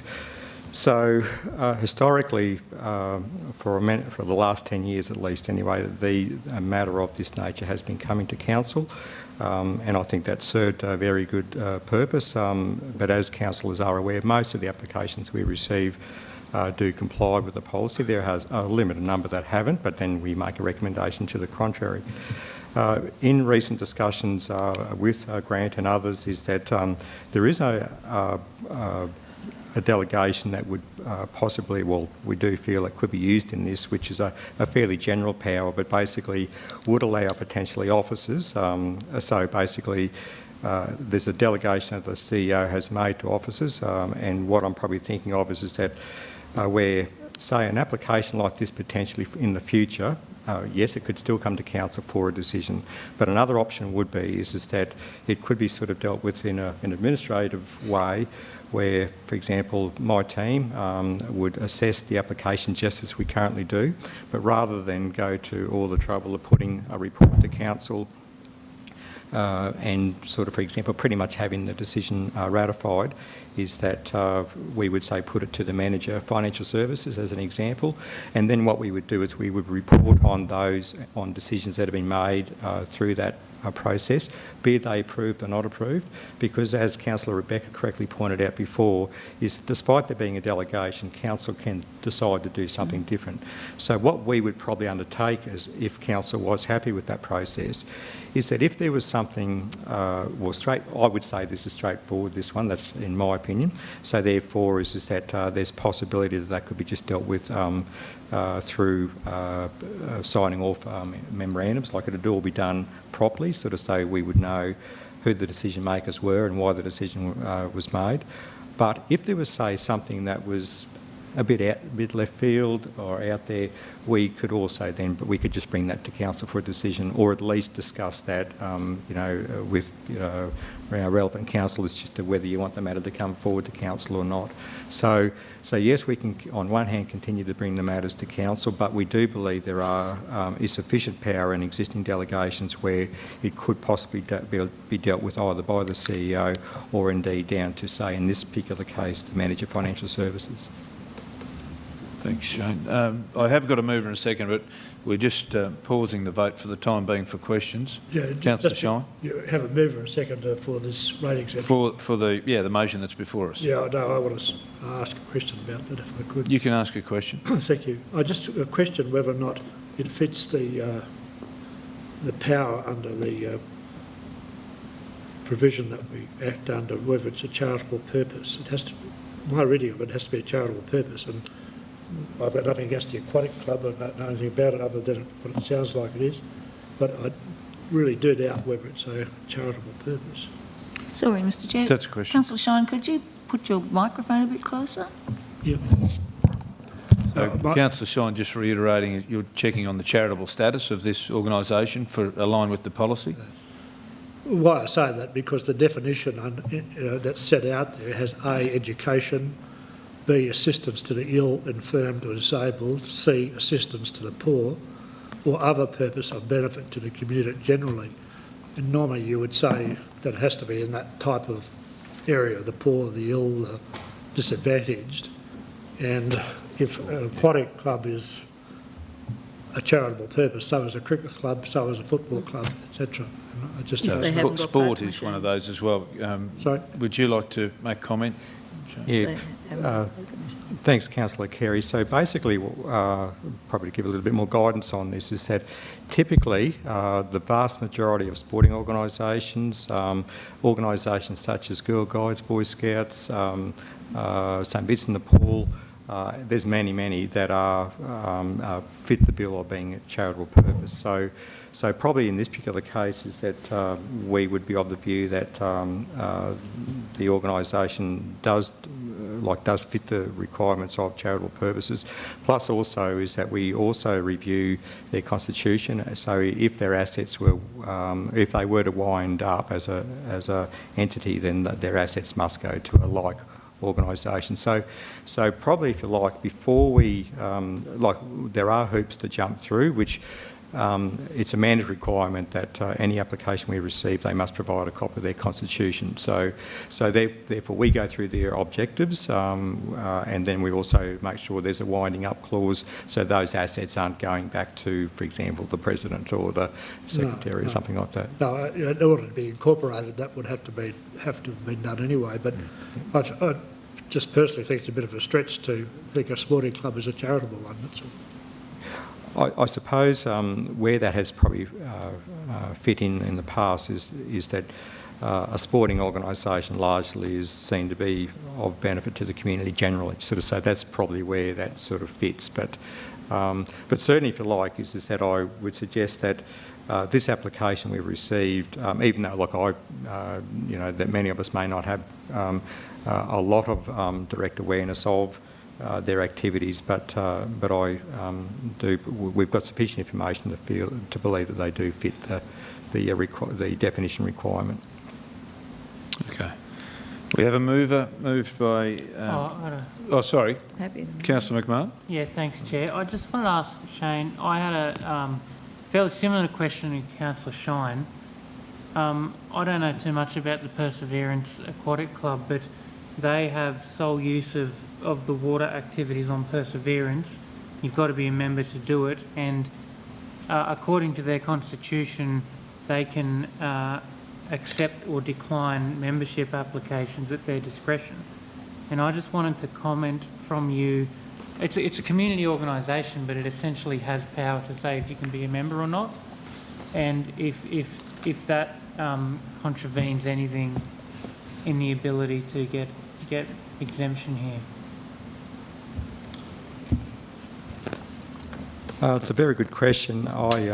Thanks, councillor. So I suppose most organisations would have probably some sort of right to manage their membership. For example, just a local footy club or something like that. Sort of, whilst often organisations are opening their doors to the community to be part of.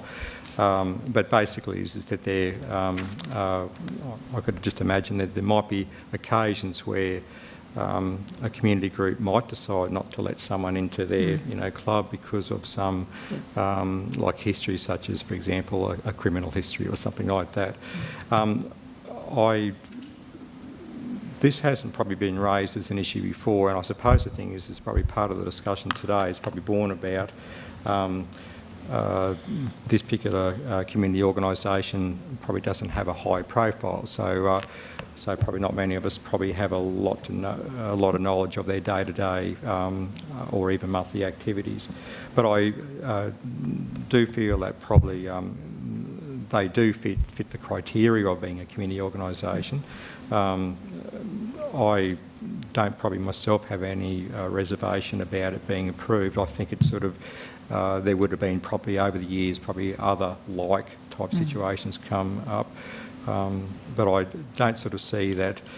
I do take the point on like exclusive type membership probably does create a little bit of an issue, but I think that they're in the business of with their intention is to be providing and encouraging sort of activities within their sport so I probably don't sort of probably see a great problem with that. Could I just ask another question? Sorry? Did you say originally they don't pay rates anyway, they don't do anything? Okay, so Councillor Carey, because they're fairly recently, about a year ago, took on a new lease, so they don't have a valuation for that land, but if this application doesn't get approved, then we will go to the Department of Natural Resources and ask for evaluation, then it will become rateable. So there's no utility charges, there's no water, no sewage and so forth, but this would bring that they would, if they become rateable, they'll be paying for the general rate and also separate charges. Okay. Councillors, we've got a mover, Councillor Carl, seconder, Councillor Carroll. If the mover and seconder would like to consider this next paragraph, talking with the CEO, based on what we've spoken about in regard to delegation, the council note that the Chief Executive Officer will deal with future applications lodged under Council's rate exemption for Community Organisation Policy 2.02 under power delegated from Council to the Chief Executive Officer. If you're happy with that. Well, that's a whole lot different to the recommendation that was up there. That changes it completely. Well, it probably does. You're right. So all I'm suggesting is that it's additional to that first one. So if neither of you want to put that on there, it was a suggestion that came through. So happy not to. So just ask the question, Mr. Chair. I think I'm the seconder, but at the end of the day, should this be tacked on underneath this, or should it be an extra motion put forward? Because this group, unlike others, all groups have the ability to exclude members.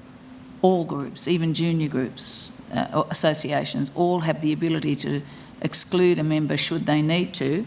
And this group would be about safety and other things out around the dam and the like.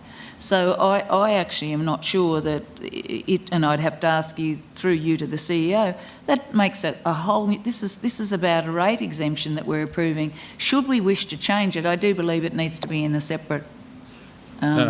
sorry, Councillor Taylor, I think I may not be explaining myself. This is about giving delegation to Shane and his team to actually make this decision rather than having to come to council if it fits the policy. So it means items like this wouldn't, when it's clear... Yeah, I understand that completely. I seconded a motion that said that the application lodged under Council's rate exemption for community as detailed in attachment 2 be approved. That's right. This is something over and above that. This is additional to that, you're right. Absolutely. So what we're saying is, in the future, this is an example of applications that would come to council that would not have to come to this forum. They could be delegated to the Chief Executive Officer to make that decision. So nothing's changing from this perspective. We're approving it, but future ones wouldn't have to come to this council table for a decision. It's delegated to the CEO. Question. Do we get a report on all those decisions that are made? We don't now on other delegations from the CEO, but would we get a report on this? I understand probably trying to take away the need for a report on those things when mostly they're just, they're quite fit the policy and off they go, but there will always be exceptions to that rule. Yeah, so happy to add another line. We mentioned it earlier that at the ordinary meeting of council, if there has been an application between ordinary meetings, that a report will be given to council in the summary that comes through from F&BS, the group reports that gets received. Any of the applications that come in, if they're approved or not approved, that will be in that area. So say something comes in and it's not approved, council could then ask the question, say why was it not approved or whatever the case is, and can make the decision to approve it.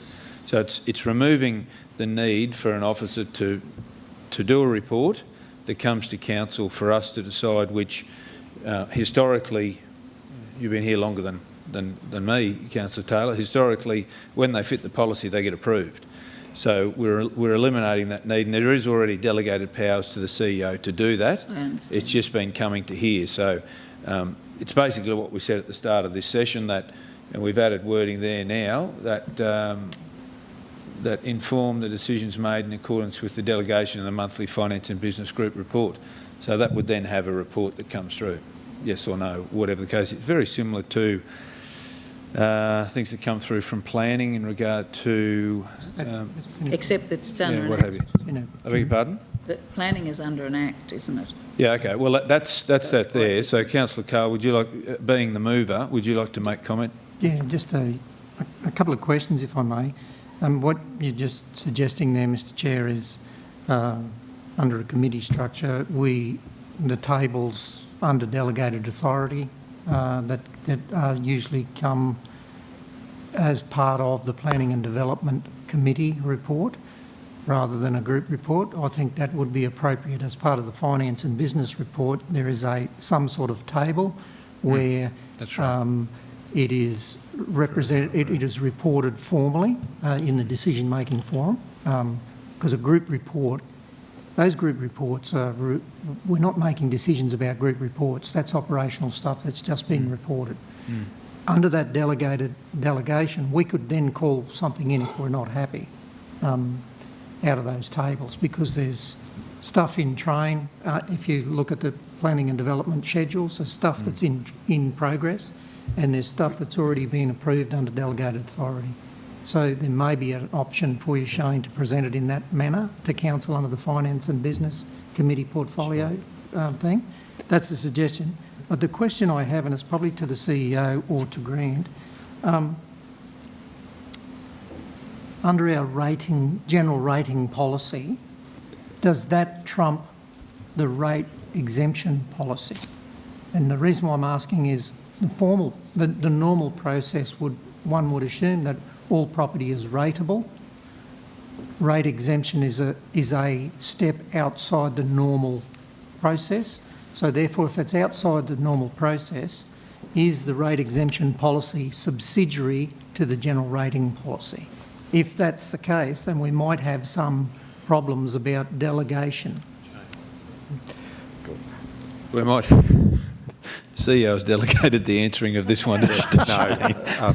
I'm happy to sort of assist with that question, and it is a valid question. So what happens is that you are quite right, Councillor Carl, is that the power to levy, generates and utility charges and so forth is all outlined in the Local Government Act and Local Government Regulation. But specifically, Section 93 of the Local Government Act deals with exemptions. And what happens is that the policy that Council has adopted, our rate exemption for community organisations policy, it relies on the powers of Section 93(3)(I). And what it does is that it sort of says that where Council has resolved that such matters should be exempt. So what happens, on one hand, we've got a policy that says if it fits this criteria, it's exempt. So therefore, for example, even though that there is certainly power that requires Council to charge general rates, but the Local Government Act also has, as equally important power, that provides Council the power to exempt rates. So I hope that answers the question. That being the case, I'm happy to proceed with the recommendation with that additional amendment, recommendation there, and just suggest that it comes back to a committee forum as part of the Finance and Business report. A table of delegated rate exemptions under delegated authority. Precisely, yep. Yeah? Yeah, no, we're happy enough with it. You're happy enough with that, Anne-Marie? Does that cover off what you're thinking? So what you're really needing? Oh, Anne-Marie's going to have a comment on this one. Okay, sorry. So if it was to come back to committee, then it comes back in a report to committee. So what we're trying to do is avoid that. No, I'm not talking about a report. I'm talking about a body, as part of the body of your general Finance and Business. It's merely a table as part of the body of your report to inform councillors that there was X, Y, Z exemptions this month. Well, so that covers off on that, though, doesn't it? Finance and Business Strategy Group Report. No. Yeah, but I'm... No, you did. So was there some discussion around the group report? So the group report is tabled at the ordinary meeting. Yeah. Group report doesn't go through go through committee. Goes straight to ordinary meeting. Yep. Straight to ordinary. It would be in the format of a table under Shane's section that would say these are the applications received and the decisions around each application. So whether it's approved or not approved. I don't see the complexity, because those schedules for planning and development come through the Planning and Development Committee. Yeah, through the group report. In the body of the group report? Yes, that's what. So the group report as this says, not committee. Isn't that operational, how? Yeah, it is. Anyway. As- I'm It is, but just we trying- have a mover, I'm and I just want trying to to make sure the mover's satisfy happy with the wording. I'm just trying to satisfy the requirement or to make sure that councillors are informed about the exemptions that are going through the system. Yeah. That's all. So that will do it in the Yeah, group. that will certainly. It'll be in the group report. Righto. So, Councillor Carroll, that being the case, you are the mover of that, and Councillor Carroll's the seconder of that. Are you comfortable to remain Well, I'm seconding that? comfortable now, Mr Chair, but I don't like something that I've seconded to change so dramatically. That's a dramatic change. Now that it's, I don't think it should have been put there like that, but I'm happy. I see the reason for it, but I do believe it shouldn't have happened like that. Okay, well, are you happy to second it? Yes, I No? am. Okay. Moved by Councillor Carroll, seconded by Councillor Carroll. I don't appreciate something being changed so much. Well, Councillor Carroll, you don't have to second it. if you- I understand what I do and don't have to do. Thank you, Mr Chair. Okay, well, we've got a mover and a second. Are those in favour? Those against? One against. You'll have to do a division here, I gather. Just one away, won't you? Or, no, don't have to. Okay. Item number... Thanks, Shane. Thanks, councillors. That's good. Item number 9, councillors, is controlled entities, quarterly report. Sarah Lane. Hello, Sarah Lane. Thanks, Anne-Marie. So I think this report comes from our conversations that we've had earlier on this afternoon about the transparency around the operations of our controlled entities. This is a further step through that process of ensuring that you are well informed of what we're doing. So if you recall, Queensland Audit Office recommended that we try to formalise the reporting. So at this point in time, we have information sessions on a quarterly basis from our controlled entities. At the end of September, for the first time, we included it in the group report. So we're taking it a step further now and including it in committee. So providing you an opportunity to have a look at it if there are any questions. And the next step will be to bring along the representatives from each of our controlled entities to answer any questions you may have. So it's here for noting, the report is for noting, but as I said, we were required this financial year 2020 for the first time to consolidate the financial statements of the 3 entities with councils, and this is just an effort to improve that transparency and give you timely information in a public forum. Thanks, Anne-Marie. Question from Councillor Rebecca and then Councillor Nancy. Thanks, Mr Chair. Through you to Anne-Marie. Thanks, Anne-Marie. I understand the report is here for noting. You may or may not be able to answer these questions, or it might be something that goes on to the representatives from the entities themselves. But, all right. So in each of the attachments, if we look at the grants, subsidies, contributions and donations, Yes, do you know if that is JobKeeper related? that's from Toowoomba Council. Well, That's they're from not a entitled to regional council. JobKeeper We being can't get a controlled entity of local government, so there's no JobKeeper. So that column, grants, subsidies, contributions and donations, is purely TRC's funding of, or purely or in part of? It would be in part of, surely. In part of. Okay. So it does include council's operating contribution to each of the entities. So we've tried to put it in the same format as the monthly performance statement is reported to councillors, just for comparative purposes. And I can certainly provide a breakdown, and this is the purpose of providing this at committee meeting. So I can provide a breakdown of what what council's contribution is and what other contributions are for that section in future. Okay, that'd be great. Thank you. Would that be possible, do you think, to get between now and next Certainly. Tuesday? I'll send an email this afternoon. Okay, thank you. No. We'll continue on with Councillor Rebecca first. Just along that point, if I may, will that be in future tables, Anne-Marie? Yes. Is what you're saying? Okay. So what I'll do is just reference the figure and give you a breakdown of what it is. Thanks.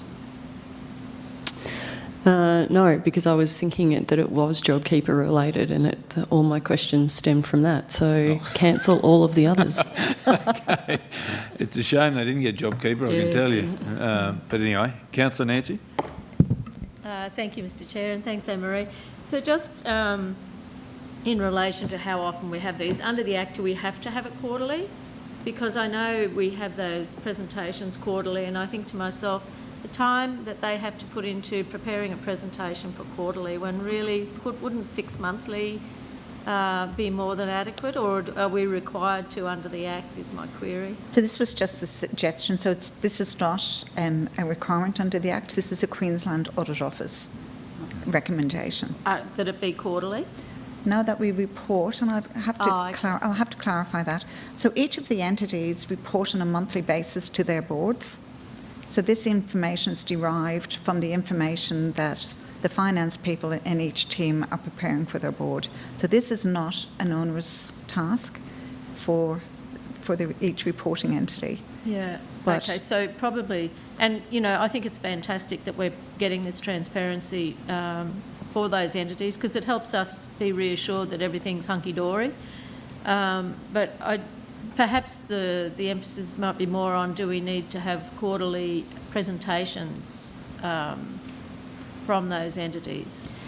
So I would hope... Maybe if this is quite simple to put together, then we keep doing that quarterly, but maybe we don't need quarterly presentations. And that's what do you think? So the information sessions, we are trying to move away from information sessions. This is where we actually document exactly what's happening in those entities. This is the most relevant and timely information you could receive. So in each operating agreement, and this will be another discussion, in each operating agreement they have quarterly reports to council. So this could be the quarterly, I agree, and then 6 monthly, or even around budget requests is probably when they'd come in, is where you have, and it would still be a open forum, a council forum. So timing for those might be able to be spread across, or a day, whether 3 present, whatever it might be. But I agree, I think quarterly is, it's nice to catch up, but seriously, it's, and they're volunteers, they're all doing it at their own bat. Yeah. So that's something through the operating agreement perhaps we should consider when those are done. And perhaps if they have an issue that they need to actually bring to us specifically, they could just do that. Agreed. Councillor Bill and then Councillor Rebecca. Yeah, I agree. I think I see what you're trying to do, GM Anne-Marie, standardising reporting across council. And it's a good, easy, accessible way for the general public to access this information through the standard minutes. You know, I agree, if we're doing it this way, it's a transparent way, and no doubt there may be some suggestions on how this may further develop, this format. Absolutely, yes. And along the lines of the Chair's comments, we have them in as the entities themselves, representatives on a less frequent basis. After all, that's a oral presentation, where this is an auditable trail of what's happening with the subsidiary entities. Correct. I agree. So yeah, probably around, just considering budgets and what have you, around March each year mightn't be a bad time for them all to come in and do that as an annual full-on presentation, and the rest of the time the quarterly is this.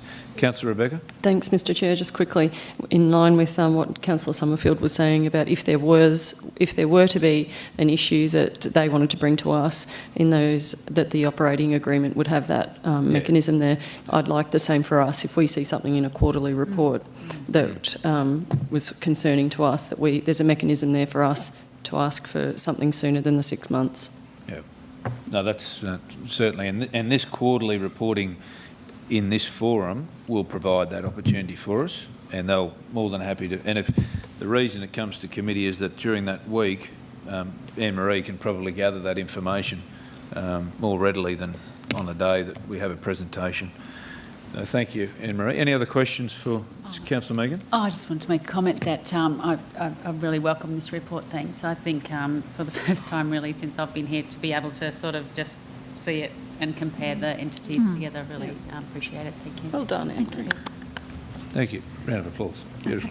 Okay, that being the case, there is a recommendation for noting this report. Council note the quarterly reports of its controlled entities.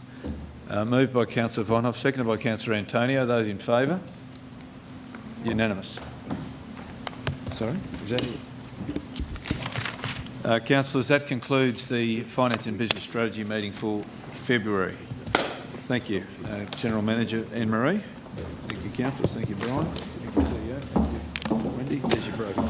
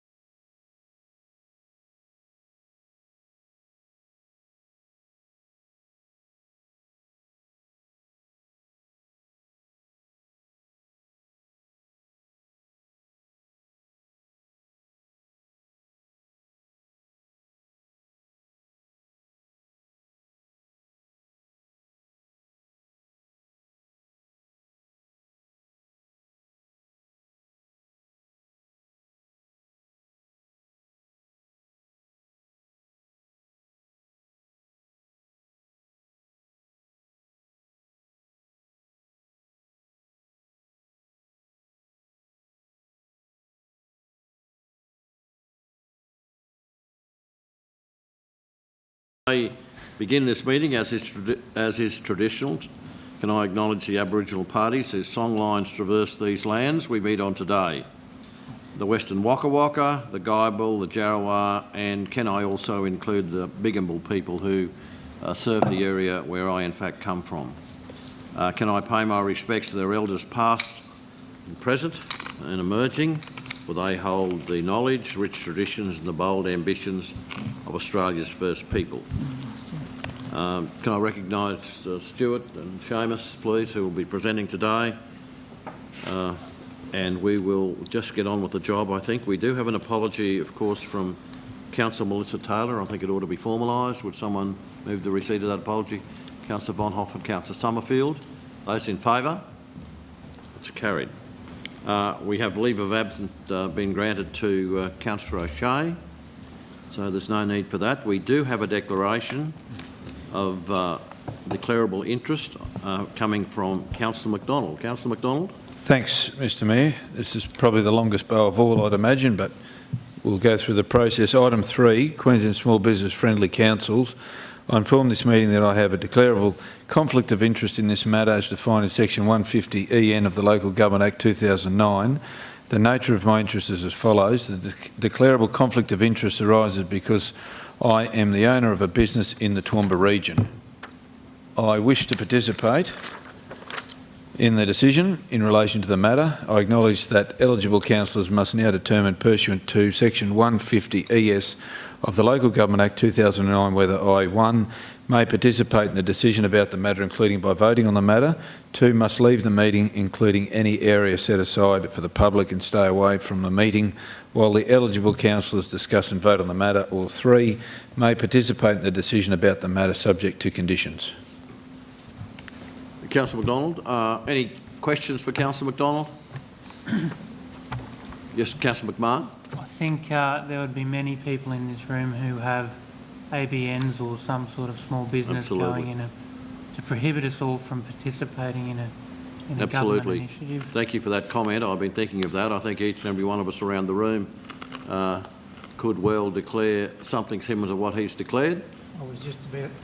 Yep. I was just about to, Mr. Chair, on the back.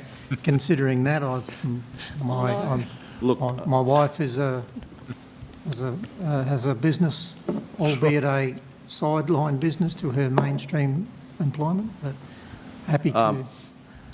Well, quite frankly, I think in the case of Councillor McDonald, him leaving the room would detract from the opportunity. You have the knowledge of small business, as many of us around the table do, and I don't want to direct the meeting, but I personally can't see. And I guess Councillor Von Hoff, you would be declaring something similar, would you? In fact, I was going to say, unless there are further questions, I'm happy to move that Councillor McDonald does not stand to gain or lose anything from consideration of this policy, and I'm happy to move forward. Councillor Von Hoff has moved. Have I seconded, please? Councillor Summerfield.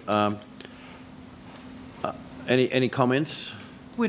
Chair, we don't need to go through everyone here that owns a small business. Well, I guess the fact that Councillor McDonald has declared, that presents me with some sort of a level of issues. Personally, I'd probably have about 5 separate companies registered, but I don't think they're... Can Brian wishes to make a comment?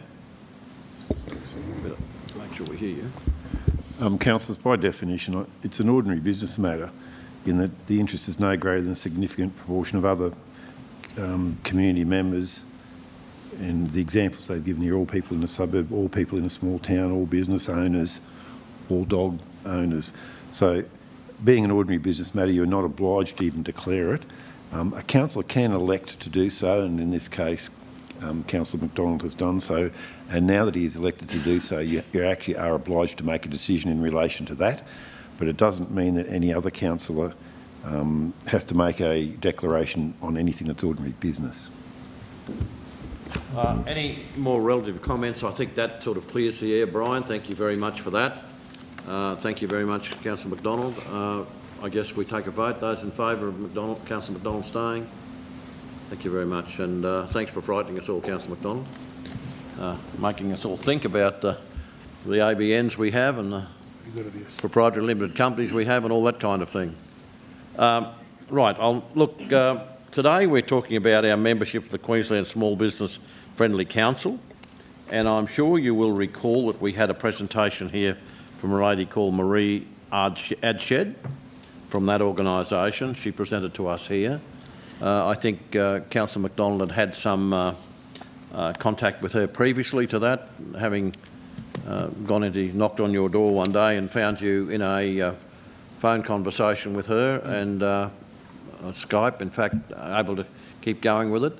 Now, I think the fact is that if we were to join this, it would give us an opportunity to benchmark and measure and possibly promote small business in this town, to measure what we're doing to support that small business. And maybe if there are other people, other local authorities who are doing more, well, maybe we can look at it that way. So I'll hand over to Seamus. I hope I didn't pinch too many of your words, Seamus, but Nothing you told me further all to that say. this morning. Thank you very much, Mr Mayor, and good afternoon, councillors. So, as the Mayor has indicated, the report before you today is to consider whether council be part of the Queensland Small Business Friendly Councils initiative. As noted, it is an opportunity for our organisation to consider the way that our policies and procedures impact on small businesses, both in terms of how they supply to us, but also how some of our regulations and other things impact on the operations of those businesses as well. And as the Mayor noted, the program does provide an opportunity for council to participate with other councils that may be participating in the initiative to engage with them to understand some best practice activities that are being undertaken in other locations and consider their application to our council to potentially continue to improve the way that, that we interact with local businesses. We have suggested that a couple of very minor changes be made to the Charter if Council were to commit to being part of this initiative. The Small Business Commissioner, her intent is for the Charter to remain as standard as possible, and I guess what we're proposing is to not amend any of the commitments that are noted in the Charter, but rather to note a time frame for which our council is committing to being part of this initiative, which was missing in the initial Charter, highlighting that, and this has again been highlighted by the Commissioner herself, that it isn't actually a legally binding document, more of an undertaking. That being said, the public promotion annually of our activities in the way that we're meeting those commitments will make us accountable to the community, which may well be you know, as important as being legally binding, and also proposing that council and the Small Business Commissioner be the signatories of the Charter. Some of the other charters are suggesting that Chambers of Commerce would be signatories also. However, we note that the Charter actually imposes or nominates commitments for council rather than any other organisation. And I guess in this Small Business Friendly Councils process, we have had engagement with other councils and the Office of the Commissioner. We have made some suggestions to some potential amendments to the program to think about whether it could be small business friendly communities rather than just council, in which case absolutely let's get some major players in the business community committing as well. And other suggestions along those veins as well. And I guess it is potentially going to be an evolutionary process. This is, we would be one of the very early adopters of this program. I think at the moment Ipswich is the only one noted formally as being a small business friendly council. And I think it's a great opportunity for council to measure and promote the activities that we undertake to be small business friendly, given the importance of small businesses to our region. Thank you. Councillor Von Hoff, you have a question. Yeah, thanks, Mr Chair. Through you to Seamus. Thanks, Seamus. When I was reading this, I was thinking about what are the real implications for us as a council, and I think the one that you know, appealed to me and caught my attention was the idea that we review our processes in light of wanting to cut red tape, and fantastic in my opinion. I want to acknowledge that medium and large business, we do have some medium and large businesses in this region that are huge employers and make big contributions, so just a nod to them. My question was actually about the Chamber of Commerce, yes, and if they, what do they think of this? I think it's fair to say that any initiative the council considers that is supportive of small businesses, they would definitely be supportive of. We haven't sought their feedback in terms of whether or not they be co-signatories with council or otherwise. Thought that was more of a decision for our organisation, given that the obligations under the Charter are for council and don't note any obligations for any other entity. And again, that's where the feedback to the Commissioner was around her consideration for whether to extend the program beyond councils and to broader communities. Thanks. Councillor Carl and then Councillor Carroll-Taylor. Thanks, Chair. Seamus, under the risk management matters in the report, states being recognised as a SBFC council or would oblige council to potentially modify existing practices to meet the charter commitments. Meeting charter commitments would need to be done within council's defined risk. Can you unpack some of the existing practices that may need to be modified, and then in turn at the end of that paragraph it talks about reputational risk would need to be managed. I'm interested to hear a bit about that. There's, I guess, all manner of things where council has to comply with legislation that I guess a regular small business doesn't need to. So whether it might be the way that we procure services and the way that we go about doing that in terms of quotes and thresholds and all of those things. So what I guess I was highlighting is that council is obliged to meet a range of legislations and other things that impact our ability to be potentially as small business friendly as some in the community might expect us to be. So we just need to modify, I believe, the expectations of the make sure that the expectations of the community in terms of our small business friendliness are in line with what we actually need to comply by. So we can't, I don't think that we could be expected to necessarily meet their expectations, but there will be reasons why we cannot, and that's where some good messaging will assist in that process. So that entails a body of work from either yourself or corporate comms when sometimes there will be occasions that I foresee where we will simply not align in our views because of our structural differences and the regulation and legislation that sits over the top of us. The other thing that, are we actually going for a sunset clause in the bottom of the next paragraph where it talks about an out?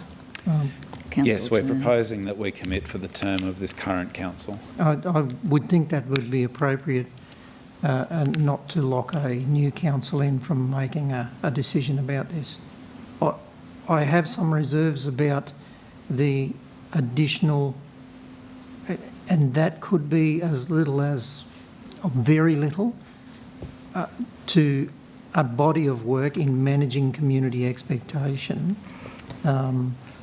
which leads me to think about other organisations that have come before council and we've opted out of the options of becoming part of those organisations, and some of those global, with the same sort of commitment, and we've opted out because of the perception of risk and expectation that's raised. So what makes this one different, I guess, as a question, and that's, I don't expect you to answer that, but that's what's in the back of my mind. It's not that I don't support this sector, it's that we really need to be mindful of the fact that when lobby comes from a sector and we're signing up to a charter, we need to be mindful of the risks that has around reputation. Thanks, Councillor Carl. You wish to answer that?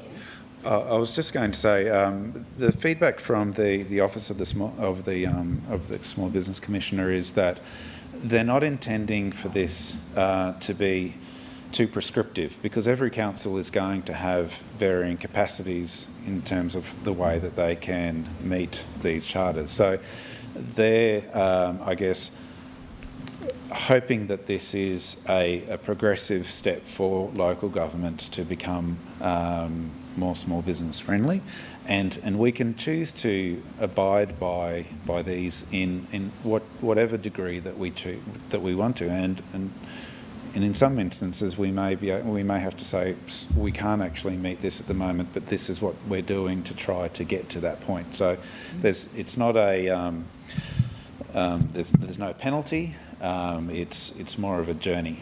Yeah, but just additional, if I may, and I realise that there's some intangibles with this, but I just hope the lobby doesn't come, but you've signed up to this, and this is what you as a council have stated. And that's what I'm saying. I recall last term an entity that approached us, an environmental entity, a global one, with a massive database in resources at council's disposal.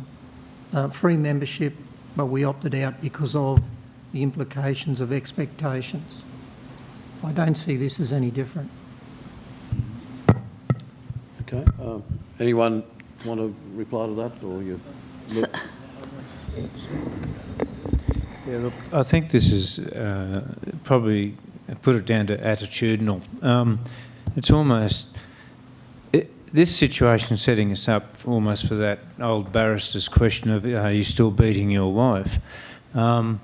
If we decide not to opt for this, does that mean we're not small business friendly? No, it doesn't. I mean, that's a difficulty. What this is really saying is, in light of our legislative obligations as a regulator, which we cannot never escape from, we are setting out to have the right attitude and approach with small business, because small business is the driver of our economy as it is for the nation's economy. It's a fundamental part of our economy. So I think we're duty bound to support small business and be friendly with small business. And I think we are already. We don't need a document like this to tell us to be friendly with small business. And that's my point exactly. Sorry. Yes, Look, we will raise the profile and capability. We will help them to develop networks, access education, increase their capability. Where's the funding going to come for this? We are small business friendly. We are. And we, you know, we will. This is not aspirational. This is a commitment. And I really, we can't even fund a culvert without going to, that's needed, but we'll adopt a system to access government, business and industry. That's what their chamber's for, actually, and help develop networks, access education, increase their capability. That's what the chamber and businesses are for. We do help. And saying simplify administration and regulation, red tape, yeah, we all talk about red tape, but at the end of the day, we sit under legislation. We're on a hiding to nothing at this. If we sign this and we have to not put our money where our mouth is, so to speak, our reputation's zilch. We are already business friendly. I see no reason, with all these statements in there, it doesn't say we will try, it says we will. A lot of this we already do, but some of it, what are we going to do? Put that all in front of our day-to-day, everyday stuff that we do? This is going to come. If we sign this agreement, it's not like the walking charter where we've said we'd aspire to do these things. That doesn't commit us to anything, but we'll aspire to get more people walking around our cities and townships, provide footpaths when we can afford it. That's not what this says. This says we will. Every single thing in there says we will. Now, some of it we do, but some of it we don't. And I don't know where that sits with our responsibility to our whole community. Some of the small businesses in our community will never, ever be vocal and come and get underneath this. And as Councillor Rebecca says, we've got medium and large businesses as well. So what are we really flogging ourselves here? And you're talking about adjustments. If we're going to have adjustments, this should have come to us with adjustments in it. Thanks, Councillor Carroll. Councillor Megan. So can I have an answer to that, please, Mr Mayor? You want an answer? I do. Good. Thank you, Councillor. I was quite happy to answer that down the track. Over to you. Yeah, look, I think it is aspirational, and I mean, okay, it says we will, but we're doing most of this already. I mean, to a certain degree. I don't see where that's going to cost council anything. In fact, other than what we are trying to do anyway, like with our planning scheme review, we're looking always to try and reduce the amount of red tape and green tape that's involved. Honestly, I think this council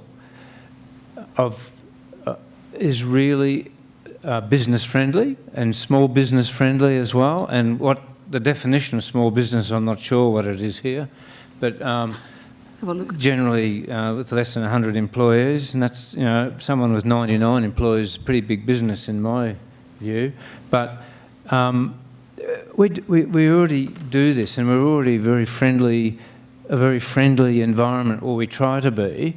I mean, some may take us to task on that statement, but basically the attempt, certainly in most of the areas of council that I'm aware of, is that we don't go out of our way to antagonise or cause problems or roadblocks for a small business. If I can have a follow-up, that's not what I said. I said that we are. But why do we need to do this where we're saying we will do things over and above what we do now? Because some of those things in there are not things that are the responsibility of council, and should we start stepping into that space, then the money and the capacity has to come from somewhere. And we're on a hiding to nothing. Okay, thank you. Look, my judgment of it, as I read the document, was that there's an opportunity for us to yardstick against other people to see if there's anything else that we could do to, in fact, make things better for small business. Mr Mayor, can I just remind you there's only one other council, and that's Ipswich. Exactly, I know that. But this is a brand new concept and it's moving out. Councillor Megan and then Councillor Rebecca. Thank you very much, Mr Mayor.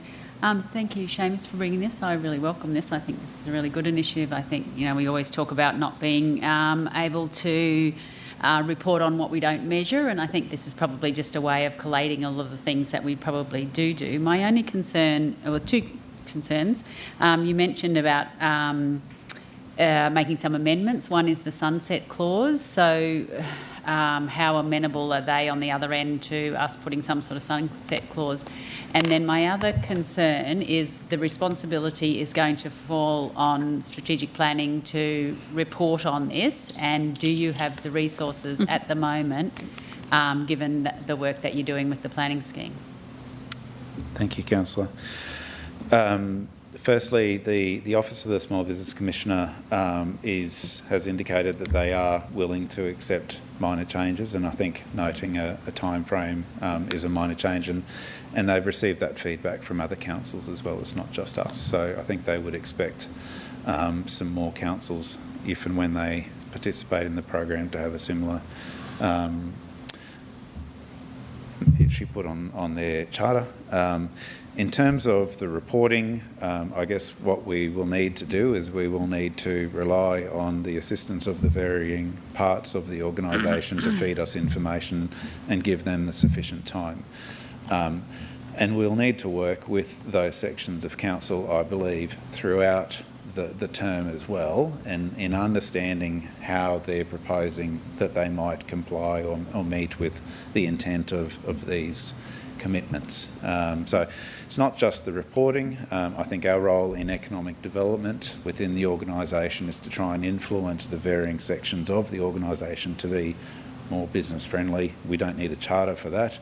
But I guess what this does do is it gives us, through having a council decision and a council commitment, the authority to request that information from them, but also give us some more formality in the things that we do engage with them on.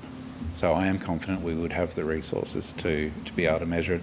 There will be a stakeholder engagement commitment as well in terms of how we present that information to the community. It would obviously be through a report to council, but also how we promote it to the community as well. Yeah, okay, thank you. Councillor Von Hoff. Thanks, Mr Chair. Just quick, first one, a quick one. I can't see it in there how this does actually define small business. I think that there's a varying degree of definitions of small business. Yeah, so whether it's under 100, under 25, I think under 100 would be fair. And then the second one, if I might, Mr Chair, is I thank Councillor Taylor for her questions about the funding issues, and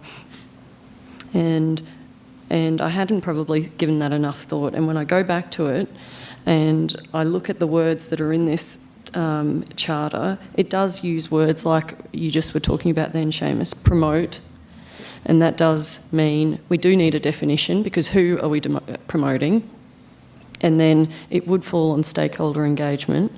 So there would be an impost, a cost impost to council, and I would want to know what that looks like, so that we do understand, how much this is actually going to cost us as an organisation, because you might have the resource capacity.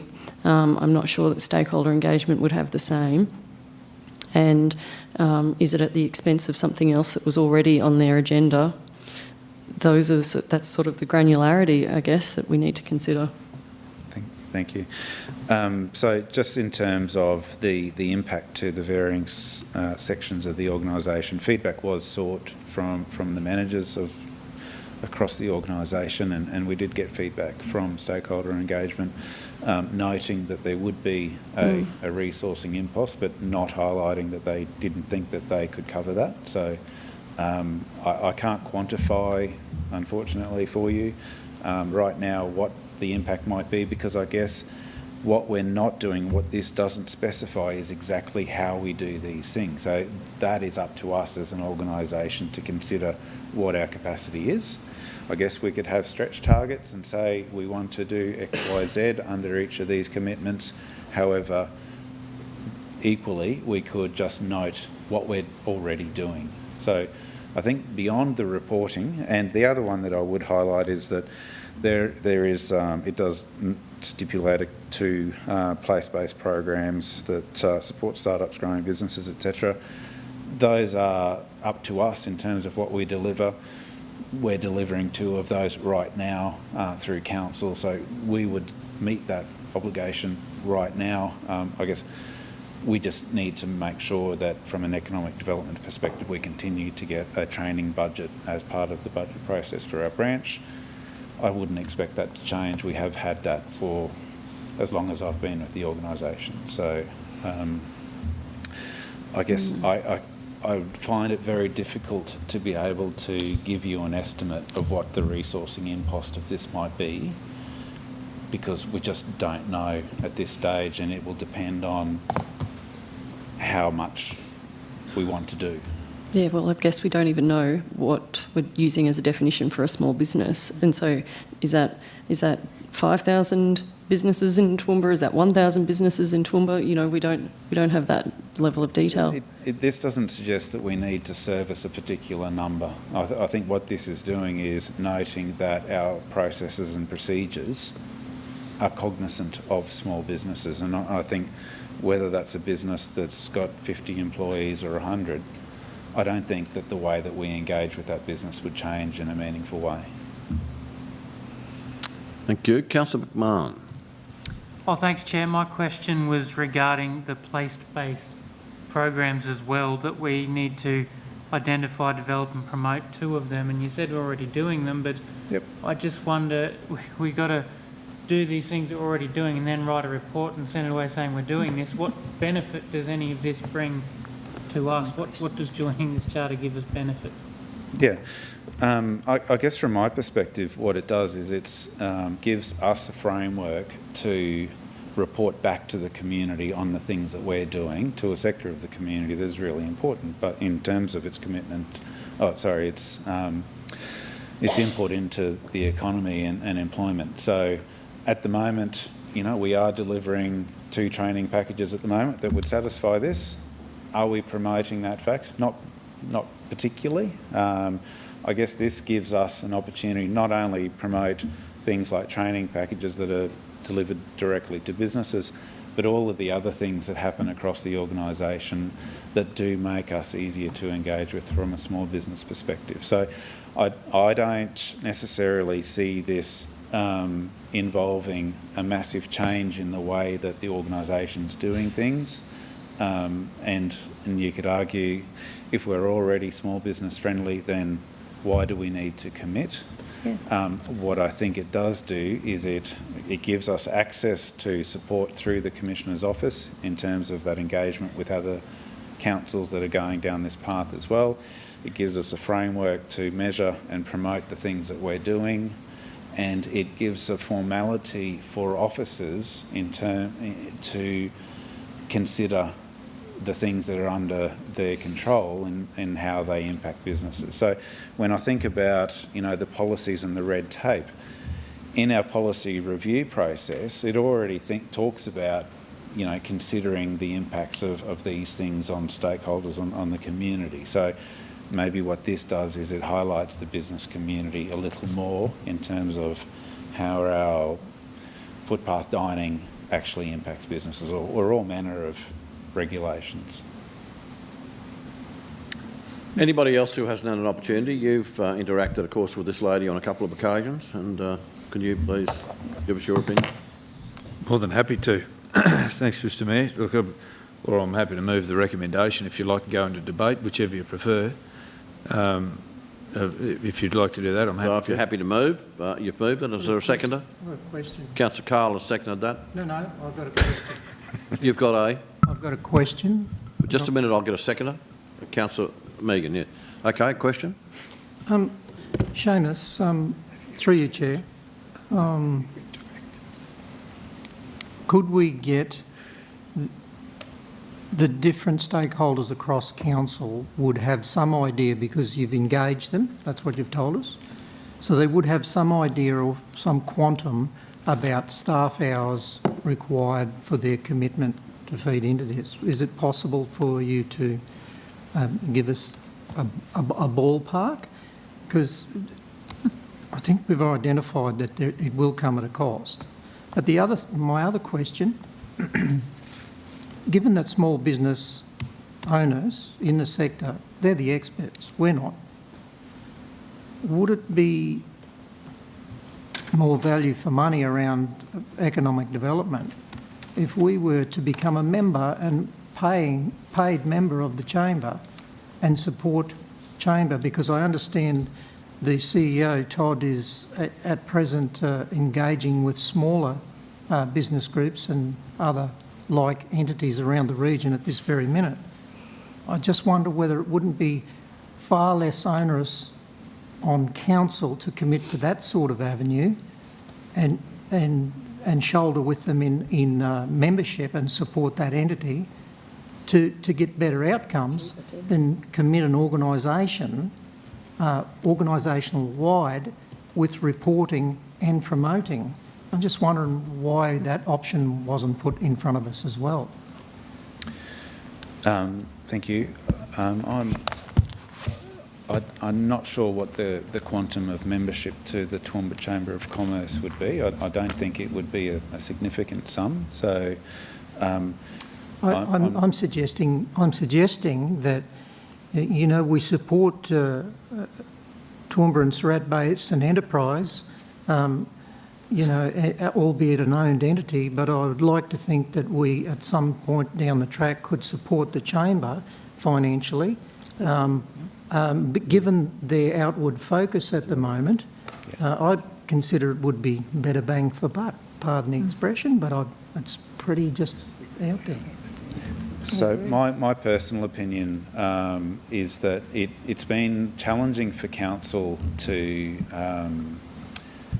understand the role of the Toowoomba Chamber from a regional perspective, and I'm very glad that, and Todd and I have had discussions about bringing the smaller chambers of commerce under an umbrella of the Toowoomba Chamber, and then that gives us the ability to engage with the Toowoomba Chamber, who represent the whole region and are better resourced as well. So in terms of whether council wanted to consider providing funding to the Toowoomba Chamber for delivery of small business support programs, I guess that's up to council. We currently do that internally through the Economic Development Branch, and we do try to roll that out regionally as much as we do within Toowoomba City.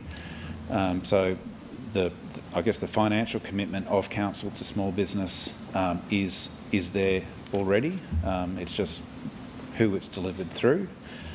In terms of trying to get a yardstick of what we would estimate the resourcing of this to involve, I can certainly go to the varying sections of council and ask them to estimate what the impact might be.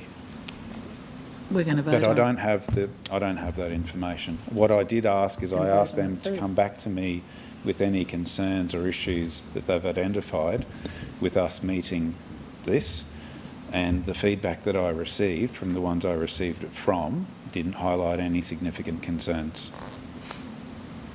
Okay, well, look, we'll move into debate. Councillor McDonald. You've moved the motion. Well, we've got a second. Yeah, good. Thank you. Thanks very much, Mr Mayor. Thanks for your work with this, Seamus, through Stuart, to you in regard to this. One of our greatest challenges as local government, I guess any governments have this problem, is actually demonstrating and promoting the good things that we do. And I would probably guess there's a fair amount of our community, although we've mentioned it ad nauseum, that this organisation has grown for their support of local business since 2012 of some 24%, $56 million, to last year, 2020, of $180 million, some 57%. Now, the greatest challenge for us, as I've mentioned, is actually promoting that and advertising it and saying that we are small business friendly. In fact, business friendly. And if there was a downside to this program, I would say to you that it's just having the word small in there, because in fact, local governments should be business friendly in all nature. And that may be something you could raise with the Commissioner. I do think this is a chance to look at the actual advantages of measuring, of promoting, and of setting a culture, a clear culture within our organisation that we are business friendly, and we've demonstrated it just by those figures I mentioned earlier. We are business friendly for our local community. We do it. But by golly, it's hard to get that information out there.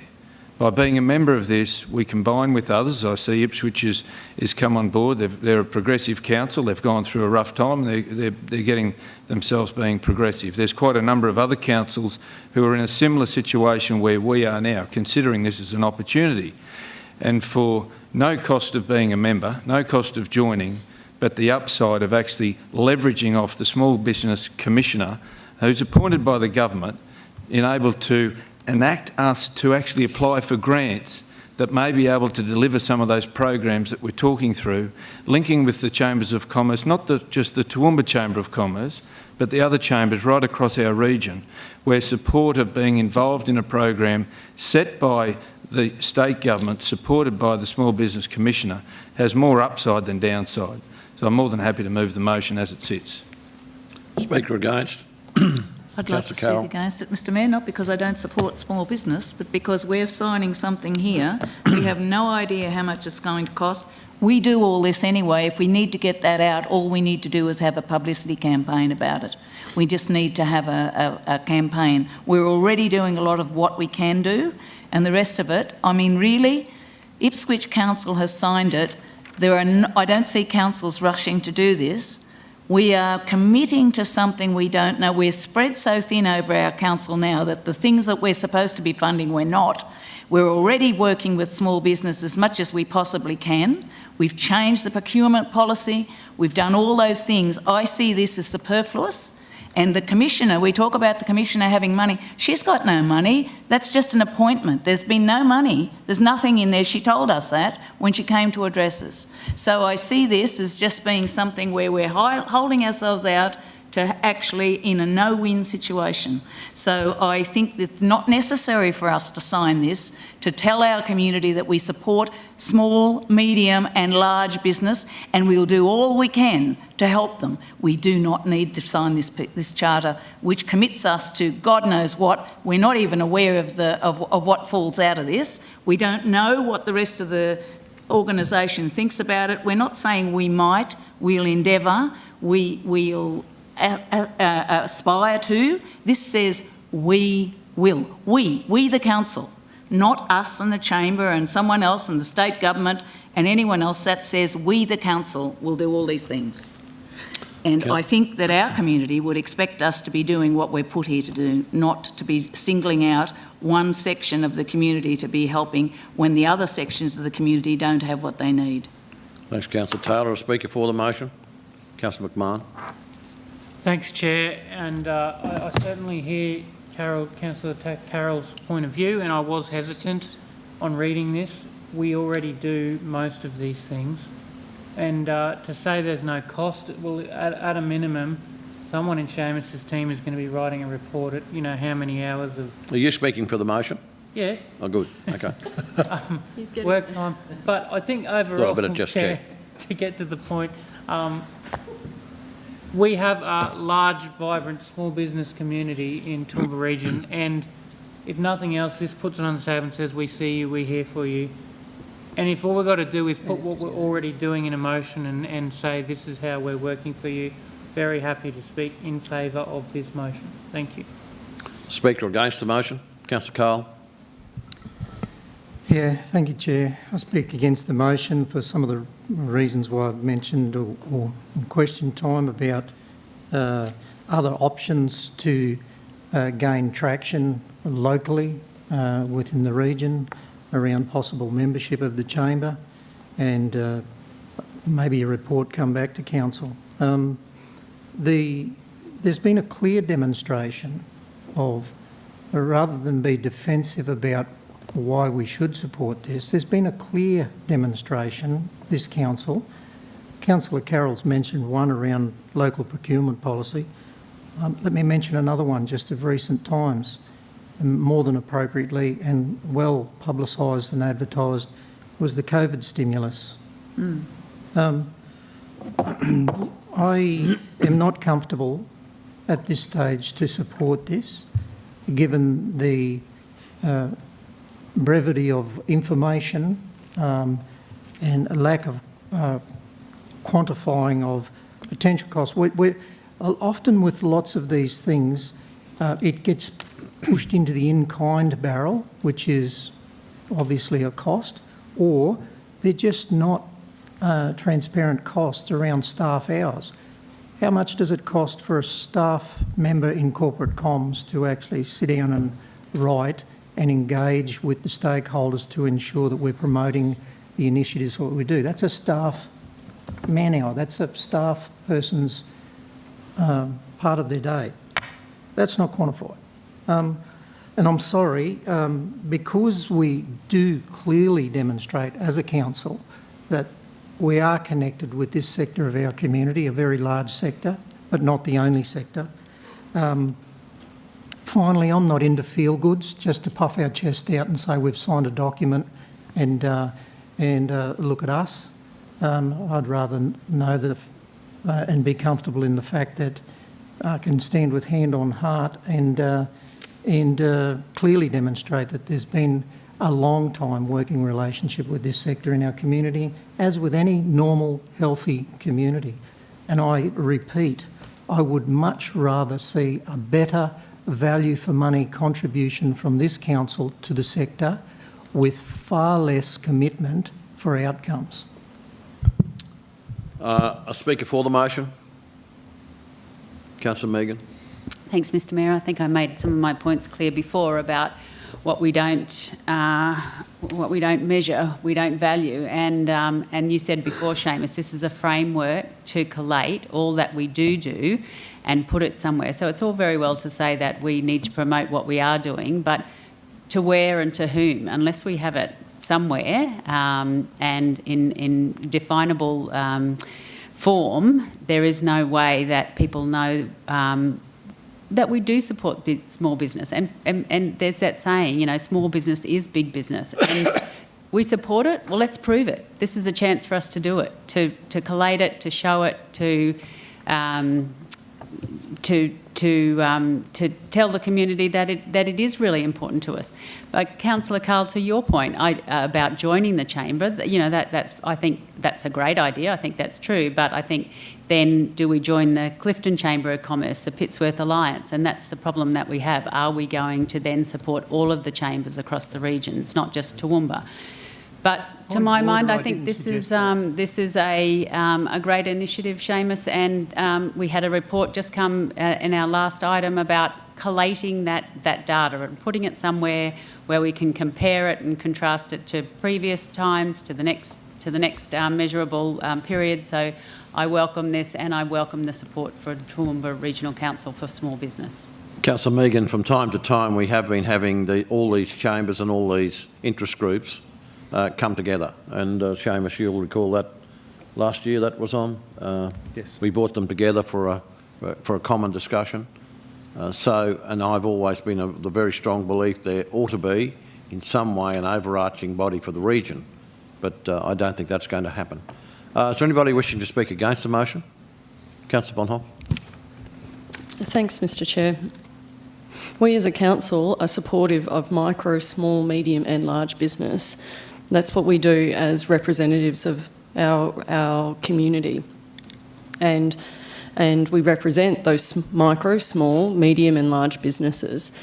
And looking at what's in this charter, it would force us to show preferential treatment to small business over micro, medium and large business. And that's not what we're voted in to do. It also is not fully costed. These are secondary arguments because really I cannot support something that shows preference over one group than another. But it's not fully costed, and it's not our money, it's ratepayers' money that we are responsible for. We are the holders of the public purse, and ratepayers expect us to be extremely prudent with that rate-paying money. And some of those ratepayers are micro business owners, and some of those ratepayers are medium business owners and large business owners. And we always ask ourselves around here, does it add value and does it make sense? And I think this has been a very useful conversation and debate today because it highlighted things that I hadn't considered. And for those reasons, on balance, I can't support this. Thank you. Anyone wishing to speak for the motion that hasn't spoken before? Councillor.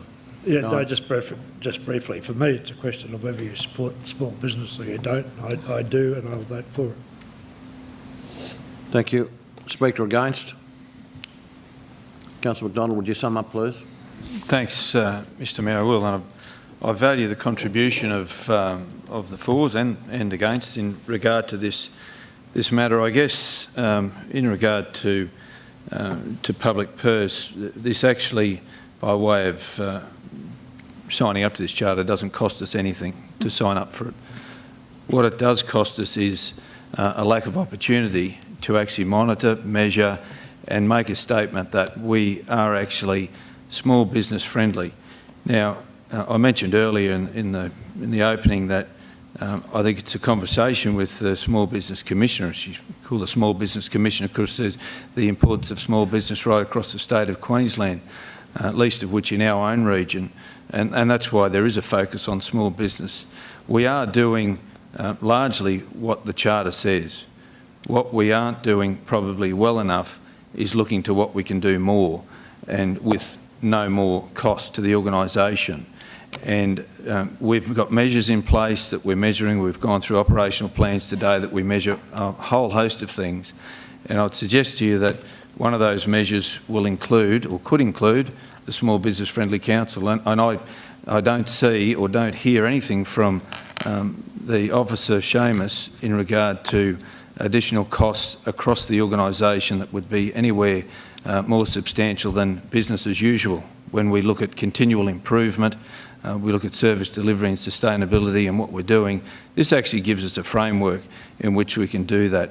My only query, as I've said to the Small Business Commissioner, is why wouldn't it just be business friendly rather than small business? But I understand this is a charter for small business, there's a focus on it. We have a clear focus on it as well. It doesn't mean to say it will only be small business, and we've demonstrated that. So there is, in my mind, given the fact that we've talked about resourcing can be handled within the current constraints of the organisation, and will hopefully help streamline and actually account and promote more. And that's something we really don't get a chance to do, is actually tell the story. Today we've been able to do that in many ways, and no one around this room would be against the support of business and supporting local. And that's demonstrated here again today. this gives us an opportunity to actually promote that even further, put a framework around it, measure it, report on it, and I just see there's a lot more benefits than otherwise. Thank you. Brian has just informed me that we are in fact members of the Chamber of Commerce under the sponsorship arrangements we have with them. Seamus, just before we vote, could you just give us an indication of the likely impact on our budget? And secondly, the agreement, can it be terminated at any given time, or is it clearly prescribed, or is it Thank you, Mr. manageable? Chair. I'd love to be able to tell you exactly what it's going to cost, but I can't. So I guess the cost to council will be determined by the measure by which we want to meet these obligations. As we've noted, in a lot of cases we're already meeting these and we can demonstrate the ways that we are. We can continue on that same trajectory if we continue those same processes. What this does present is an opportunity through engaging with the Commissioner and other councils to consider the ways that we can improve how we interact with small businesses. That may or may not come with extra costs, and that would need to be considered by council in relation to the resources that we have available with us. Okay. Mr Mayor, can I just make a comment? Obligations. That's the first time that's been mentioned. A charter. Seamus just mentioned how we want to fund our obligations. Okay. Voting on something you don't know what it's going to cost. And in terms of withdrawing from the charter, yes, we would have the right to withdraw from the charter if we chose to through it. Just wondering, before we can consider this next week, would it be appropriate that we just look at the potential budgetary implications of it? Would it, can it be fitted into our current budget without anyone losing any ground, or can it not? I can endeavour to seek that information before the next meeting. Mr Mayor, through you, perhaps we have got the General Manager of Finance and Business Strategy here. Perhaps it's a conversation through Anne-Marie on notice or to next week. Have you got a comment?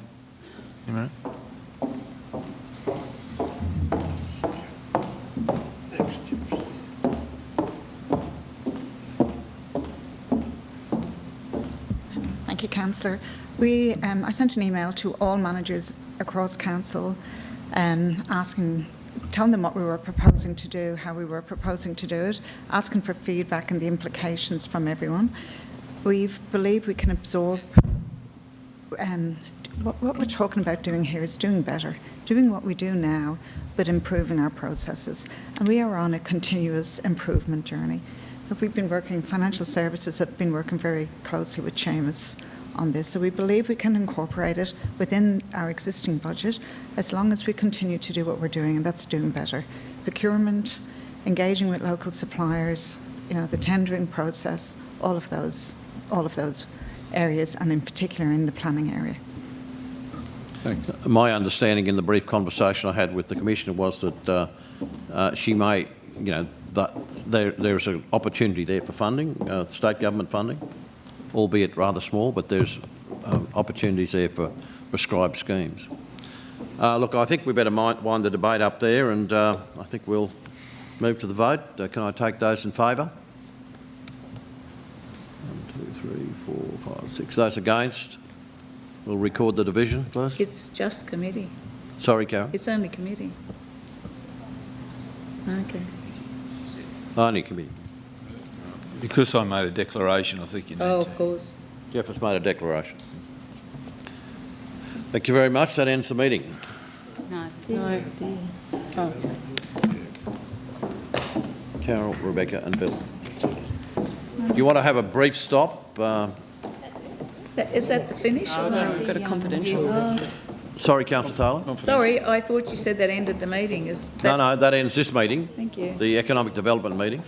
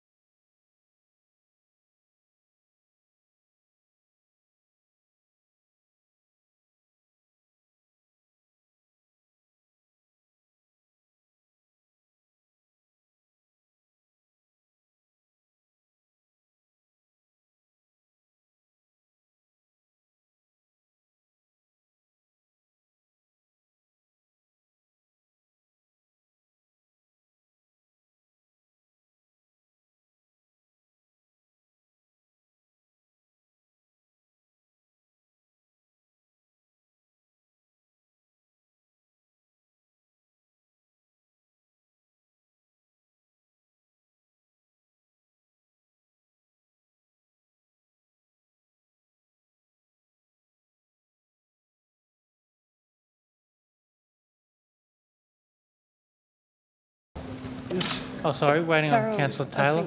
I think she's in the bathroom. Oh, Dano's here. What are you doing?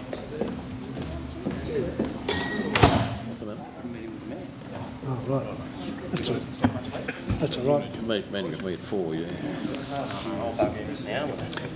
So, councillors, we move now to item 8 on the Environment Community Committee for February.